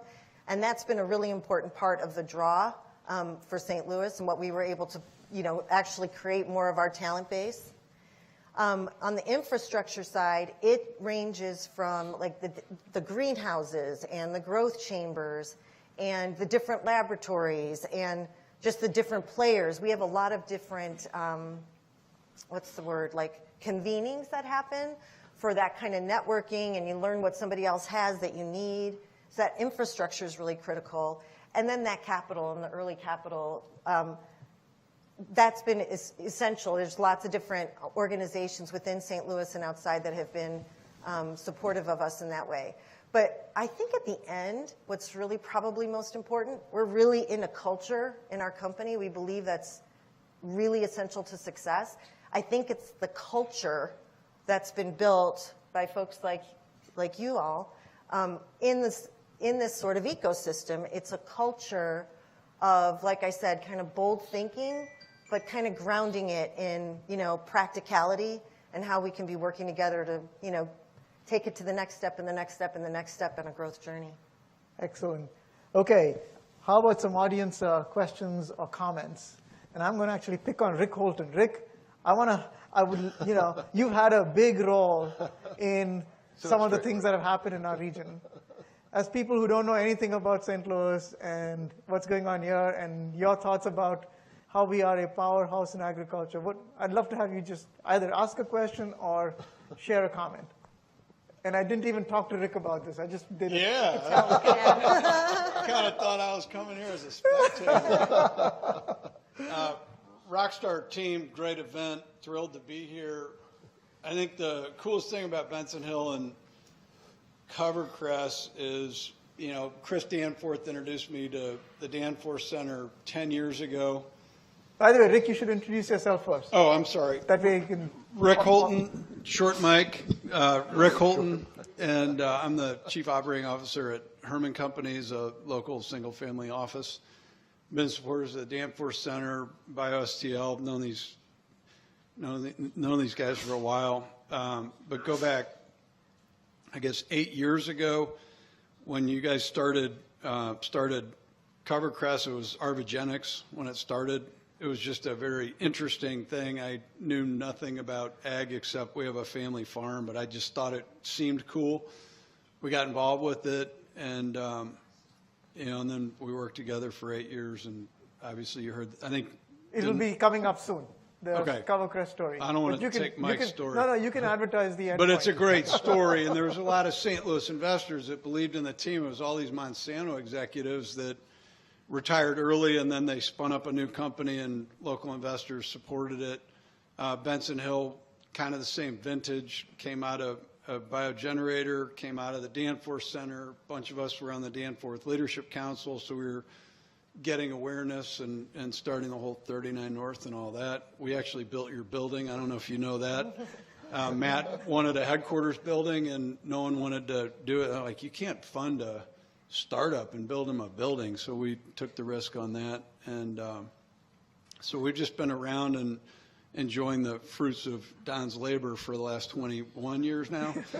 And good friends with the late Dr. Danforth. We're big fans of his, and so we've just been supporting what we can and learning from these smart people all Rick, we can. What is your point of view on sort of the ecosystem, the role of the ecosystem in the shaping of these kinds of, I love making up stats.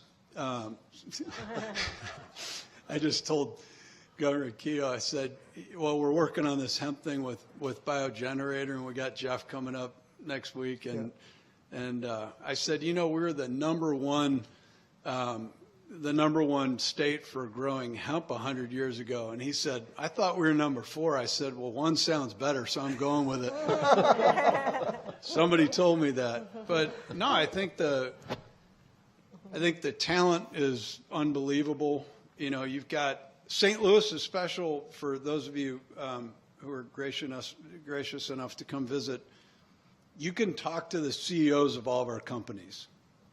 Greg Heckman's the CEO of Bunge. I called Deb and said, can he speak at an event? And he came over for lunch. I mean, these are very approachable people. They want to be part of the ecosystem. They're very generous with their time. They obviously support institutions like this. There's a lot of second to none talent. I do know this. We have the highest concentration of plant scientists in the world. That's right. So that's been actually verified by an actual count. But when you look at the stuff going on here, it's remarkable. But it's real. And, thanks to the successes, we can point at something, because we all we were faking it till you make it. And now Don's vision from 21 years ago has been realized. So I wish Dr. Danforth was here to see this, and now it's global and it's real. So thanks for having us. That's a heart-tugging comment right there. You think about that a lot. So again, audience, you guys have a chance to pop in your questions, but yes. Yeah, hello. Introduce yourself. My name is Tony Breitbach. I'm a I'm with the Doisy College of Health Sciences at St. Louis University, and it's really funny. A couple of your comments earlier, you're talking about how healthcare sometimes doesn't take the risks, and they don't think out of the box maybe as much as other things. And a lot of it has to do with the fact that we're all trained in silos. We're all have specialty accreditors, and there's a nursing school, there's a PT school, there's a med school, and all those kind of things like that. And the other, and one of the things is, the other thing I was impressed with what you talked about is that the dialogue that you have with the academy, telling them what you need from them, right? Not enough of that happens, on our side. Yeah. And one of the things that I found, most of my research is in interprofessional education, so really training people to work in teams so that they can collaborate in healthcare. And one of the things that when I've heard team come out of everybody's mouth here, and a lot of times, a lot of colleges are concerned more with training people in the skills or the knowledge they need, but they need to know better what they need, the how, about how they go about their business in the workforce. Because everybody can teach the knowledge, right? But the ones that probably make a difference are the ones who can work on those teams, who can collaborate effectively, who can manage conflict, who can take tasks through to the end. So that was one of the things I was impressed with that talk, is that number one, talking to the academic institutions, and really about what are the high value skills that you need on your teams for you guys to work effectively. Well, thank you for sharing that. Yeah. So, Can I say something about yes, that? jump in, Anya. Well, first of all, academic institutions don't want to listen. If I gave you the impression that they're waiting for us to talk to them, no. I'm speaking at a workshop next week that a whole bunch of academic institutions are holding on freedom of research. And they invited me to speak. So I said, what do you want me to talk about? So they said, come and talk about what the industry needs. And I said, why? So we can decide why we don't want to hear it. It's very hard. I'll give you one example. I had this week, literally on Sunday. My passion is alternative proteins, if you haven't noticed yet. And the most exciting companies come from deep healthcare academic research. So I'm talking to this researcher who built Aleph Farms. I don't know if any of you. And I said, you have 30 people in your lab, you have all this exciting healthcare research, and only one food tech companies. What about additional food tech companies? And she said, we are saving humanity here. This is a side business. And it's been so hard getting the researchers to open their minds to problems of climate, of, food tech, of new proteins, of new technologies, because that's what they're doing. They believe that is the important piece. So we have about 200 food tech companies. Almost all of them came out of research. So we're making progress there, but it's hard work. Yeah. It's literally hard work. Dick, I think you have a question. Yeah, Dick Fleming, reflecting particularly on Don's comments, and the punchline of the question is, what's the next aha in terms of ecosystem? And the context for that is, having had the pleasure of serving as CEO of the Regional Chamber of Commerce and intersecting with that gentleman that Don described, Dr. Danforth, at a time when everyone in the country wanted to be the next biotech place, and they were all hiring Michael Porter to do $500,000 studies where they changed the name on the study and say they could be the next one. With Dr. Danforth's help, we partnered in doing the Battelle study that led to some real rigor and set the stage for a lot of the ecosystem that Don described, including this facility, including Cortex, including connecting the money with the tech transfer. I'd ask the panel, as you look out over the next 5 or 10 years, what might be that next ingredient in an ecosystem that kind of hits the list that Don shared with us earlier?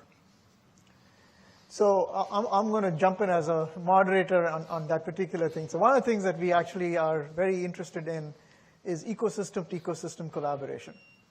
And we came to this through our work with Israel. So as you all know, 8 years ago, we started building a magnet for bringing global innovation to St. Louis to bring value to our major corporations and our farmers, but then also helping these companies get access to revenue and scale, which is what they were looking for.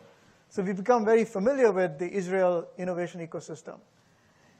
And what we are now saying is, how do we connect these two ecosystems? And tomorrow, Anya and I are going to spend a full day on this topic.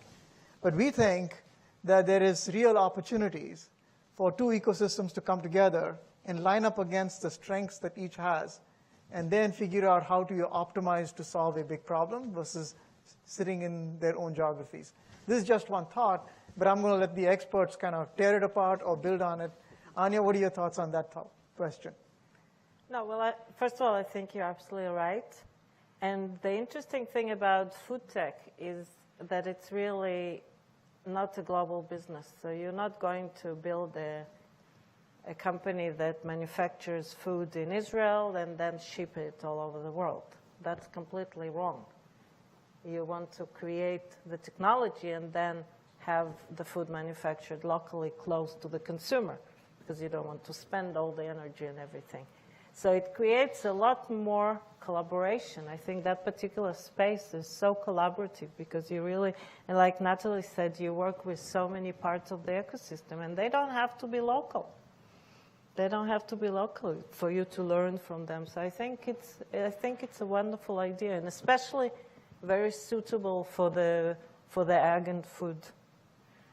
Thank you, Anya. Maybe Natalie, we'll come up with some ideas tomorrow. Yes, we will. We will. Natalie, from your perspective, as you're thinking about, in some way shaping a new food ingredient business, what's, to Dick's question? What's the big aha? What's the next? What's the next? Well, I think this ecosystem is a really key one, but I kind of in a different angle maybe to that question. I think having health come more into the food and ag planning and discussion and innovation is we hear talk of it, but to see it actually coming to life, I think that's the one that's starting to happen more. And honestly, I don't think, you kind of alluded to this a little bit. I think or maybe it was the gentleman before you, I think sometimes, from my experience working with nutritionists and folks in the medical community, we have a advisory board that has those kind of people on it. They're not necessarily trained very much in food and ag, and yet we know how important that is to health. And so I don't think it's as intuitive for them to think they belong as much in this conversation, and yet they really do, especially with some of the new research going on. So I think that's going to be an aha. And we have a great, here in St. Louis, that's another great area, is our medical community. Yeah. Absolutely. Yeah. Don? I want to, so just on the aha. So we had an aha, we talked about the people, and we're talking about a lot of very highly educated expertise. The aha that we had, we did a labor analysis of the biosciences industry in St. Louis. And we had an aha that we found that, I don't remember the exact numbers, but 60% or something like that of the jobs demanded in the industry do not require a college degree. And we've learned from that, and we've initiated programs to harness employer demand and understand employer demand and match those up with the trainers. So to the gentleman from St. Louis U that asked a question about how do we pair with academia. In this case, we're talking about people. Sometimes it's a 2-week training program or a junior college, community college program. But there's a real opportunity for a much larger swath of our community and our population to participate in the growth in this industry. It doesn't have to be an industry that only PhDs, even though we have more plant science PhDs than anywhere in the world. There's a lot more people out there who, including from communities that perhaps have been left behind, who can participate in the growth of this industry.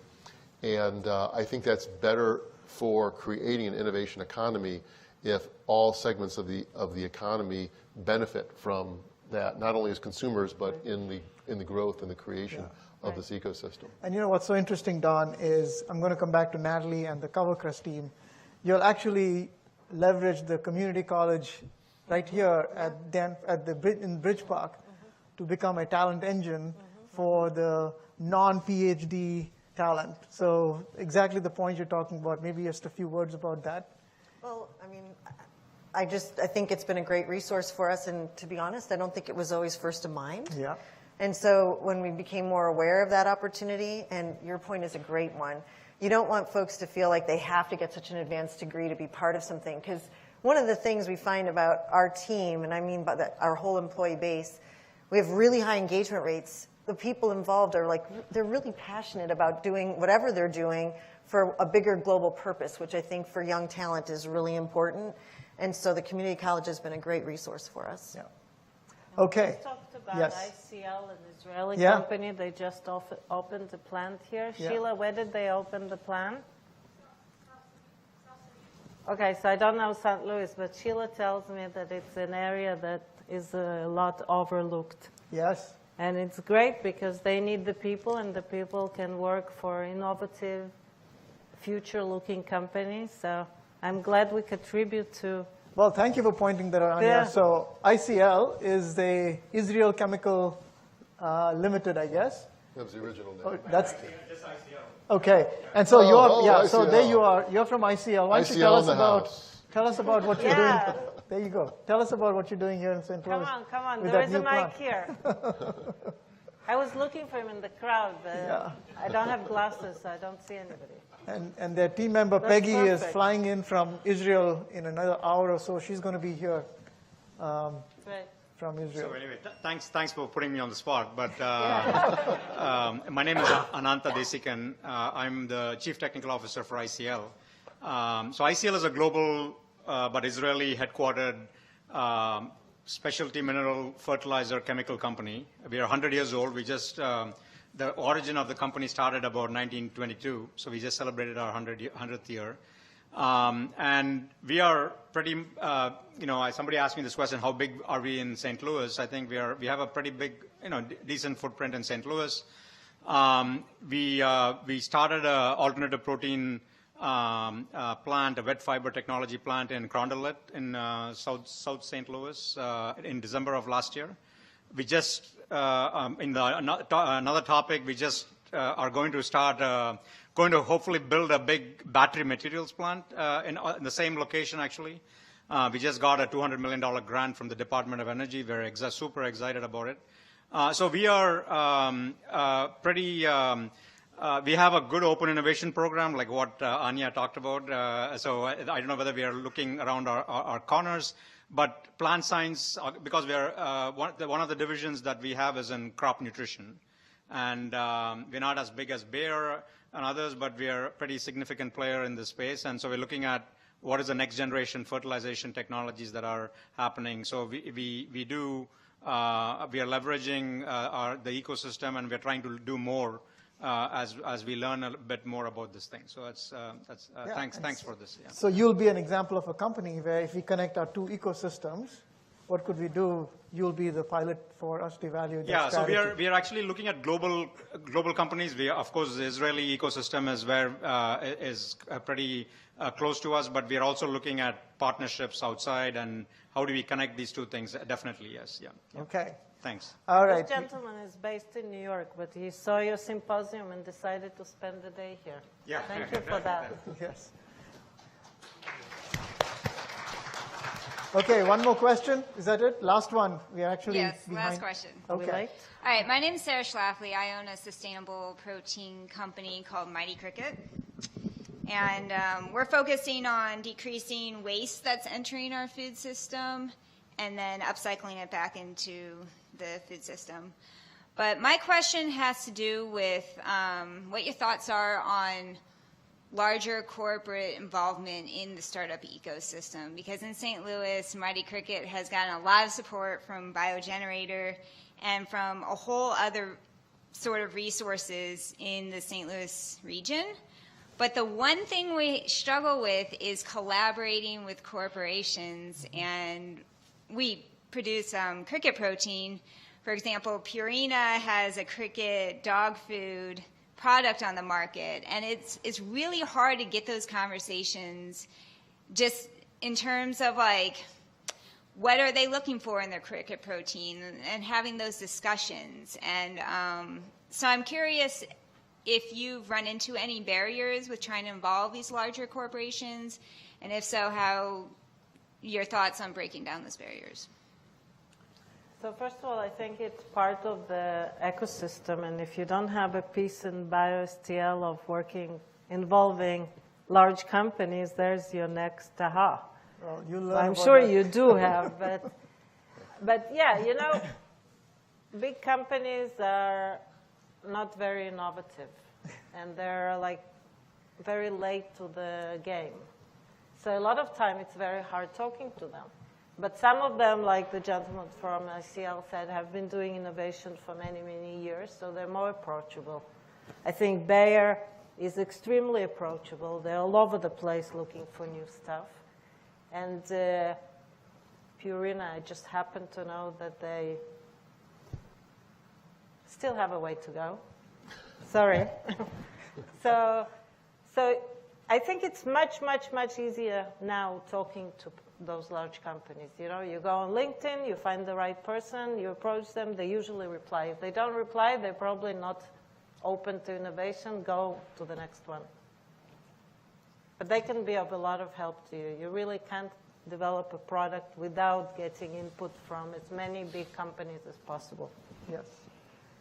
So I can share some thoughts if you like. Yeah. So Natalie, maybe you can connect with her, or you want to just make a quick... Well, I can connect with her after. Yeah. One of the things that they are very good at is figuring out how to work through and with, work around and work with existing stakeholders. That's a very important skill of innovators. You got to work around and work through them because you can't go without them. So it's been a really great conversation. I am so glad you guys gave me a chance. And Rick, you're my best volunteer for this. I just pulled you in and you jumped in there, and then that led to other people coming and asking. So let's take a break. We got 25 minutes. No. Enjoy some networking time. Is that right? But be back at 3 o'clock, because at 3 o'clock we're going to start a really fascinating conversation. I wish I was moderating the panel, but I got a better moderator than myself, and that's Martha Schlicker. She is a powerhouse CEO of multiple startups, and she'll be moderating that conversation around innovative solutions. So see you back at 3 o'clock. Thank you so much. Thank you.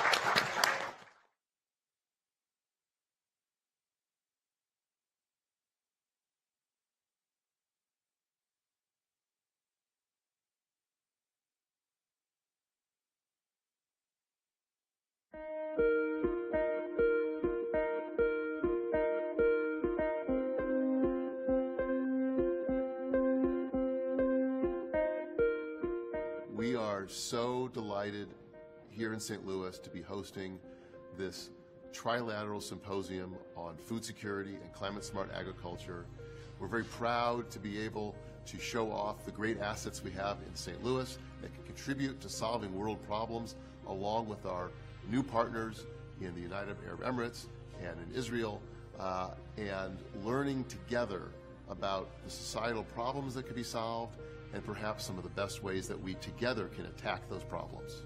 There are genuine or acute problems that we are trying to address or to tackle, and through this partnership, it really some of the leading players or actors in the world on these realms of agriculture and food security and climate challenges that are coming from Israel, from the UAE, and of course from Missouri, which is the hub, BioSTL, which is the hub for this kind of research and development in the United States. And I think through that we can really engage in a meaningful discussion that in the end of the day comes to alleviate some of the most pressing issues that we're dealing with. We will be hearing from experts and leaders from all three countries about what are the priority challenges in climate agriculture, in food security, in food waste, in water efficiency the issues that they struggle with in their own geographies to be solved. And then we'll be hearing from innovators with ideas that can be solving those problems. The symposium comes at a very good time. The UAE's National Food Security Strategy of 2051 really aims at increasing the use of technology in the food and agriculture sector and vertical. For us, this is very important as we go about to scout beyond the Beltway, so beyond Washington, D.C., to see what other technologies and companies and private sector participants are able to come and actually help us further progress and develop our sector in the GCC region, in the Middle Eastern region. One of my hopes is that through this inaugural symposium, we will build relationships and trust to continue to work together and create a platform of relationship upon which we can build future collaborations among institutions and innovators and investors and businesses together, so that between St. Louis and the United States, along with Israel and the Emiratis, we will be able together to enter deals, develop partnerships and joint ventures and collaborations to help make a difference in the world through solving important problems in agriculture and food security. Live from the Danforth Plant Science Center in St. Louis, Missouri, welcome to the inaugural Trilateral AgriFood Innovation Symposium.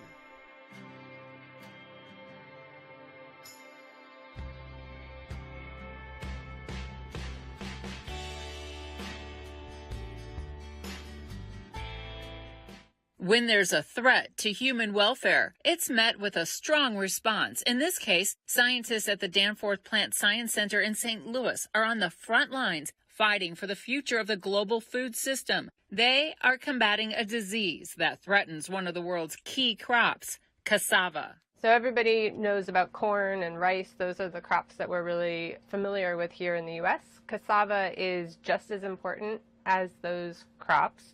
It's a source of starch for millions of people, but it's primarily grown and eaten by people who live in the tropics, so Central and South America, Sub-Saharan Africa, and Asia. Cassava research in the Becky Bart Lab at Danforth is uniting scientists globally as farmers may suffer huge yield losses. It is susceptible to a couple of diseases, one of which is cassava mosaic disease. This is a DNA Gemini virus pathogen of cassava that infects the cassava plant. It's transmitted by little white fly insects. It's a DNA virus which will get into the plant cell.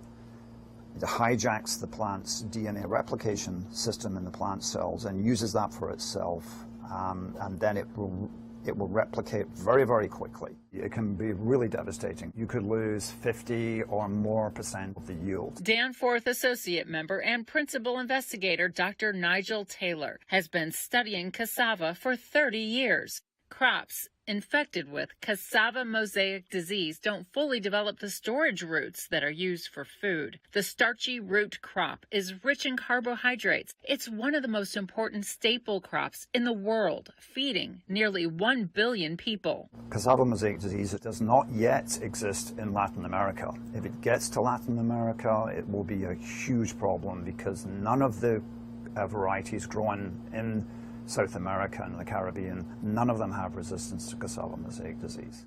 But research in the Becky Bart Lab at Danforth is part of a collaboration that now has the world a step closer to the possibility of planting disease-resistant crops. So our discovery is the gene in cassava that protects it from this virus. So there's a lot of different varieties of cassava out there. Some don't have this specific gene and are therefore susceptible to the pathogen. If they have this certain variation, this mutation in this gene, then they are resistant to this disease, just genetic resistance. The gene that we found the mutation in, it's called DNA polymerase. And it's a really interesting protein because it's part of a complex that replicates all the DNA inside of our cells. For the discovery, research associate Carrie Gilbert used big data analytics. Folks around the world have been working on the problem of cassava plants and this virus for a long time, and they generated a lot of data. And so I was able to access this publicly available data, sequencing data, disease data and look to see which plants are resistant and maybe do they have the same mutation. And we did. The work sheds light on how to maintain resistance. You might have one cassava plant that's really, really productive, produces huge roots underground. That's what people eat, is these storage roots, but happens to be susceptible to this disease. So you can cross that variety of cassava with a variety of cassava that has the resistance and get new varieties of cassava that combine those two traits. The discovery offers hope for other major crops experiencing attacks by this family of closely related viruses. Gemini viruses, like the one that causes cassava mosaic disease, are very common. They infect lots of different crops, cotton, tomato, grape, a lot of other ones as well. And in many of those cases, there are no known disease resistance control strategies. So what we're interested in doing now is figuring out whether or not we can take our discovery from cassava and recreate it in some of these other plants to generate a novel source of resistance. This discovery could be made to operate in some of the most important crops in the world, such as cotton, maize, beans, tomato, to improve the livelihoods of hundreds of millions of people.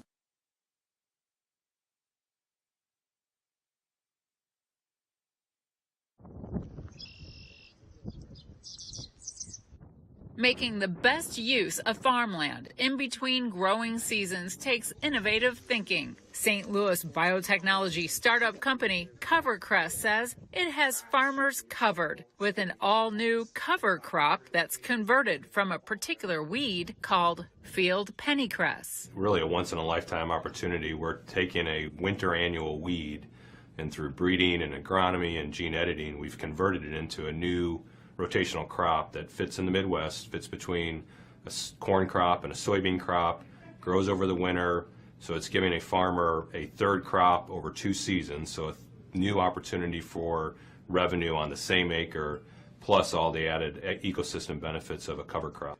They call the crop CoverCress, which is the name of the company. Progress is made on field research plots. The company is showcasing the success of its climate-smart seed technology on a nearby farm in Illinois. Our ultimate product is renewable biodiesel, and with a low carbon footprint. Which means when CoverCress grain is crushed, the oil produced is a lower carbon intensity feedstock for multiple uses, such as renewable diesel fuel, sustainable aviation fuel, and high-protein animal feed. It's an oil seed, so similar to soybeans or canola, there's a portion of that seed that has a strong oil content as well as the protein component of it. And it's good for the soil. We can actually look the farmer in the eye and tell the farmer, look, we have a place for this stuff to go. You will be paid for it, and we've got a great crop for you to try to grow that's both going to benefit your soil and benefit the environment. As a company, CoverCress Inc., we are doing this under contract with farmers. We're paying that farmer to plant, cultivate, harvest, deliver CoverCress. We pay them at delivery, and then we have the market. So our grain here in the early days will go as a whole grain additive into feed for chickens. Long term, we will take our grain to a crusher, and that crusher will then crush the grain, extract the oil, extract the meal. The oil will go for renewable fuel production, and then the meal will go for animal feed. The company is demonstrating its potential to industry experts and possible customers, including neighboring farmers. For David Wessel, having a cover crop is nothing new. I've been utilizing cover crops for several years, and it just would fit into my rotation, at least on my farm, I think, as some way I can get a little extra cash or a little revenue off that cover crop that I'm putting out there. The CoverCress crop is new to Wessel and gives him much more to consider. We had this opportunity to come out today to the field day to see firsthand, I guess, what they are actually doing. I think the biodiesel part is the driving factor right now. I sit on our state soybean board, and so I'm pretty familiar with us being the #1 feedstock for biodiesels currently, the soybeans are. And we don't really see it as a competitor moving forward. It may be a complementary product because we can double crop soybeans right behind this. For years, we considered pennycress as a weed that you would try to terminate, and they're taking it to the next extreme where they can get the oil from it. And also a feed source that I learned today that I didn't know. It's going directly into poultry feed. It all started in the lab. The research is ongoing, and at CoverCress, improvements are made through the gene editing process. These are primers. They're just a tool that we use to identify the knockouts that we're trying to achieve. The plasmids contain inserts that we put into our pennycress, and the plant will express that insert, which just goes around and cutting different genes that we're interested in. Plasmid was inserted into the plant, and it's the expression that CRISPR is present. It's the tissue expressing that glowing component because it's attached to the CRISPR, so it's just a visual representation that there has been a transformation made. We've taken this native product, pennycress, this black-seeded variety, and through our efforts with gene editing, we've reduced the fiber to get to this golden color, and this is what we call covercress. The crop has gone from the bench to the field, and from here, the goal is getting it to market. The customers and the folks that we talked to today obviously have a lot of interest. We had a couple of customers in the field that I just heard wanted to double their order after coming to the field today, so that's always a good thing. Being out here looking at the research trials and the team that they have put together, they have a very knowledgeable and a great team that I feel. Developing these new strains, I think they have a good future moving forward.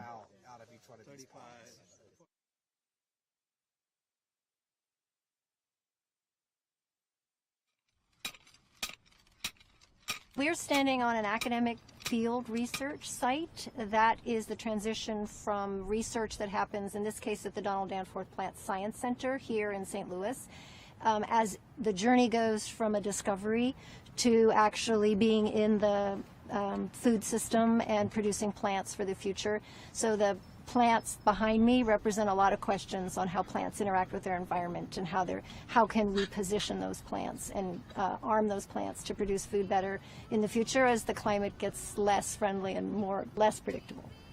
There's no more land being built. In the U.S., there's 198 million acres of row crops in agriculture, and that's not growing. And so we have to do better, grow more sustainably, and better food in the space that we have. One way to do that is to integrate new technology into the age-old methods used in farming. What exists today is technology, whether satellite, airplanes, and others, that actually look at your farms so they become the eyes of the plants that you grow. We use drones, so we have a very unique technology that goes inside the plants to find the outbreak of disease, pest, pressure, at the moment of outbreak, when that happens, when the growers care the most. We patented a method to actually essentially use a tether. It's essentially a selfie stick where the drone is flying above, but the cameras are off the actual drone, tethered, and that's how we lower. Instead of actually having people walking the fields, we do that with robots instead of people. Between the plant, we lower a set of cameras and we take pictures of anything like the insects. When they actually happen, they first occur underneath the leaves, and that's where they kind of like harbor. The same thing with weeds. So where do you have weed pressure that matters the most? It's actually when the weed is very, very small. So you have to know that, and that you cannot know from above because you have the canopy, the crop itself. So you have to get inside to understand what's happening underneath. That device, developed by Acre Technology, is called True Cause, and the information it collects allows farmers to assess their fields more accurately as well as efficiently. I'm a farmer from Illinois.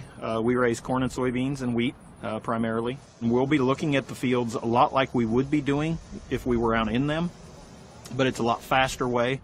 There's some artificial intelligence here that can tag some of the images for us to be able to tell us exactly what to look for and focus our attention on so that we're very efficient when we're sitting in front of a computer and looking at it. And so it's going to be a lot more timely than actually going out and walking the field. You can cover a lot more acres. The information that is collected by the sensor that falls off the drone is a sensor array, and it collects a number of agronomic things. The first, it takes pictures, and those pictures are translated using machine learning, artificial intelligence, into things that matter to the doctor or the agronomist. We also capture environmental information, temperature, humidity, CO2, O2, all kinds of things that are important to understand the variability of soil, temperature, and conditions that are important for the plant to thrive. We're applying insecticides or fungicides or different nutrients to different areas of the field that need it versus areas that don't. And again, having it tagged spatially within that field, we can do a much more efficient job, so increasing our return on investment. The hope is that in addition to helping individual farmers, the information gained through the use of this new technology will also give researchers the ability to design new and better crops that will help increase yield in light of changing climates throughout the world. This research isn't impacting climate change, but it is very much impacting how plants will perform in that climate and understanding what levers we have inside plants, whether it's their architecture or their biological, physiological responses to the environment. So you get more data, which is going to let us improve crops better for their environmental performance, but also quicker.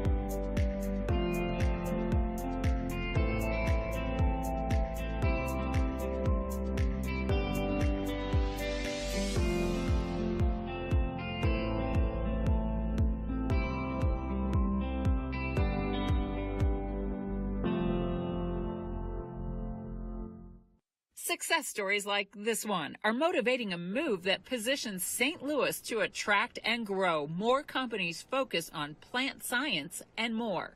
The growing trend is agriculture and food technologies, or what's called AgriFood tech. The St. Louis startup Edison Agrosciences developed technology to increase the levels of natural rubber production in sunflowers. There's a huge supply chain issue with natural rubber. It's a strategic raw material that's used in thousands, tens of thousands of products, and all of it is grown over 10,000 miles away, and we still rely on natural rubber because it has certain performance characteristics that can't be matched by synthetic materials. BioGenerator, the investment arm of BioSTL, invested, helping to support the company's move to St. Louis from North Carolina. Then Edison Agrosciences received an added boost from Arch Grants. We received the $50,000 in non-dilutive funding for the company, which was key for us. Leaders within Arch Grants and BioGenerator are touring the company's lab. Edison Agrosciences is on a long list of companies Arch Grants has helped. Since 2012, Arch Grants has funded over 200 companies in fulfillment of our mission to drive economic impact in St. Louis. In aggregate, our companies have created over 2,600 jobs in the St. Louis region, generated over $500 million in revenue, and attracted over $620 million in follow-on capital. The other knock-on benefits last year, our companies reported paying over $30 million in wages to St. Louis-based employees. So those are real economic impacts that we feel very proud and emboldened to go forward with our mission. BioGenerator is behind an idea fueling the latest advancement in the Arch Grants mission, which is all about rallying partners to generate funding opportunities for the new AgriFood Tech track in the annual Arch Grants Startup Competition. It originally started in a conversation I was having with some of the Arch Grant board members who were asking me about some of the things that we had going on in the ag ecosystem. There's many of us in the agricultural space that are anxious to create more ag food tech startups in the region, and felt that by working together with Arch Grants, we could provide our global reach, our global presence to help attract companies to apply for an Arch Grant. Then we could all lean in and help be a part of the judging process, and ultimately then be a part of mentoring and coaching those companies, and working with local venture to commit to follow-on investments to help those companies be successful. So, BioGenerator, the Donald Danforth Plant Science Center, and the Yield Lab partnered with Arch Grants to attract and keep agri-food tech companies in St. Louis. We accomplished that by providing non-dilutive grants. This year it'll be $75,000 awards across the board, with an additional $25,000 for companies that move to St. Louis from outside of Missouri or 150-mile radius. As many as 3 or maybe up to 5 startups in the agri-food tech space will get a shot at winning the grant and growing their idea in St. Louis through the new Arch Grants Agri-Food Tech Initiative. It's ways to produce healthier and more sustainable food, and that could be from a plant in the ground, that could be from a bioprocessing reactor, that could be making sure the food doesn't spoil on the shelf. We've always funded companies in ag or food tech, never through this hopefully very beneficial partnership. Look, we have the Yield Lab, we have Donald Danforth Plant Science Center, we have BioGenerator in a position that we can combine resources in a really effective way to support agri-food tech startups in St. Louis. That's what's really new here. It's really a concerted effort to both recruit the best companies possible, attract funding designated for agri-food tech companies, and then support them through a strong partnership. I'm hoping that this will make many people, like many of my ag food tech colleagues who might not be aware of Arch Grants, willing to now look at and see and recognize Arch Grants and fund this track. Therefore, we're going to grow the overall size of the pie for Arch Grants funding overall. Winners will share the spotlight in November alongside other types of startup companies and their innovative ideas. Later this year, we'll be announcing our cohort of between 20 and 25 companies at our annual gala, November 18th. This is a very important step for us to attract even stronger, more promising agri-food tech companies in St. Louis.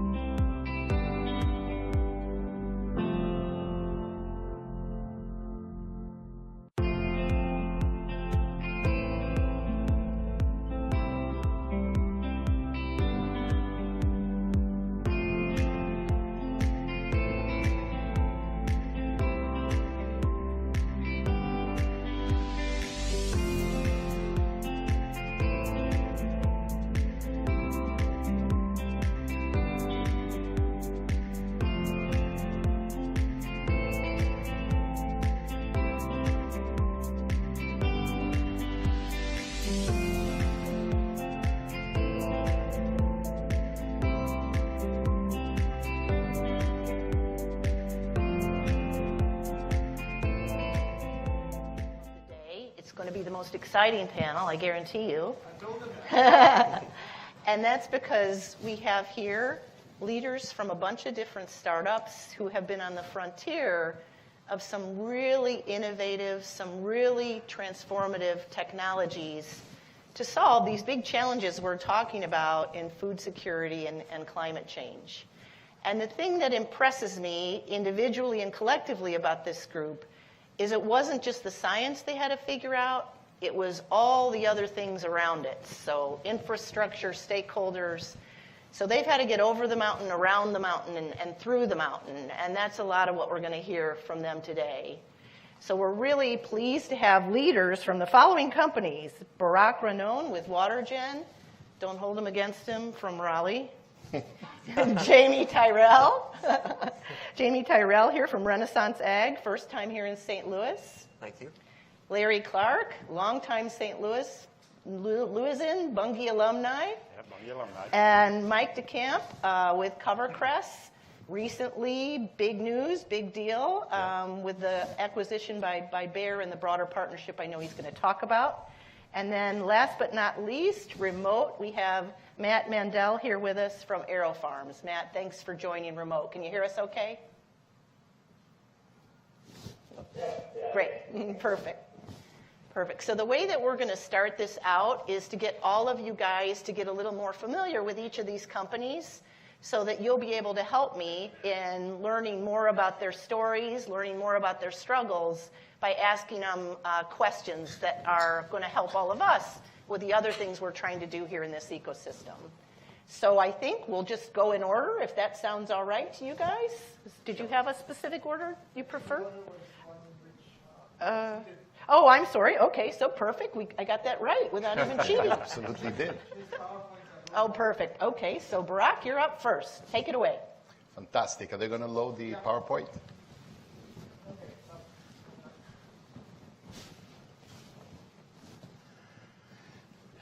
Fantastic. Hi, guys. So my name is Barak, and I'm originally born in Israel. I live now in Raleigh, North Carolina, and I'm President and CEO of WaterGen Americas. We switch the slide. Can I switch it or? You can do it. All right. So I'm here to talk about the challenge of drinking water. As you all know, it's a worldwide problem in general, and I'm going to go very quick because we have limited time. There's over 2 billion people with the problem of access to drinking water. It's getting worse, by the way. 80% of most diseases are going through water and causing a lot of issues. 1.7 million kids die a year from that around the world. And by 2025, 50% of the population on Earth is scheduled to have a problem to getting to clean drinking water. Just to understand, according to statistics, each minute, 1 million plastic bottles are discarded. That means after 90 minutes of this panel, it's 90 million bottles. We can fill out the whole park. But we're going to talk about that later. First about water. WaterGen basically went to create a third source of water. Historically, there is the ground, ocean, and now for the first time, we want to try and bring, which we have, third source of water. So we're no longer dependent on historic land or ocean for water. The company was founded in 2009. It's a technology company out of Israel. And we basically, in over a decade now, are developing and selling atmospheric water generator, which I will explain shortly. We operate in many countries around the world. We have sales in over 20 countries, and we have facilities, manufacturing facilities in 3 continents, and happy to have one in the United States as well. So what is basically our technology? Well, we develop a heat exchanger, which is extremely efficient, and we broke many barriers that until today were not possible. We have to produce the water out of the air in a way that it's cost effective when you drink it. All our machines need is power. It's literally a box that you plug and you produce water, drinking water, ready to drink. We've been able to do it in a very wide range of humidity and temperature, which made a big difference because about 90% of humans' habitats are near water source somehow. Otherwise, we can't live. This can change it. Very quickly, we don't have a lot of time. In a very simple way, we filter the air. Then it goes to our patented heat exchanger called Genius. That's where condensation occurs. We create water. It goes through filtration system and stored at cold temperature, ready to drink. On the way, we have different certifications for our water. We were the 2019 Time Magazine Award, CES Award, 2 years in a row for innovation, and many others. We were covered in many different media sites over the years. So developing a technology is not enough. You got to package it in a way that everybody can use it in different places on Earth. And this is our family of products that are actually available today. This technology was not available in the way that today water can be generated from air for the first time. We have a third source of water, which is the air, which is incredible because the air has more water than all the rivers combined on Earth. And the water in the air is renewed constantly. So unlike wells where they dry, the water in the air doesn't dry. It's renewed all the time. So it's basically almost an endless amount. To go very fast, we do it from 6,000 liters a day, which is 1,200 gallons a day, on a machine that's not very big. It's about a square this big. And it can give water for drinking purposes for 5,000 people each day. And all you need is power, and you can plug it anywhere you want on Earth. We go down to smaller machines for 200 gallons a day, 8 gallons a day, and WaterGen had a special ability to miniaturize the technology, that we can do it all the way down to a tiny cooler that you can take, and it's a charged battery up a mountain, and it will produce water for you every day. Basically, our markets are very diverse, from militaries to remote towns, to rural towns, to offshore rigs, anywhere where water is scarce. And also, in the United States today, there is about 80 million people that are about to have a lot of water problems. And the fighting is already on between California, Arizona, Utah, Nevada, a little bit more. And it's a huge problem. Colorado River is out, and the Hoover Dam is low as ever been. So we are offering a third source. We're not competing with something that's going away. We were able to miniaturize the technology all the way to be able to install it inside, for example, an RV. So when you buy the RV, you were asked, do you want the water package? You would say yes, just like you choose the sports package or whatever. And you will have a generator, which is very small, installed using the RV power, generating water for you anywhere you go with the RV. Now remember, water is the #1 source that you got to go back for. You can hold food for weeks, if not months. Water, it's a problem. Water can't stand too long. So with this technology, by the way, we already launched. It's available in certain RVs. You can go for 5 months. It doesn't matter. You'll constantly have water. And we're able to put it in trucks that cross the United States. And in the future, we feel it's going to be in many other areas, from your local boat that you take to a lake. You don't need to hold bottled water anymore. So, and that's where I'm going to finish a little bit, the impact over the world so far. So we've already installed those machines in the World Soccer, in the Mondial, for people to drink, in different soccer stadiums, in the ATP tournaments around the world. By the way, again, you can see the benefit. It doesn't need any water source. So the air is. So we don't need to pipe it to anything. So they can just plug it anywhere you want, on the golf course, on the football stadium, anywhere you have power. Just plug it, pure drinking water. We've been around different sports events around the world, and the biggest impact in the beginning was helping the world around us. So anywhere from hundreds of schools in areas where they don't have water, in South Africa, in the Gaza Strip, in Cambodia, in hospitals that need clean water to treat the patients. All they do, they install this and they have clean drinking water. The cost of the water is anywhere from a quarter to even less than bottled water, and that's part of the breakthrough. So there's absolutely no reason to hold water. You can produce it fresh on the spot, and so on. So this is in a few-minute nutshell, and we're happy to share that information with you guys. Thank you. Fascinating. Thank you. Impressive. Thank you.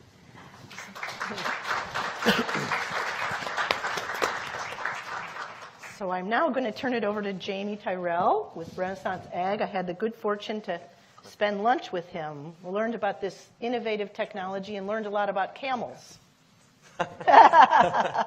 Yes, we did have a camel chat. Thank you very much. I'll just wait for the... Oh, I click. Thank you very much. Technology, right? So thank you, everyone. My name is Jamie Tyrell. I'm with Renaissance Ag and a company called Cultivated. And what I'm going to talk to you today about is what's called fodder, or what we're talking about is an alternative animal feed that is actually using water, electricity, and seeds to produce fresh fodder. So we'll talk a bit about that. Let me tell you a little bit about the company, though. I'm Canadian. My business partners are American. I also have another business partner who is Canadian as well. So we can call this the Quadlateral Summit, VJ, next time. So the company is based out of Utah, and they are called Renaissance Ag. And their mission is to become basically a foundational partner to small and medium-sized livestock producers. And that is probably the majority of the farmers across Canada, across USA, and probably across the world in terms of size. And we want to help these livestock producers produce quality and volume by improving feed value and reducing overhead. And we're going to get a little bit more into detail about that. In terms of animals, you can see here we have some cows, goats, we have some pigs, we have some chickens, and as we described, we can talk about the camels later. Our mission is to essentially focus on the local food security by strengthening local small and medium-sized livestock producers. And we're looking at connecting those local farmers into the supply chain in a more meaningful and sustainable manner through the technology. We're also looking at, and we heard from somebody earlier, about converting animal waste and converting manure waste into alternative proteins for the system and incorporating that into regenerative ag principles and practices throughout the world. And we can talk about that throughout the idea. So we all have a problem that we want to solve. That's why we're in business. This is the kind of pièce de résistance as to why we are here. We've talked about water today a lot. Agriculture, as we know, specific to whether it's for animals or whether it's for crop production, for personal right direct to consumption, uses a lot of water. Uses about 92% of the water. VJ, you had a different slide. It was about 70%. In other words, it's a lot. It's a lot of water that we're producing for the type of food that we need. In terms of land use, 37% of land area. I'm going to proposition something to you today that actually reduces the amount of land to produce the same amount of product. And that's going to be kind of an interesting, compelling argument. In terms of energy, we use about 30% of global energy to produce this. And that's a lot. We heard about coal earlier. We heard about rising prices in fuel. We heard about rising prices in just about everything over the last 2 years to 6 months. And then we're also talking about greenhouse gases and how we can look at those. As we know, currently we are looking to increase our population. By 2050, we'll have approximately 10 billion people. And in terms of producing crops, we need to increase that production probably about fourfold. So we have a current population base now, and we're already exceeding that demand. So we're trying to find ways through what we call vertical farming or controlled environment ag as to how do we do that. So our product is looking at taking that to a step further, but for animal feed. So how do we control the environment? How do we control the vertical farming in a product through animal feed? And this is what our solution is. And it's basically a simple piece of technology. When I say simple, the inputs are seed, the input is water, and the input is electricity. Those are the only 3 things that you need. There is no catch to this. And let me explain through this video. Take it away, gentlemen. Dale Sorensen, and I'm the Chief Commercial Officer of CoverCress Incorporated. That's his video. That's to come. There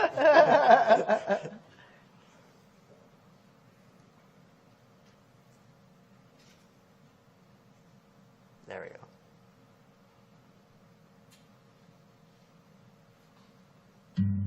Nearly 2,000 acres of arable farmland are consumed by development each day in the United States. That's over 700,000 acres of land each year that won't be used to meet the massive agricultural needs across the world. In addition to that, almost 2/3 of the United States is abnormally dry, or worse, projected to be in a drought this year, which reduces the efficacy of pesticides and herbicides and cripples farm output and feed quality. Our solution to these problems?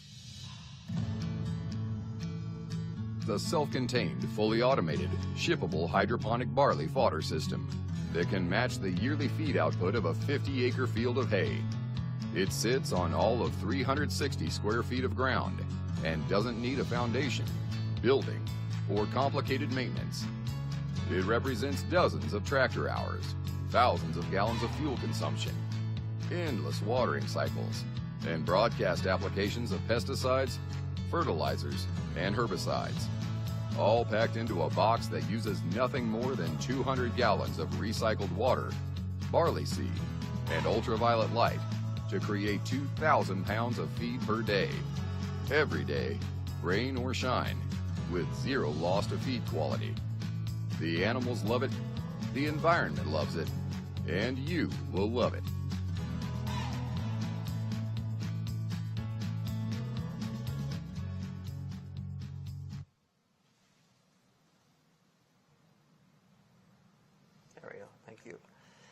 So this is what it is looking like right now. This is what we call the Pasture Box 3000. So we've actually made the system more efficient.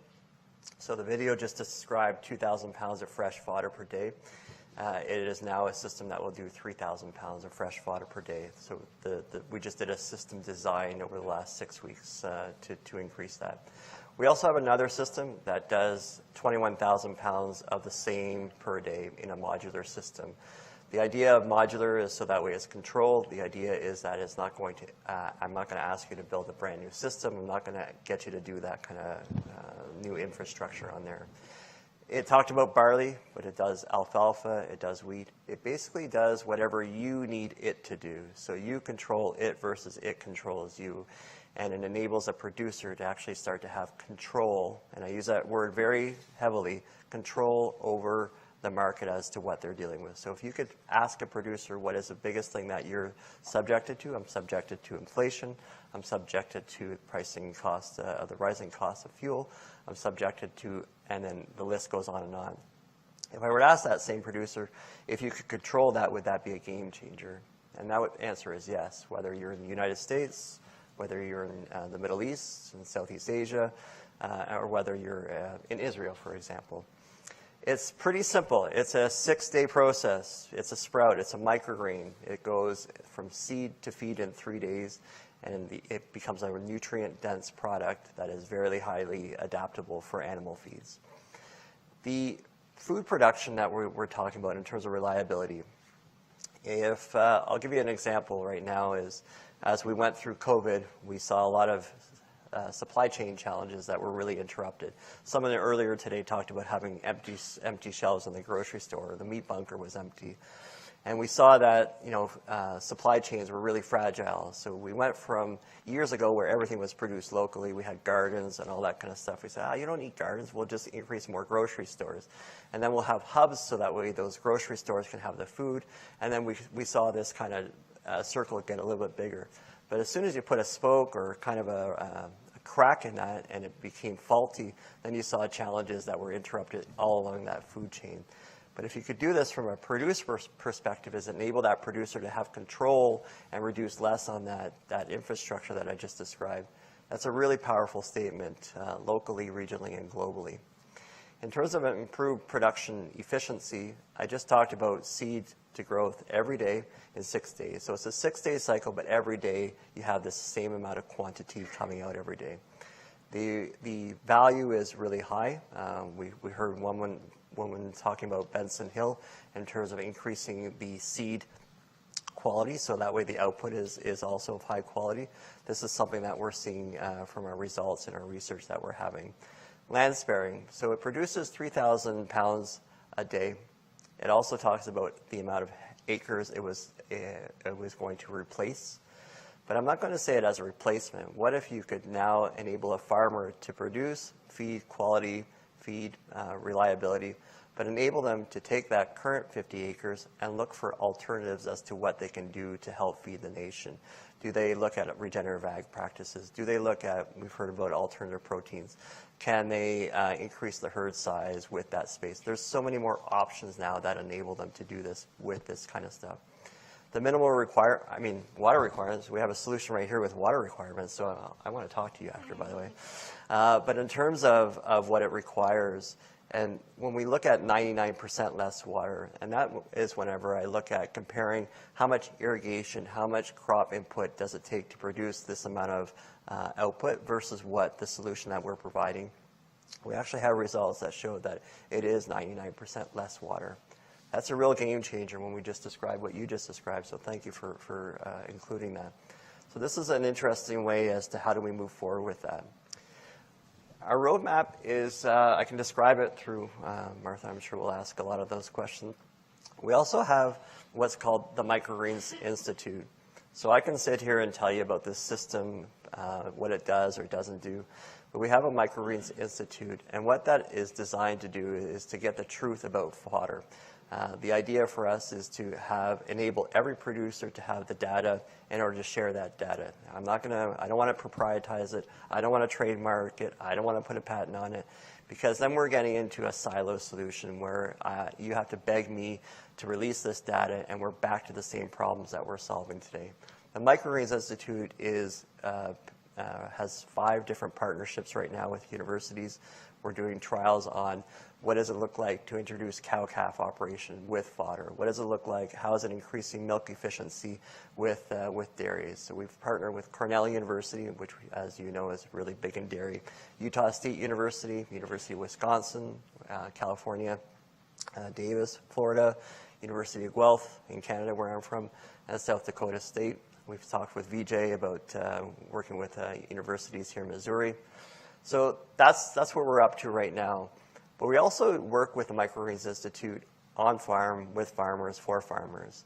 And whenever I say that, a farmer would ask me a question is, well, how does this impact my animals? And I can talk anecdotally about that, but why don't we use the Microgreens Institute to develop an inclusion diet that takes your current system and brings it into a future state with this inclusion?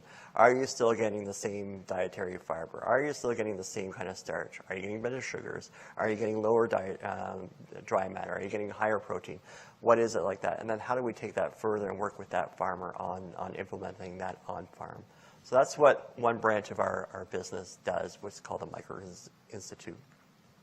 Jamie, I'm just going to move us on. Can you wrap it up so we have time for others? Yeah, thank you. In terms of markets right now, we are in North America, so that's US, Canada, Mexico. We are in the Middle East.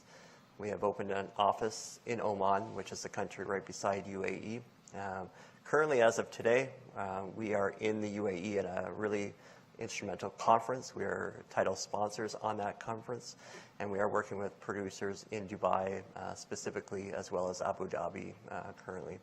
Southeast Asia, as we mentioned, and Australia. So that's us. Thank you. I'll wrap that up, but I appreciate your time. Thank you very much, Jamie. So now I'm going to turn it over to Larry Clark with NanoGuard to talk about another aspect of the supply chain. Sure. Need a minute? Oh, we want to go to Matt first. Sorry. I didn't know if it was physical order or list order. I can be flexible. I'm a startup. So let's see. Larry, do you want to cover AeroFarms? Or Matt, do you want to cover NanoGuard? Or the slide order is now back to camera. Yeah, no, I get it. So, Matt, we're going to turn it over. It is Larry or it's Matt? Matt. Okay, Matt with Aero Farms. Sorry for that. Sounds good. Great. Let me see if I can get my screen going here.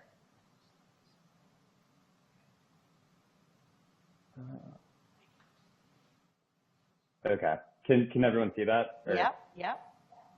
Okay, great. Well, very excited to be here today. My name's Matt Mandel, and I'm with Aero Farms. We're a world leader in indoor vertical farming, which you can get a sense of the kinds of things that we do on this first slide here, which is a shot from one of our facilities in Newark, New Jersey. We're based in New Jersey and growing in the U.S. and expanding internationally, including in Abu Dhabi in the United Arab Emirates. So the impetus for the company is really born out of a few macro trends that we saw and felt like we had to do something about. We saw increasing global population growth, which suggested increased demand for food in the future, and mixed with increasing health consciousness, which would require that the food be more nutritious and have fewer pesticides or other harmful chemicals. Compounding those demands, though, on the supply side, we saw increased water scarcity and a loss of arable land. And then, especially in the last few years, we've seen increased supply chain challenges, making it harder to get food from one geography to another. And so, given all these different factors, we thought that our indoor farming technology, which would allow you to produce healthy, sustainable, nutritious food at near the end consumer all around the world in a much more land and water and just generally resource efficient way, would be a critical technology for the future. And talking a bit about Aero Farms at a glance, we're a vertically integrated company, which means that we do everything from branding the product at retail to developing technology, operating actual manufacturing facilities, and doing strategic partnerships. And as you can see on the slide, we've been recognized for our work over the last decade with many awards and various forms of recognition. Zooming in a bit, when we say that we have a reputation, a real brand at retail, we found that our customers really have grown to trust and love the product that we have. They expect superior quality and flavor, never using any pesticides on the product, which means it's ready to eat. It's not triple washed, which means that the supplier had to try to get off as many pesticides as possible. There were never any pesticides on the product to begin with. They were sustainably grown. They represent new standards for food safety, which again allows it to be ready to eat. You don't have to be washing our greens. And we grow year round, which means it's always fresh and always made near the end consumer. And at the bottom of the slide here, you can see some of the retail partners that we work with. Obviously, these are a lot of great logos, and they also represent a diversity of customers. We work with the Walmarts of the world, the Whole Foods, e-commerce partners like Amazon Fresh and Fresh Direct. And what we found is that many different aspects of society, many different groups really love our product and appreciate what our brand represents. And so, talking a bit more about Aero Farms as a company, our technology, we really are vertically integrated, which means that we have expertise in mechanical engineering and building growing systems, plant biology, and understanding how to stress plants in different ways. We have expertise in sensors and capturing data, and then using data science and machine learning to develop inferences from that data. We are at the forefront of food safety and quality assurance. I joke with friends that I was used to PPE well before the pandemic, just because our grow environments really are so food safe. And then also at the very beginning with plant genetics and seeds. And this slide gives you another sense of one of our indoor vertical farming facilities. I think the most interesting thing to call it here is, and almost what's most distinctive about our grow process, is our aeroponic technology. So we, in order to be as water efficient as possible, we employ a precision misting technology for watering our plants. That's the aeroponic name, which is distinct from a lot of the other hydroponic growers, which we find are not as water efficient, let alone field farms, that use, the kind of conventional irrigation technology, which is even less water efficient. And then, to give you a bit of perspective on Aero Farms as a business and our development plans, so we've been operating out of our headquarters in Newark, New Jersey We have R&D facilities there in addition to a commercial plant. And we actually recently built what is the largest vertical farm of its kind in Southern Virginia, and have been operating out of that facility for the last few months. And we announced that we're going to come actually to the greater St. Louis area and build a similar facility to our one in Virginia, representing the state of the art of the technology. And we're doing that with a great consortium of local partners, including the World Wildlife Fund. Then beyond the domestic value proposition, we found that the Middle East specifically is a really great region for finding that fit between what our technology has to offer and what local consumers really want and need. And we've partnered with the Abu Dhabi Investment Office, or ADIO, in the UAE to build a state-of-the-art research and development facility. And then, I mentioned earlier that we have the commercial side of the business, building farms that produce products for our customers, Walmart, Whole Foods, Amazon Freshes. But we're also a technology platform. We've developed expertise in vertical farming from the top to the bottom, from genetics to mechanical engineering, and so on. And we've matched our expertise and our platform to the needs of a bunch of great companies, like you see here, leaders in their respective industries, to help solve their supply chain issues.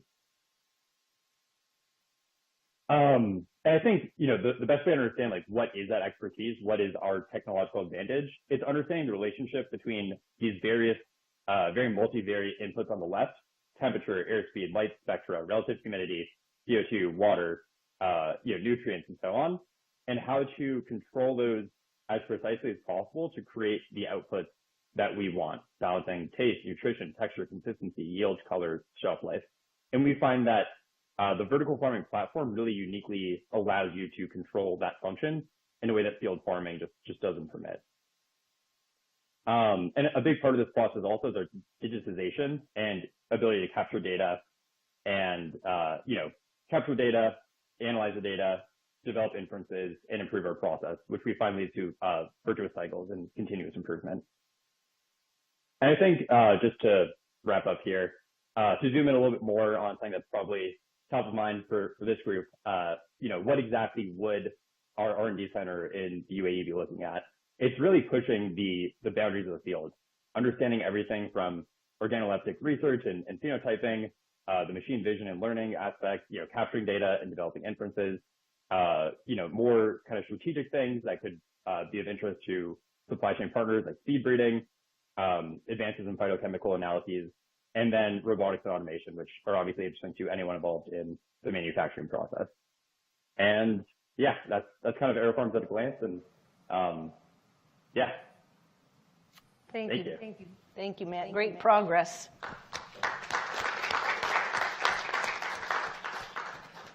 All right, Larry, I'll try this again. Larry with NanoGuard. Yeah, thank you, Martha. My name is Larry Clark. I'm the CEO of NanoGuard Technologies. A little bit about myself. I spent 30 years with Bunge here in town, trading and then ultimately running their North American ag businesses, which biofuels, oilseed processing, grain handling, fertilizer, transportation. It kind of was a lot. So I learned a lot about a little, or a little about a lot. Yeah. And I retired, and then Bunge called and said, hey, we've got this startup that we think you would fit really well. And I didn't know anything about startups, so I said, how hard can it be? So anyway, so that's how I got into NanoGuard. Yeah. All right, so our focus is really about food safety and food waste reduction. And the reality is, according to, you talk to the World Health Organization, if food is not safe, it's not food. And so if you start there, you start with food safety. And then you look over at food that just actually is thrown out. So our technology is really, we look at it as a crossover technology of food tech and ag tech.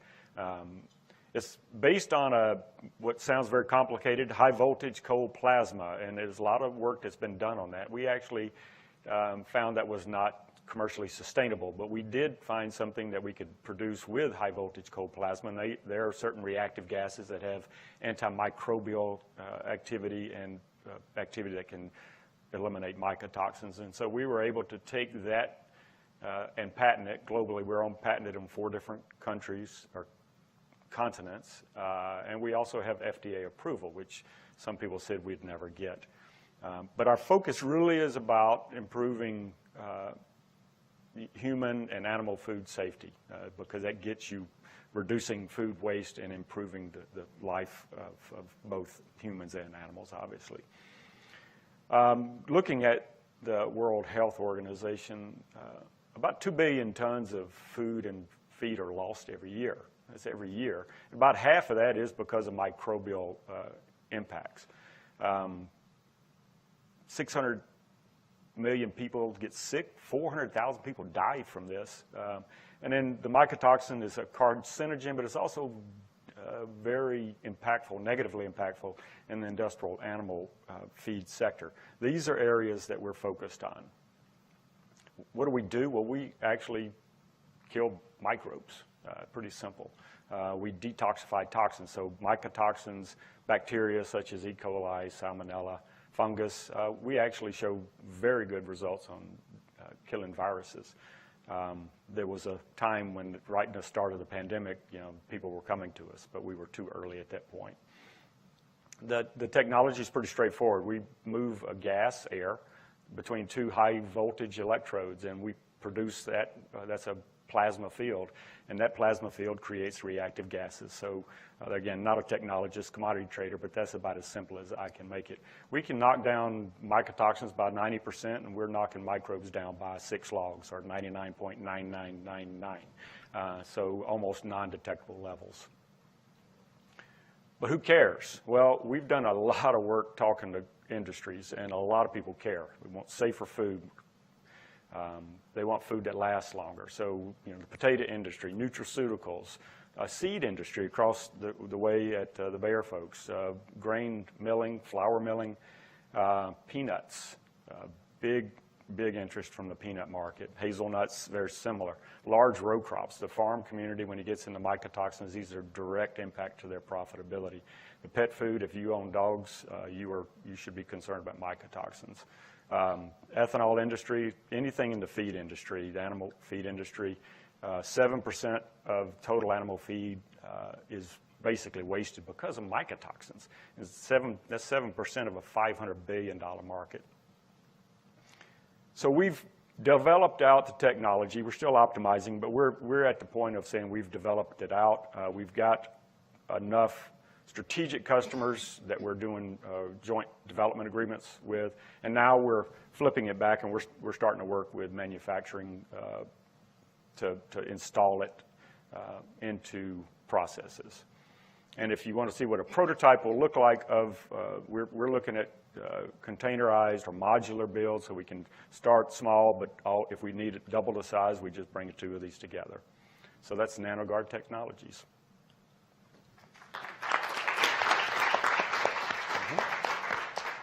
Thank you, Larry. And last but not least, certainly, Mike DeCamp with CoverCress. Thanks, Martha. Good to be here today. Let's see if I can do this. I have a video at the end, so I'm going to move through the slides fairly fast because I know we need the time, but also the video does a better job than I'll do. But when you think about CoverCress, we're really developing a climate-smart seed technology. That's the way we like to think about it. And there's really 3 key aspects of our technology. First, it's renewable. We have a product that when our grain is crushed, and we do that in partnership with one of our strategic partners, who happens to be Bunge, that the oil then is a really ideal feedstock source to produce renewable fuels. And it's an ideal feedstock source for 2 reasons. One, it's a non-food, non-feed, so we're not competing with corn, we're not competing with soybeans, we're not competing with other commodities of that nature. And secondly, we grow in the wintertime, so we get a very low carbon intensity score, which adds a lot of value, particularly in markets like California, where they have low carbon fuel mandates. We're sustainable, so as I mentioned, we are a cover crop, we grow over the wintertime, and because of that, we're improving soil health. We're doing that through increasing microbial activity. We're able to maintain nutrients in the soil during what had typically been a fallow period. We are also sustaining and sequestering carbon at the rate of about 1 ton per acre. So renewable, sustainable, and at the end of the day, we're an agricultural product. We need to go through the farm gate, so we need to be profitable. And we're profitable for that farmer because we're offering farmers a third cash crop in what is typically a 2-season rotation of corn and soybeans. So you get 3 crops in 2 seasons, which enables farmers to really obtain a new revenue opportunity using their same land and using their same equipment, their same planting equipment, their same harvesting equipment. It's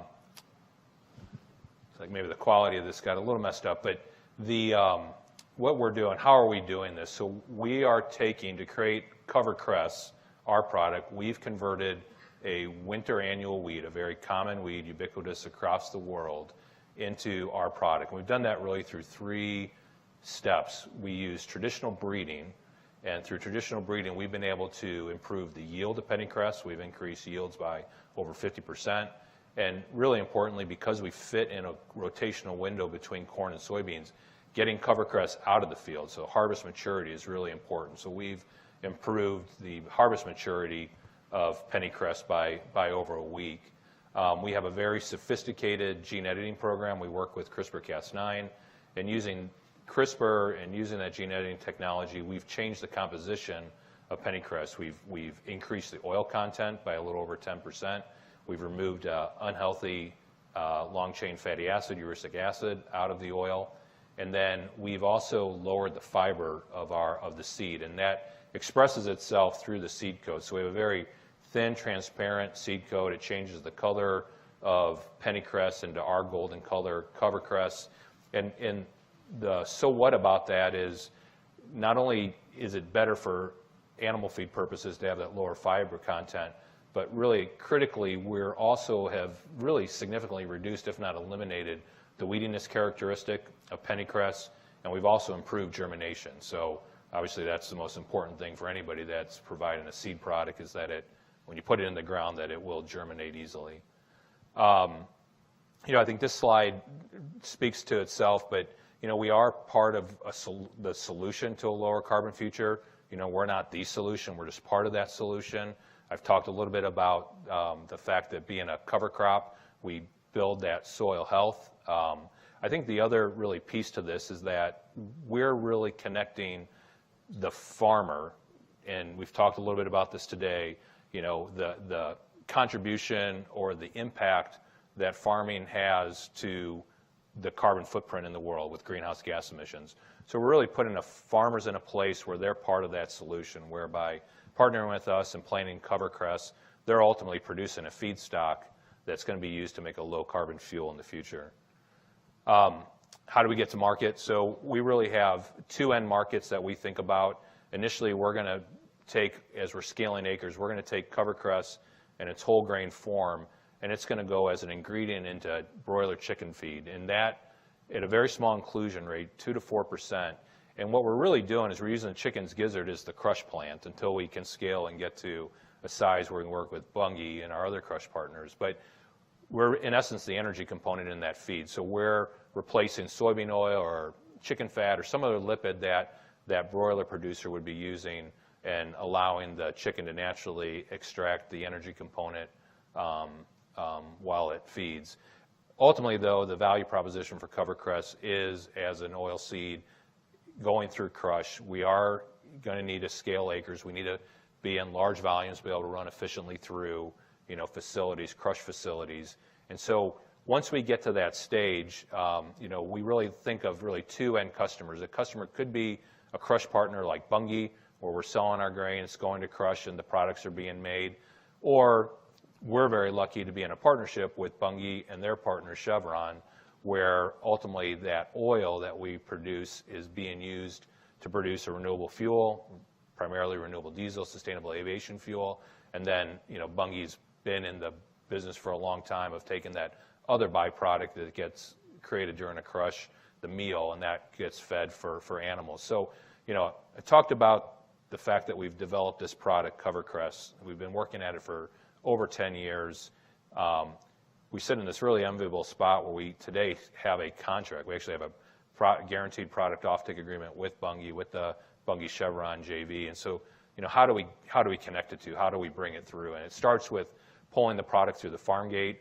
So in our model, we're not selling seed to the farmer. What we're doing is contracting with the farmer, asking them to perform a service for us to plant covercress, cultivate covercress, harbor covercress, and then deliver covercress. Farmer gets paid at delivery. And then once we get to that delivery point, then we work with a really well-distributed network of grain handlers, folks that have assets that are in the marketplace that can receive covercress, can clean it, can dry it, can condition it, store it, package it for us. And because we're a winter crop, we're off-season, we're off-cycle with how a lot of these assets that exist in the Midwest are used at that time of the year. So it's an efficient use for our grain handling partners. So it truly is a partnership-based value chain that we're using to commercialize covercress. This last slide is really kind of a summary slide. I really like the graphic on the I guess your right side of the screen, and that just gives you a sense of the development of our crop during this long cycle when we're in the field. So planting occurs sometime after Labor Day, so September through early October. We are seeded on the ground, so it's broadcast seeding. We're not drilled. We like to have good soil, seed to soil contact. We plant at a very efficient rate. We're planting at 5 to 7 pounds an acre. We recommend a piggyback trip for a grower, so if a grower is doing some kind of vertical tillage pass after their corn harvest, we can put an air seeder on the back of that vertical tillage tool and spread the seed that way. If planting date is September 10th, the real planting date is the first day that it rains. So this year, we've talked a lot about the drought. We've been holding our breath. We're very thankful for the moisture that we received last night. I tried to get a hold of our chief agronomist before I showed up here just to see how things look, but I'm hopeful that we got a nice bit of moisture. But once we get that moisture and we start to emerge, what happens in the fall throughout the winter is covercress becomes a rosette. So think of about a palm-sized plant low to the ground. So we don't have the visual impact of other cover crops during that fall and winter period, but we are getting all the really important benefits through the root structure. So as those roots continue to grow, as I mentioned before, creating a home for microbes, breaking up soil, pulling nitrogen out of the ground so that we don't have the runoff into our river basins. All that activity is happening. We're in a winter crop. We need to go through 20, 30 days of close to freezing weather to get to the propagation state. So we go through the winter time, and once we get back into the spring and we get to our warmer days and more sunlight, the plant starts to bolt, produces a bolt, and then it starts to branch out, it starts to flower, and then by the time we reach mid-May is when really we're in full bloom. Then if you were to look at a covercress field, it's be looking like a soybean field, in full bloom. So we like to say you're getting cover when it counts. So that above ground cover exists during the springtime, where here in the Midwest, we typically would get really heavy rains. And then once it turns that golden brown color, we're ready for harvest. So that's a little bit about the cycle, and talked already about some of the value propositions for the farmers, as well as the sustainability benefits of our products. So if I could ask you guys to go ahead and run this video. This is a video we used at the Farm Progress Show this past summer. We had an opportunity to interact with several thousand farmers in Iowa, and this was really useful in that regard. My name's Dale Sorensen, and I'm the Chief Commercial Officer of CoverCress Incorporated. I'm a South Dakota farm boy originally and have been in agriculture my entire career. This will be my 41st crop season working in agriculture with farmers. The inspiration for CoverCress really started back in 2013 with a couple of gentlemen that were pulling field pennycress samples from across the countryside that really created the first base genetics that could be utilized in breeding and developing a new crop called CoverCress. CoverCress gives you an opportunity to raise a third crop in with corn and soybeans over a 2-year period. This crop actually grows through the entire winter season from fall till spring. And during that winter season, it is developing a root system. It's keeping something alive in that soil during the entire winter months, rather than a brown landscape that you typically see in farm country. With earthworms being able to move in, it's starting to create a home for a host of good things to happen in the soil. Being able to protect that soil surface during those heavier rain periods that can occur in March and April is another big benefit. As you get to the latter part of the season, this crop has the potential to capture close to a ton of carbon per acre during its growth cycle, when most acres in the central United States don't have anything going on. The goal of covercress over the next 12 to 24 months is to get a group of farmers starting to raise this in the fall of 2022, and then really start to increase acres in the fall of 2023.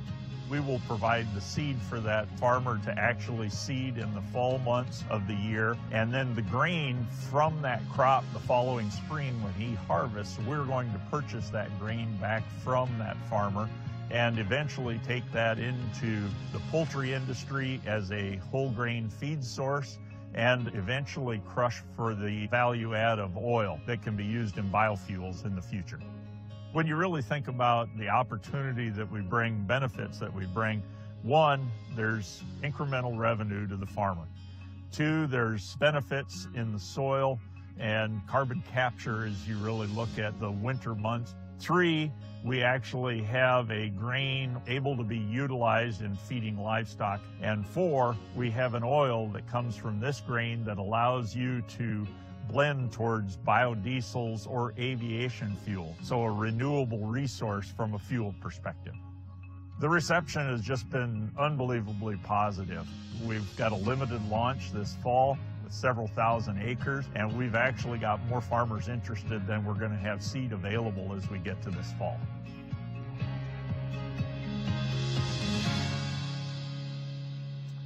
Thank you. One quick side note, one of those gentlemen that were referenced that were going around their hands and knees pulling pennycress samples is sitting right here in front of me. Yeah, so Mike, I'm going to start with you. I remember way back when, as you say, VJ was first working on this, the thought of growers at all letting you come between their corn and soybeans, like forget it. Not to mention even thinking about the downstream guys like Bunge or Chevron. So what combination of externality changes have occurred or internality changes that you had to accomplish got you to this phenomenal point in time? Yeah. I think one of the keys to success for us is, you know, we made the joke earlier, Larry made the joke about being able to pivot as a CEO of a startup. We've been lucky. We've been focused on the same goal from the beginning, and it was all about having a non-food, non-feed oil seed that could be used for production of renewable fuels.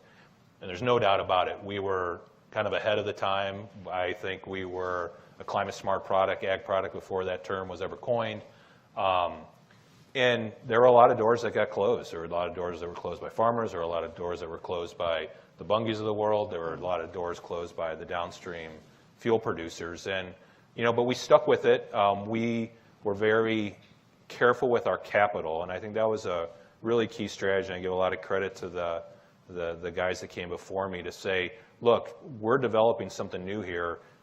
We only get to look at this one time a year.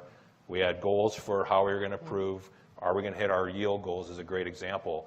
And if at the end of a season, if we didn't reach those goals, there's no need to have a lot of capital on the balance sheet and just to return it back to owners. So we just were kind of the little engine that could. We just kept chugging along, and then over the last couple of years, the world turned, right? I mean, from an industry standpoint, right? You look at, and the best example for that is the Bunge Chevron joint venture focused on renewable fuels, which was a catalyst for our business, and then from a government standpoint as well. I mean, there's no doubt that there's a keen focus on how we're going to tackle this climate change issue, and the great example there would be, from an agricultural standpoint, would be USDA's $2.8 billion Climate Smart Commodities Grant Program, which unfortunately we did not get one of those grants, but we're doing okay. So I think, Martha, it was staying focused, using capital wisely, and then probably being lucky. Yeah, that's fantastic. I mean, I always find it funny when the Boeing or the Air Force guys say, you know, we're never going to be plugging our planes in. We're going to need that renewable jet fuel, right? Yeah, never until you do, right? I guess, right? Yeah, right. So, Brock, you've been patient here, listening to the rest of the panelists. You come from a very different side of it, right? Kind of creating desperately needed water that many people have talked to today, where it doesn't exist today. Have you faced opposition, obstacles? Has that been a eventless journey, like piece of cake? Well, I'm gonna talk about, for example, in the last few weeks I've been in Arizona, and they're running out of water. Now, water is obviously essential. We all take it for granted. The second you're out of water at your house, you can't even imagine. You're like, oh my God. So I'll give you an example, obstacles. So big developers in Arizona, they want to develop 5,000 houses. They go to get permission from the state, right? They don't get it now for the last 2 years. Why? We have no water. If you want to develop those units in Arizona today, you have to show a 100-year water plan. That's impossible. It's a joke. And the reason it's required is because Arizona doesn't have water. Show me 100-year, we'll give you a permit. Now, that's a huge problem. And they're not building those units. What we're saying to Arizona, for example, and other states will follow, use water gen as a permit for water. Like your HVAC. Each unit that will be built will have a unit like HVAC. It's not that bigger. It will generate all the water for that house. And all those added residents will not tap into what's going away.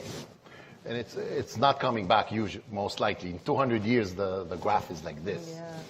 So you're talking about hurdles. This is something that the moment it will be perceived as, oh my God, we can actually do that, then, you know, many solutions will be able to be granted in California, Arizona. It's just a matter of time, and when the pain is going to be so unbearable until they'll need to do things like that. Yeah. But we have to be also patient and understand that those municipalities and those big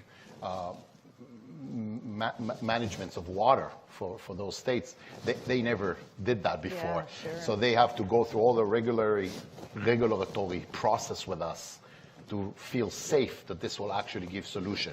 And it will. It's already giving solution. Yeah, so transformative. Yeah. I must admit, somebody during the break from St. Louis asked me to ask you if it's a solution to St. Louis humidity. It's actually funny. So when we established the first production line in the U.S., we have a testing facility in the end of the production. So the units get out, and then we test them for a few days. And after the first week, the entire walls cracked. I'm talking cracks this thick. It will suck all the humidity from the air. So obviously in a closed building with a little bit of, but outside it's no problem. So it actually, it's very powerful.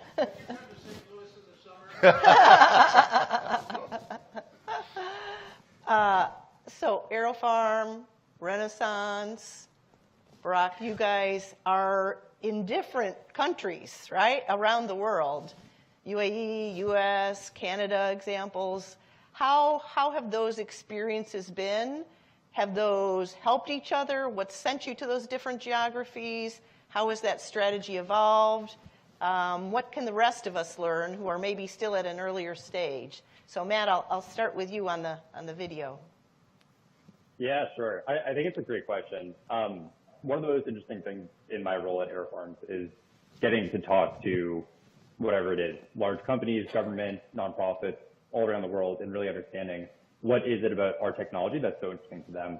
And I almost think like one of the best ways to really understand your business is not just to talk to customers in one geography or one kind of customer, but to have that perspective on all the different things that people see in your technology that you might have not even thought of as such a high priority. So I think, we've learned a ton, and obviously there's a very nice value proposition to the Gulf and the UAE in particular. But yeah, I think like a great lesson to businesses looking to expand, or even just businesses focused in one geography but that want to understand themselves even better, is to have those conversations. There are these macro trends all around the world, but it's really interesting to talk to people in different geographies and really understand how those manifest in different ways in different places. And Matt, would it be would the crops need to be different based on the climate differences, as well as maybe based on what the consumer demand is in each of those geographies? So it's quite unique everywhere you go? Yeah, it's a great question. So, what we do, the kind of like umbrella term for the industry, is controlled environment agriculture. And so, the way that we see our technology is really that we control the environment no matter the conditions that we're in. And so I think something that helps us with our expansion is that we're so good at controlling the environment. So then when you walk into the grow room, it doesn't matter if you're in Abu Dhabi or New Jersey or Virginia, we can create the same conditions. It doesn't matter, the amount of sunlight that's going on, because we control the lighting, and we control the humidity, we control the temperature. And then in terms of products, I think it's also an interesting thing something that's been interesting for me. We've introduced new product lines domestically in the U.S. So one of our standout and most popular products is retail microgreens. Microgreens are pretty difficult to grow in the field and have traditionally been used as more of a garnish in food service or restaurant settings. But we've pioneered something that we think is a really unique value proposition and had a ton of success in that with that in this market. And so I think we kind of see it's interesting to think about like meeting where the market is and then also bringing innovative products to the market. And Jamie, it sounds like maybe you've had similar experiences. I mean, I learned from you camels and chickens don't eat the same thing. No, they don't. They eat similar things in a different manner, but I'll certainly back up what AeroFarms is doing. And by the way, they're a real big innovator in the field. If you don't know much about human food, CEA, AeroFarms is certainly a massive leader in what they're doing. So well done to you on that. We could chat about the fodder game after, by the way.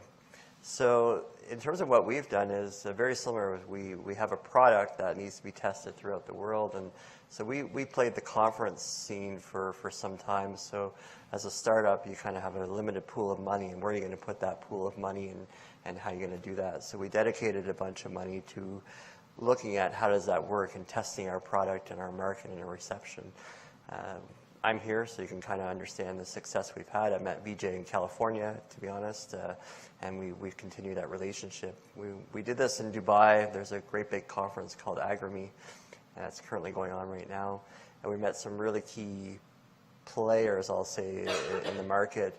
And we understood the value of partnerships and from a foreign direct investment versus a company just coming in and saying we're going to do X, Y, and Z. We talked about camel. So at the time, I didn't realize that camel milk is an actual product that people in the GCC drink and eat, and they race, and they also look at beauty camels. So understanding that is certainly an interesting market, and how can we provide a solution is through an investment or through a product led by the company in country, as well as partnering with them as well. Another iteration of that is we have a company in Thailand. We are working with a dairy in Thailand, and they feed their cows rice. And to hear that for us, that's really, I'm not going to say strange, but different. And so how do we work with them on a similar challenge that they have with their environment that they want to grow rice in? So the CEA, or the Controlled Environment Ag, that we talk about can do that. Is we can take a certain type of product and adapt it within the control environment and enable us to create conditions so that way it can be grown in that environment. Great.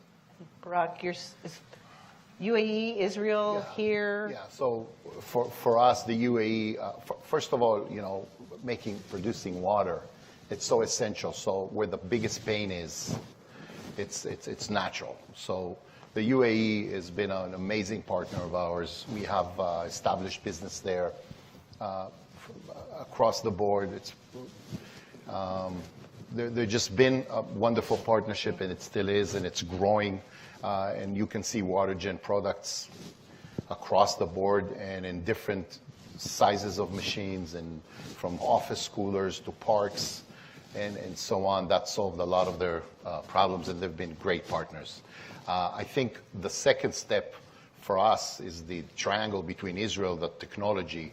UAE was, the US is, it's less extreme, but that's why we came into the US a bit later, pretty much 3 years ago.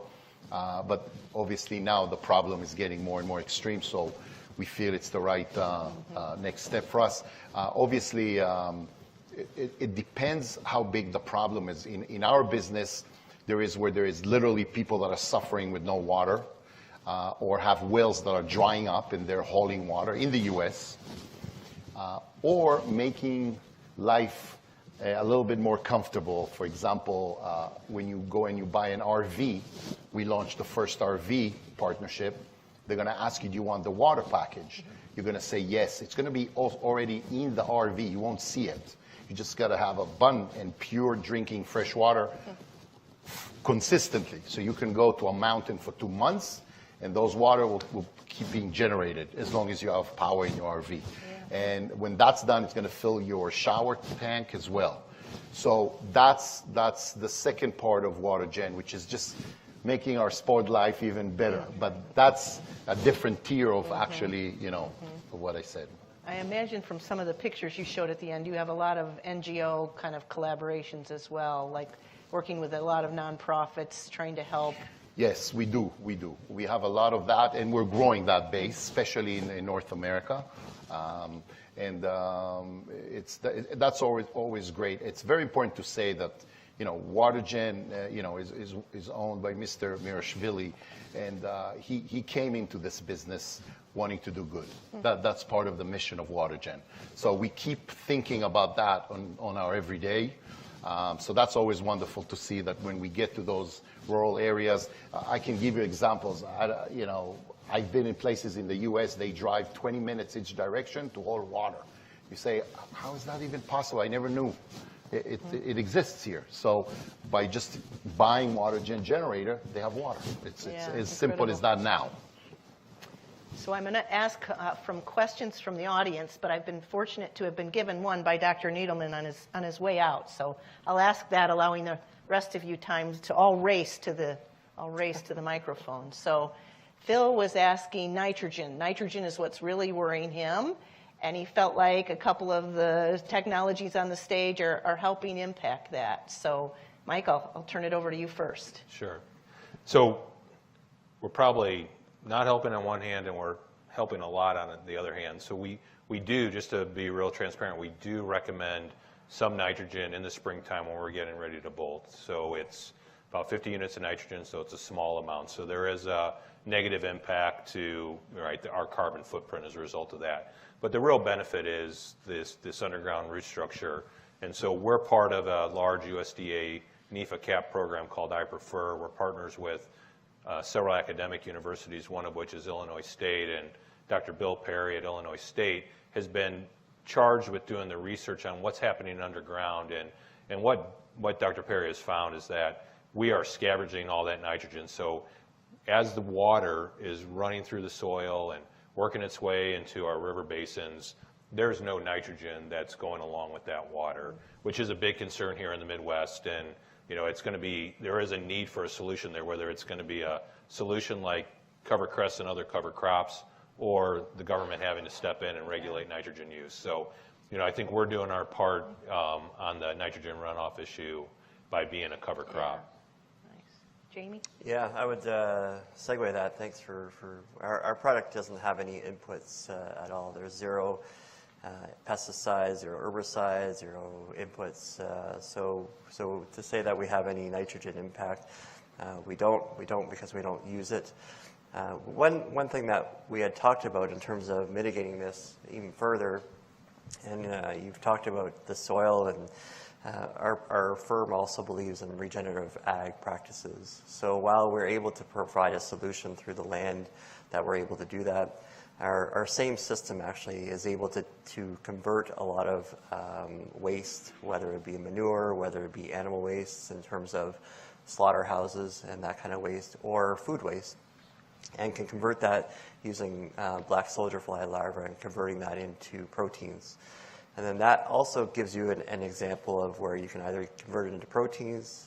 There's also a waste component from there, which is called, I'm going to call it a fertilizer just for the terminology, but you can also take that and put it back into the soil. So that gives you a negative waste component in terms of what you're using on farm and then converting that back into the soil. So getting back and putting those inputs back into the soil. Rotational grazing is often used for soil compaction. So you're talking about your crop in terms of spray seeding. Those are practices that we involve with that. So the system does produce fodder, but it also produces another entity and enables the farmer to actually bring back the soil, bring back the health of their land based on using this technology piece. And it's not one solution. So this could be a solution coupled with your product, coupled with that. So we can really see that collaboration and imagine being able to do that in a desert. Yeah. So I toured multiple farms in UAE and in Oman, and they're growing their irrigation, the amount of water they use to do that on a pivot per day is insane. But they're doing it in desert. And when I say a desert, the soil looks yellow, and they're growing alfalfa out of that, and they're growing different types of they call roosie grass. Is it high quality? No. But could we implement systems like what you're describing with extracting water from air and then regenerative ag practices? Absolutely can. It's a game changer. So Larry, Matt talked a bit about preventing bacteria and mycotoxins on the front end. You have another way of kind of solving it on the back end. Yeah, well, actually, we look like we think about and. Oh, yeah, cool. So the theory of and versus or. We are post-harvest, but from there on, we feel like we can positively impact the safety and sustainability of food. And we, I sit up on stage fairly often with a lot of smart people looking to improve productivity. And I've been a contrarian all my life. I look at it the other way around. I'm going to save what we've already grown. Yeah. And to me, that's the important part where NanoGuard brings. We are the tip of the spear. I don't know of any other companies out there that are doing this. About 90% of the deals are done with identifying the problem. Not so many are done with trying to fix the problem, and that's why there's one area we think we have a niche in that regard. We've actually talked to vertical farm as well, and we think there's a spot there for us. Neat. Yeah, I mean, the idea of acres we could spare if we didn't lose so much downstream is astonishing, right? When you think about, so coming from the background of exporting the big ag product, corn, wheat, soy. The reality is we exported water. We were shipping something from an area of excess to an area of need, and the vast majority of that differential was water. Yeah, fascinating. Have you run into challenges, because you clearly have to work with the whole supply chain as well. You came from that supply chain. Right. You know how crotchety you can be. So so how has that been, trying to find those collaborations? And yeah, I think that's the hardest part when you think about general food loss or food waste. It is a chain, and there are multiple links in the chain, and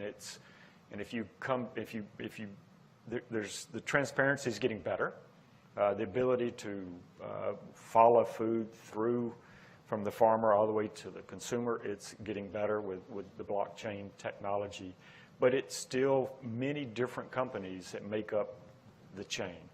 And so think about if you owned a company that through waste was losing 35% of your product. I don't know what business would stay in business. Yeah. In the ag business, we love 2% margins. Well, why is it so hard for a farmer to make money some years? It's because he's starting out 35% in the hole. So if we can fix that, if we can narrow it, reduce it, there'll be more. The pie will be bigger. So I'm not seeing a line at the microphone. Is anyone chomping at the bit with a question? Great. I'd like to ask Mike. Yeah, I can repeat it if you want to.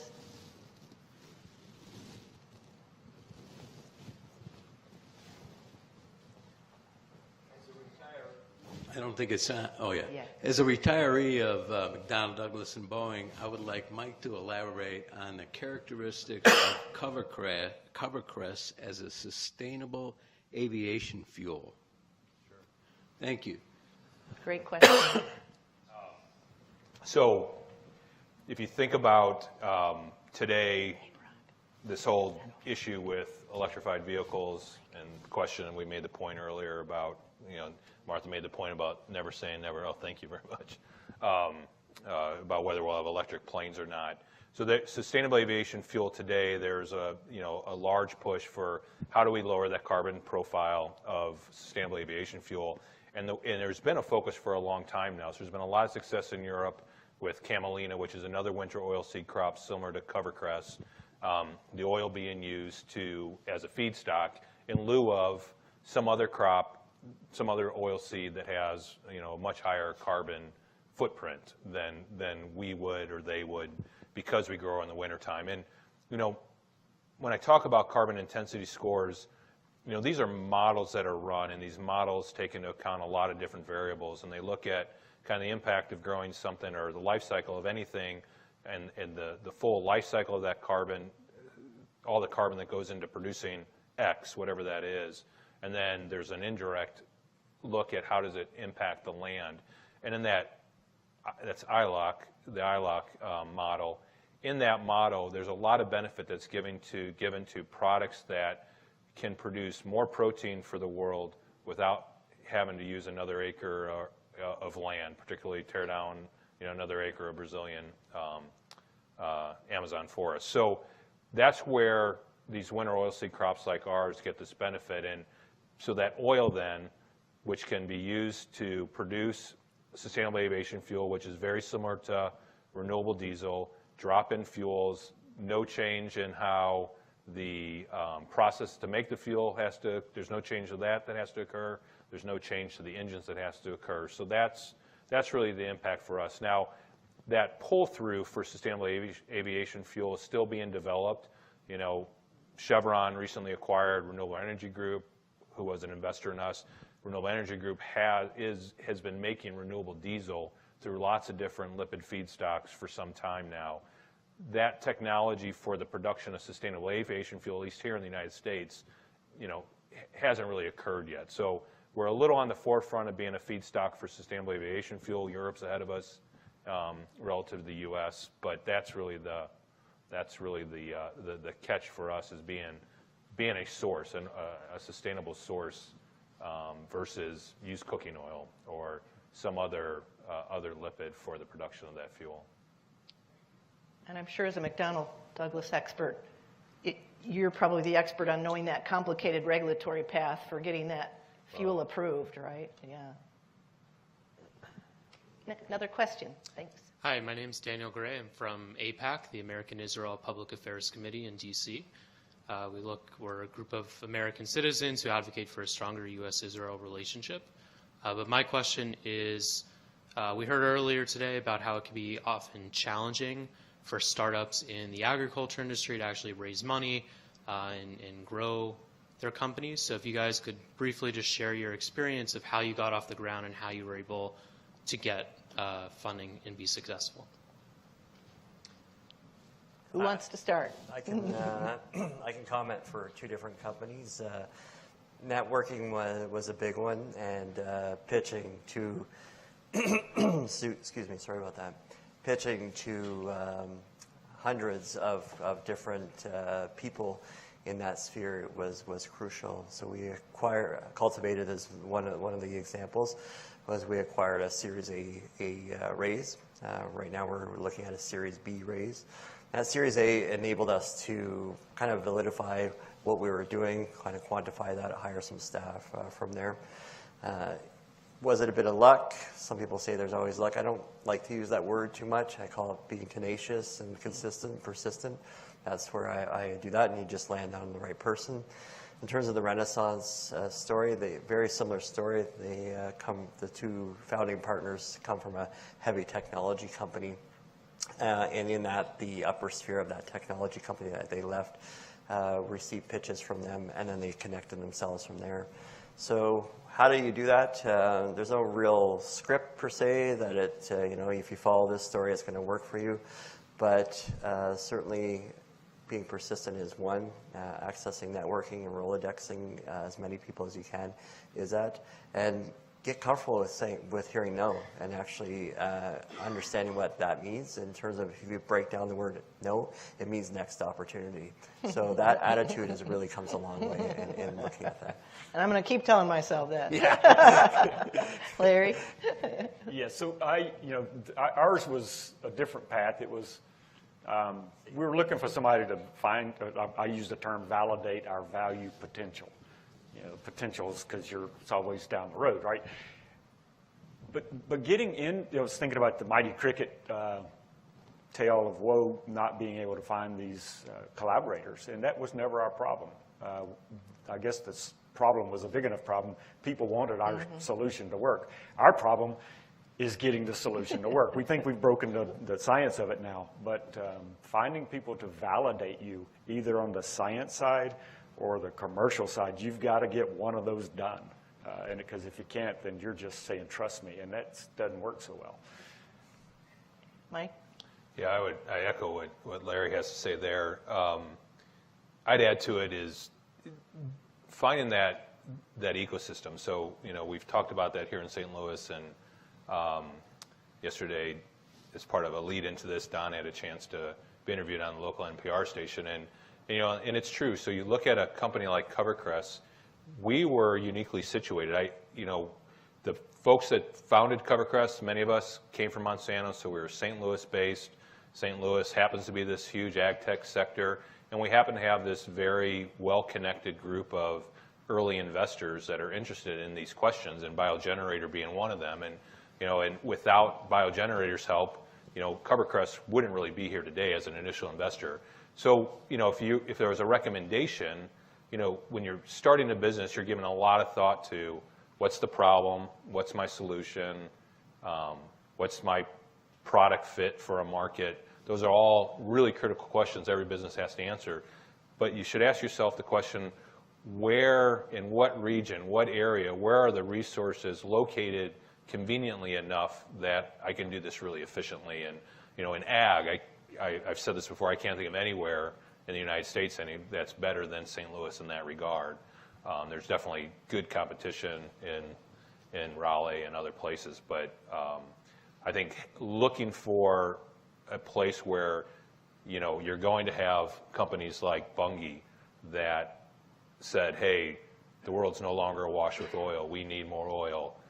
CoverCress is a solution for that. We're in the backyard. And so creating those relationships, having those networks, and a lot of times they already existed, right? Because you've developed those through other avenues by being a part of that ecosystem or part of that area.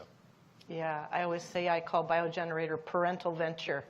It definitely wants a return, but it's very helpful in helping you think things through and being there to connect you with other people, helping you when things are a little rough. So I say that about the whole ecosystem, right? I mean, fortunately, we're typically not in competitive startups, and so you can really help each other out with aspects of your strategy, relationships, other things, and now we're including the broader community here in helping each other out. That's right. Yeah. So, Barack, we'll let you close out. We got 3 minutes left. What do you want to say about raising money? Well, we don't raise money. We're owned by one billionaire investor, and that's his company. Well, and he's very passionate about it. So, sorry, that's why I was quiet. You're going to be mobbed. You're going to be mobbed after this, I think.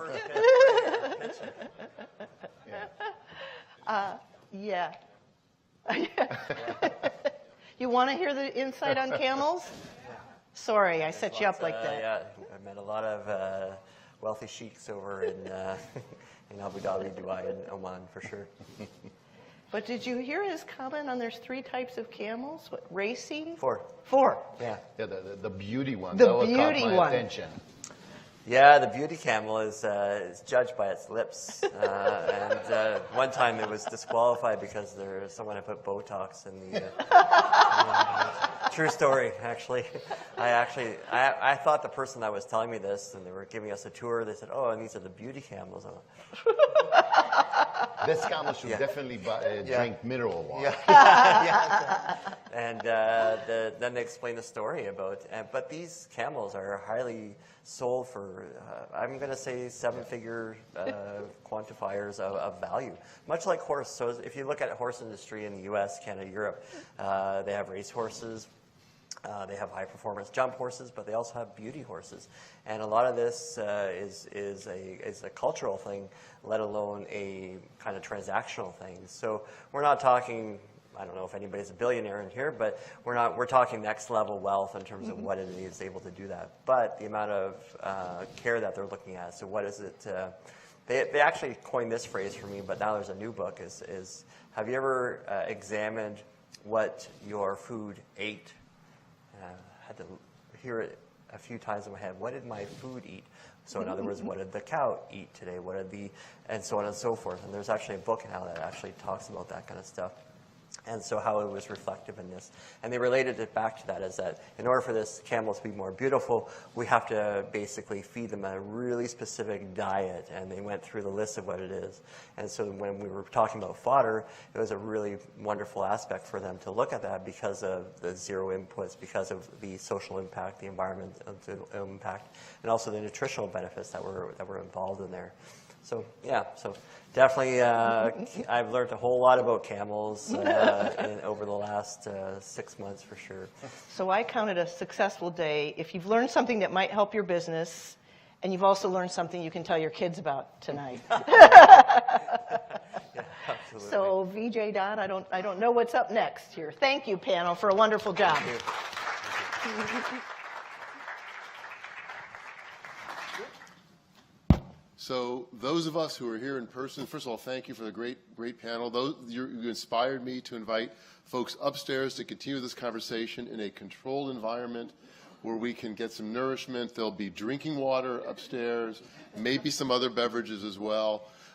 For those who are streaming, thank you for sticking with us. If there's anyone, I know that it's very late in Israel time zone and even later in UAE time zone. If anybody is still sticking with us, we thank you very much for still being with us. And we are concluding the global broadcast, so thank you very much for being with us. And the rest of us can retire upstairs and continue this conversation. And this is the end of the first Trilateral AgriFood Innovation Symposium. Thank you all for being here.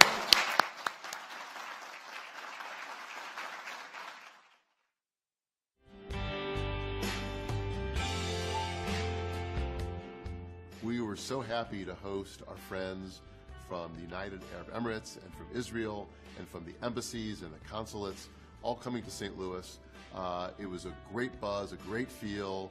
A lot of trust was built here. A lot of new relationships were created. We are really looking forward to this not just having been the last symposium, but this will have been the first symposium and the beginning of a long trilateral collaboration that will bear great fruit, that will benefit all 3 of our geographies and the world in general.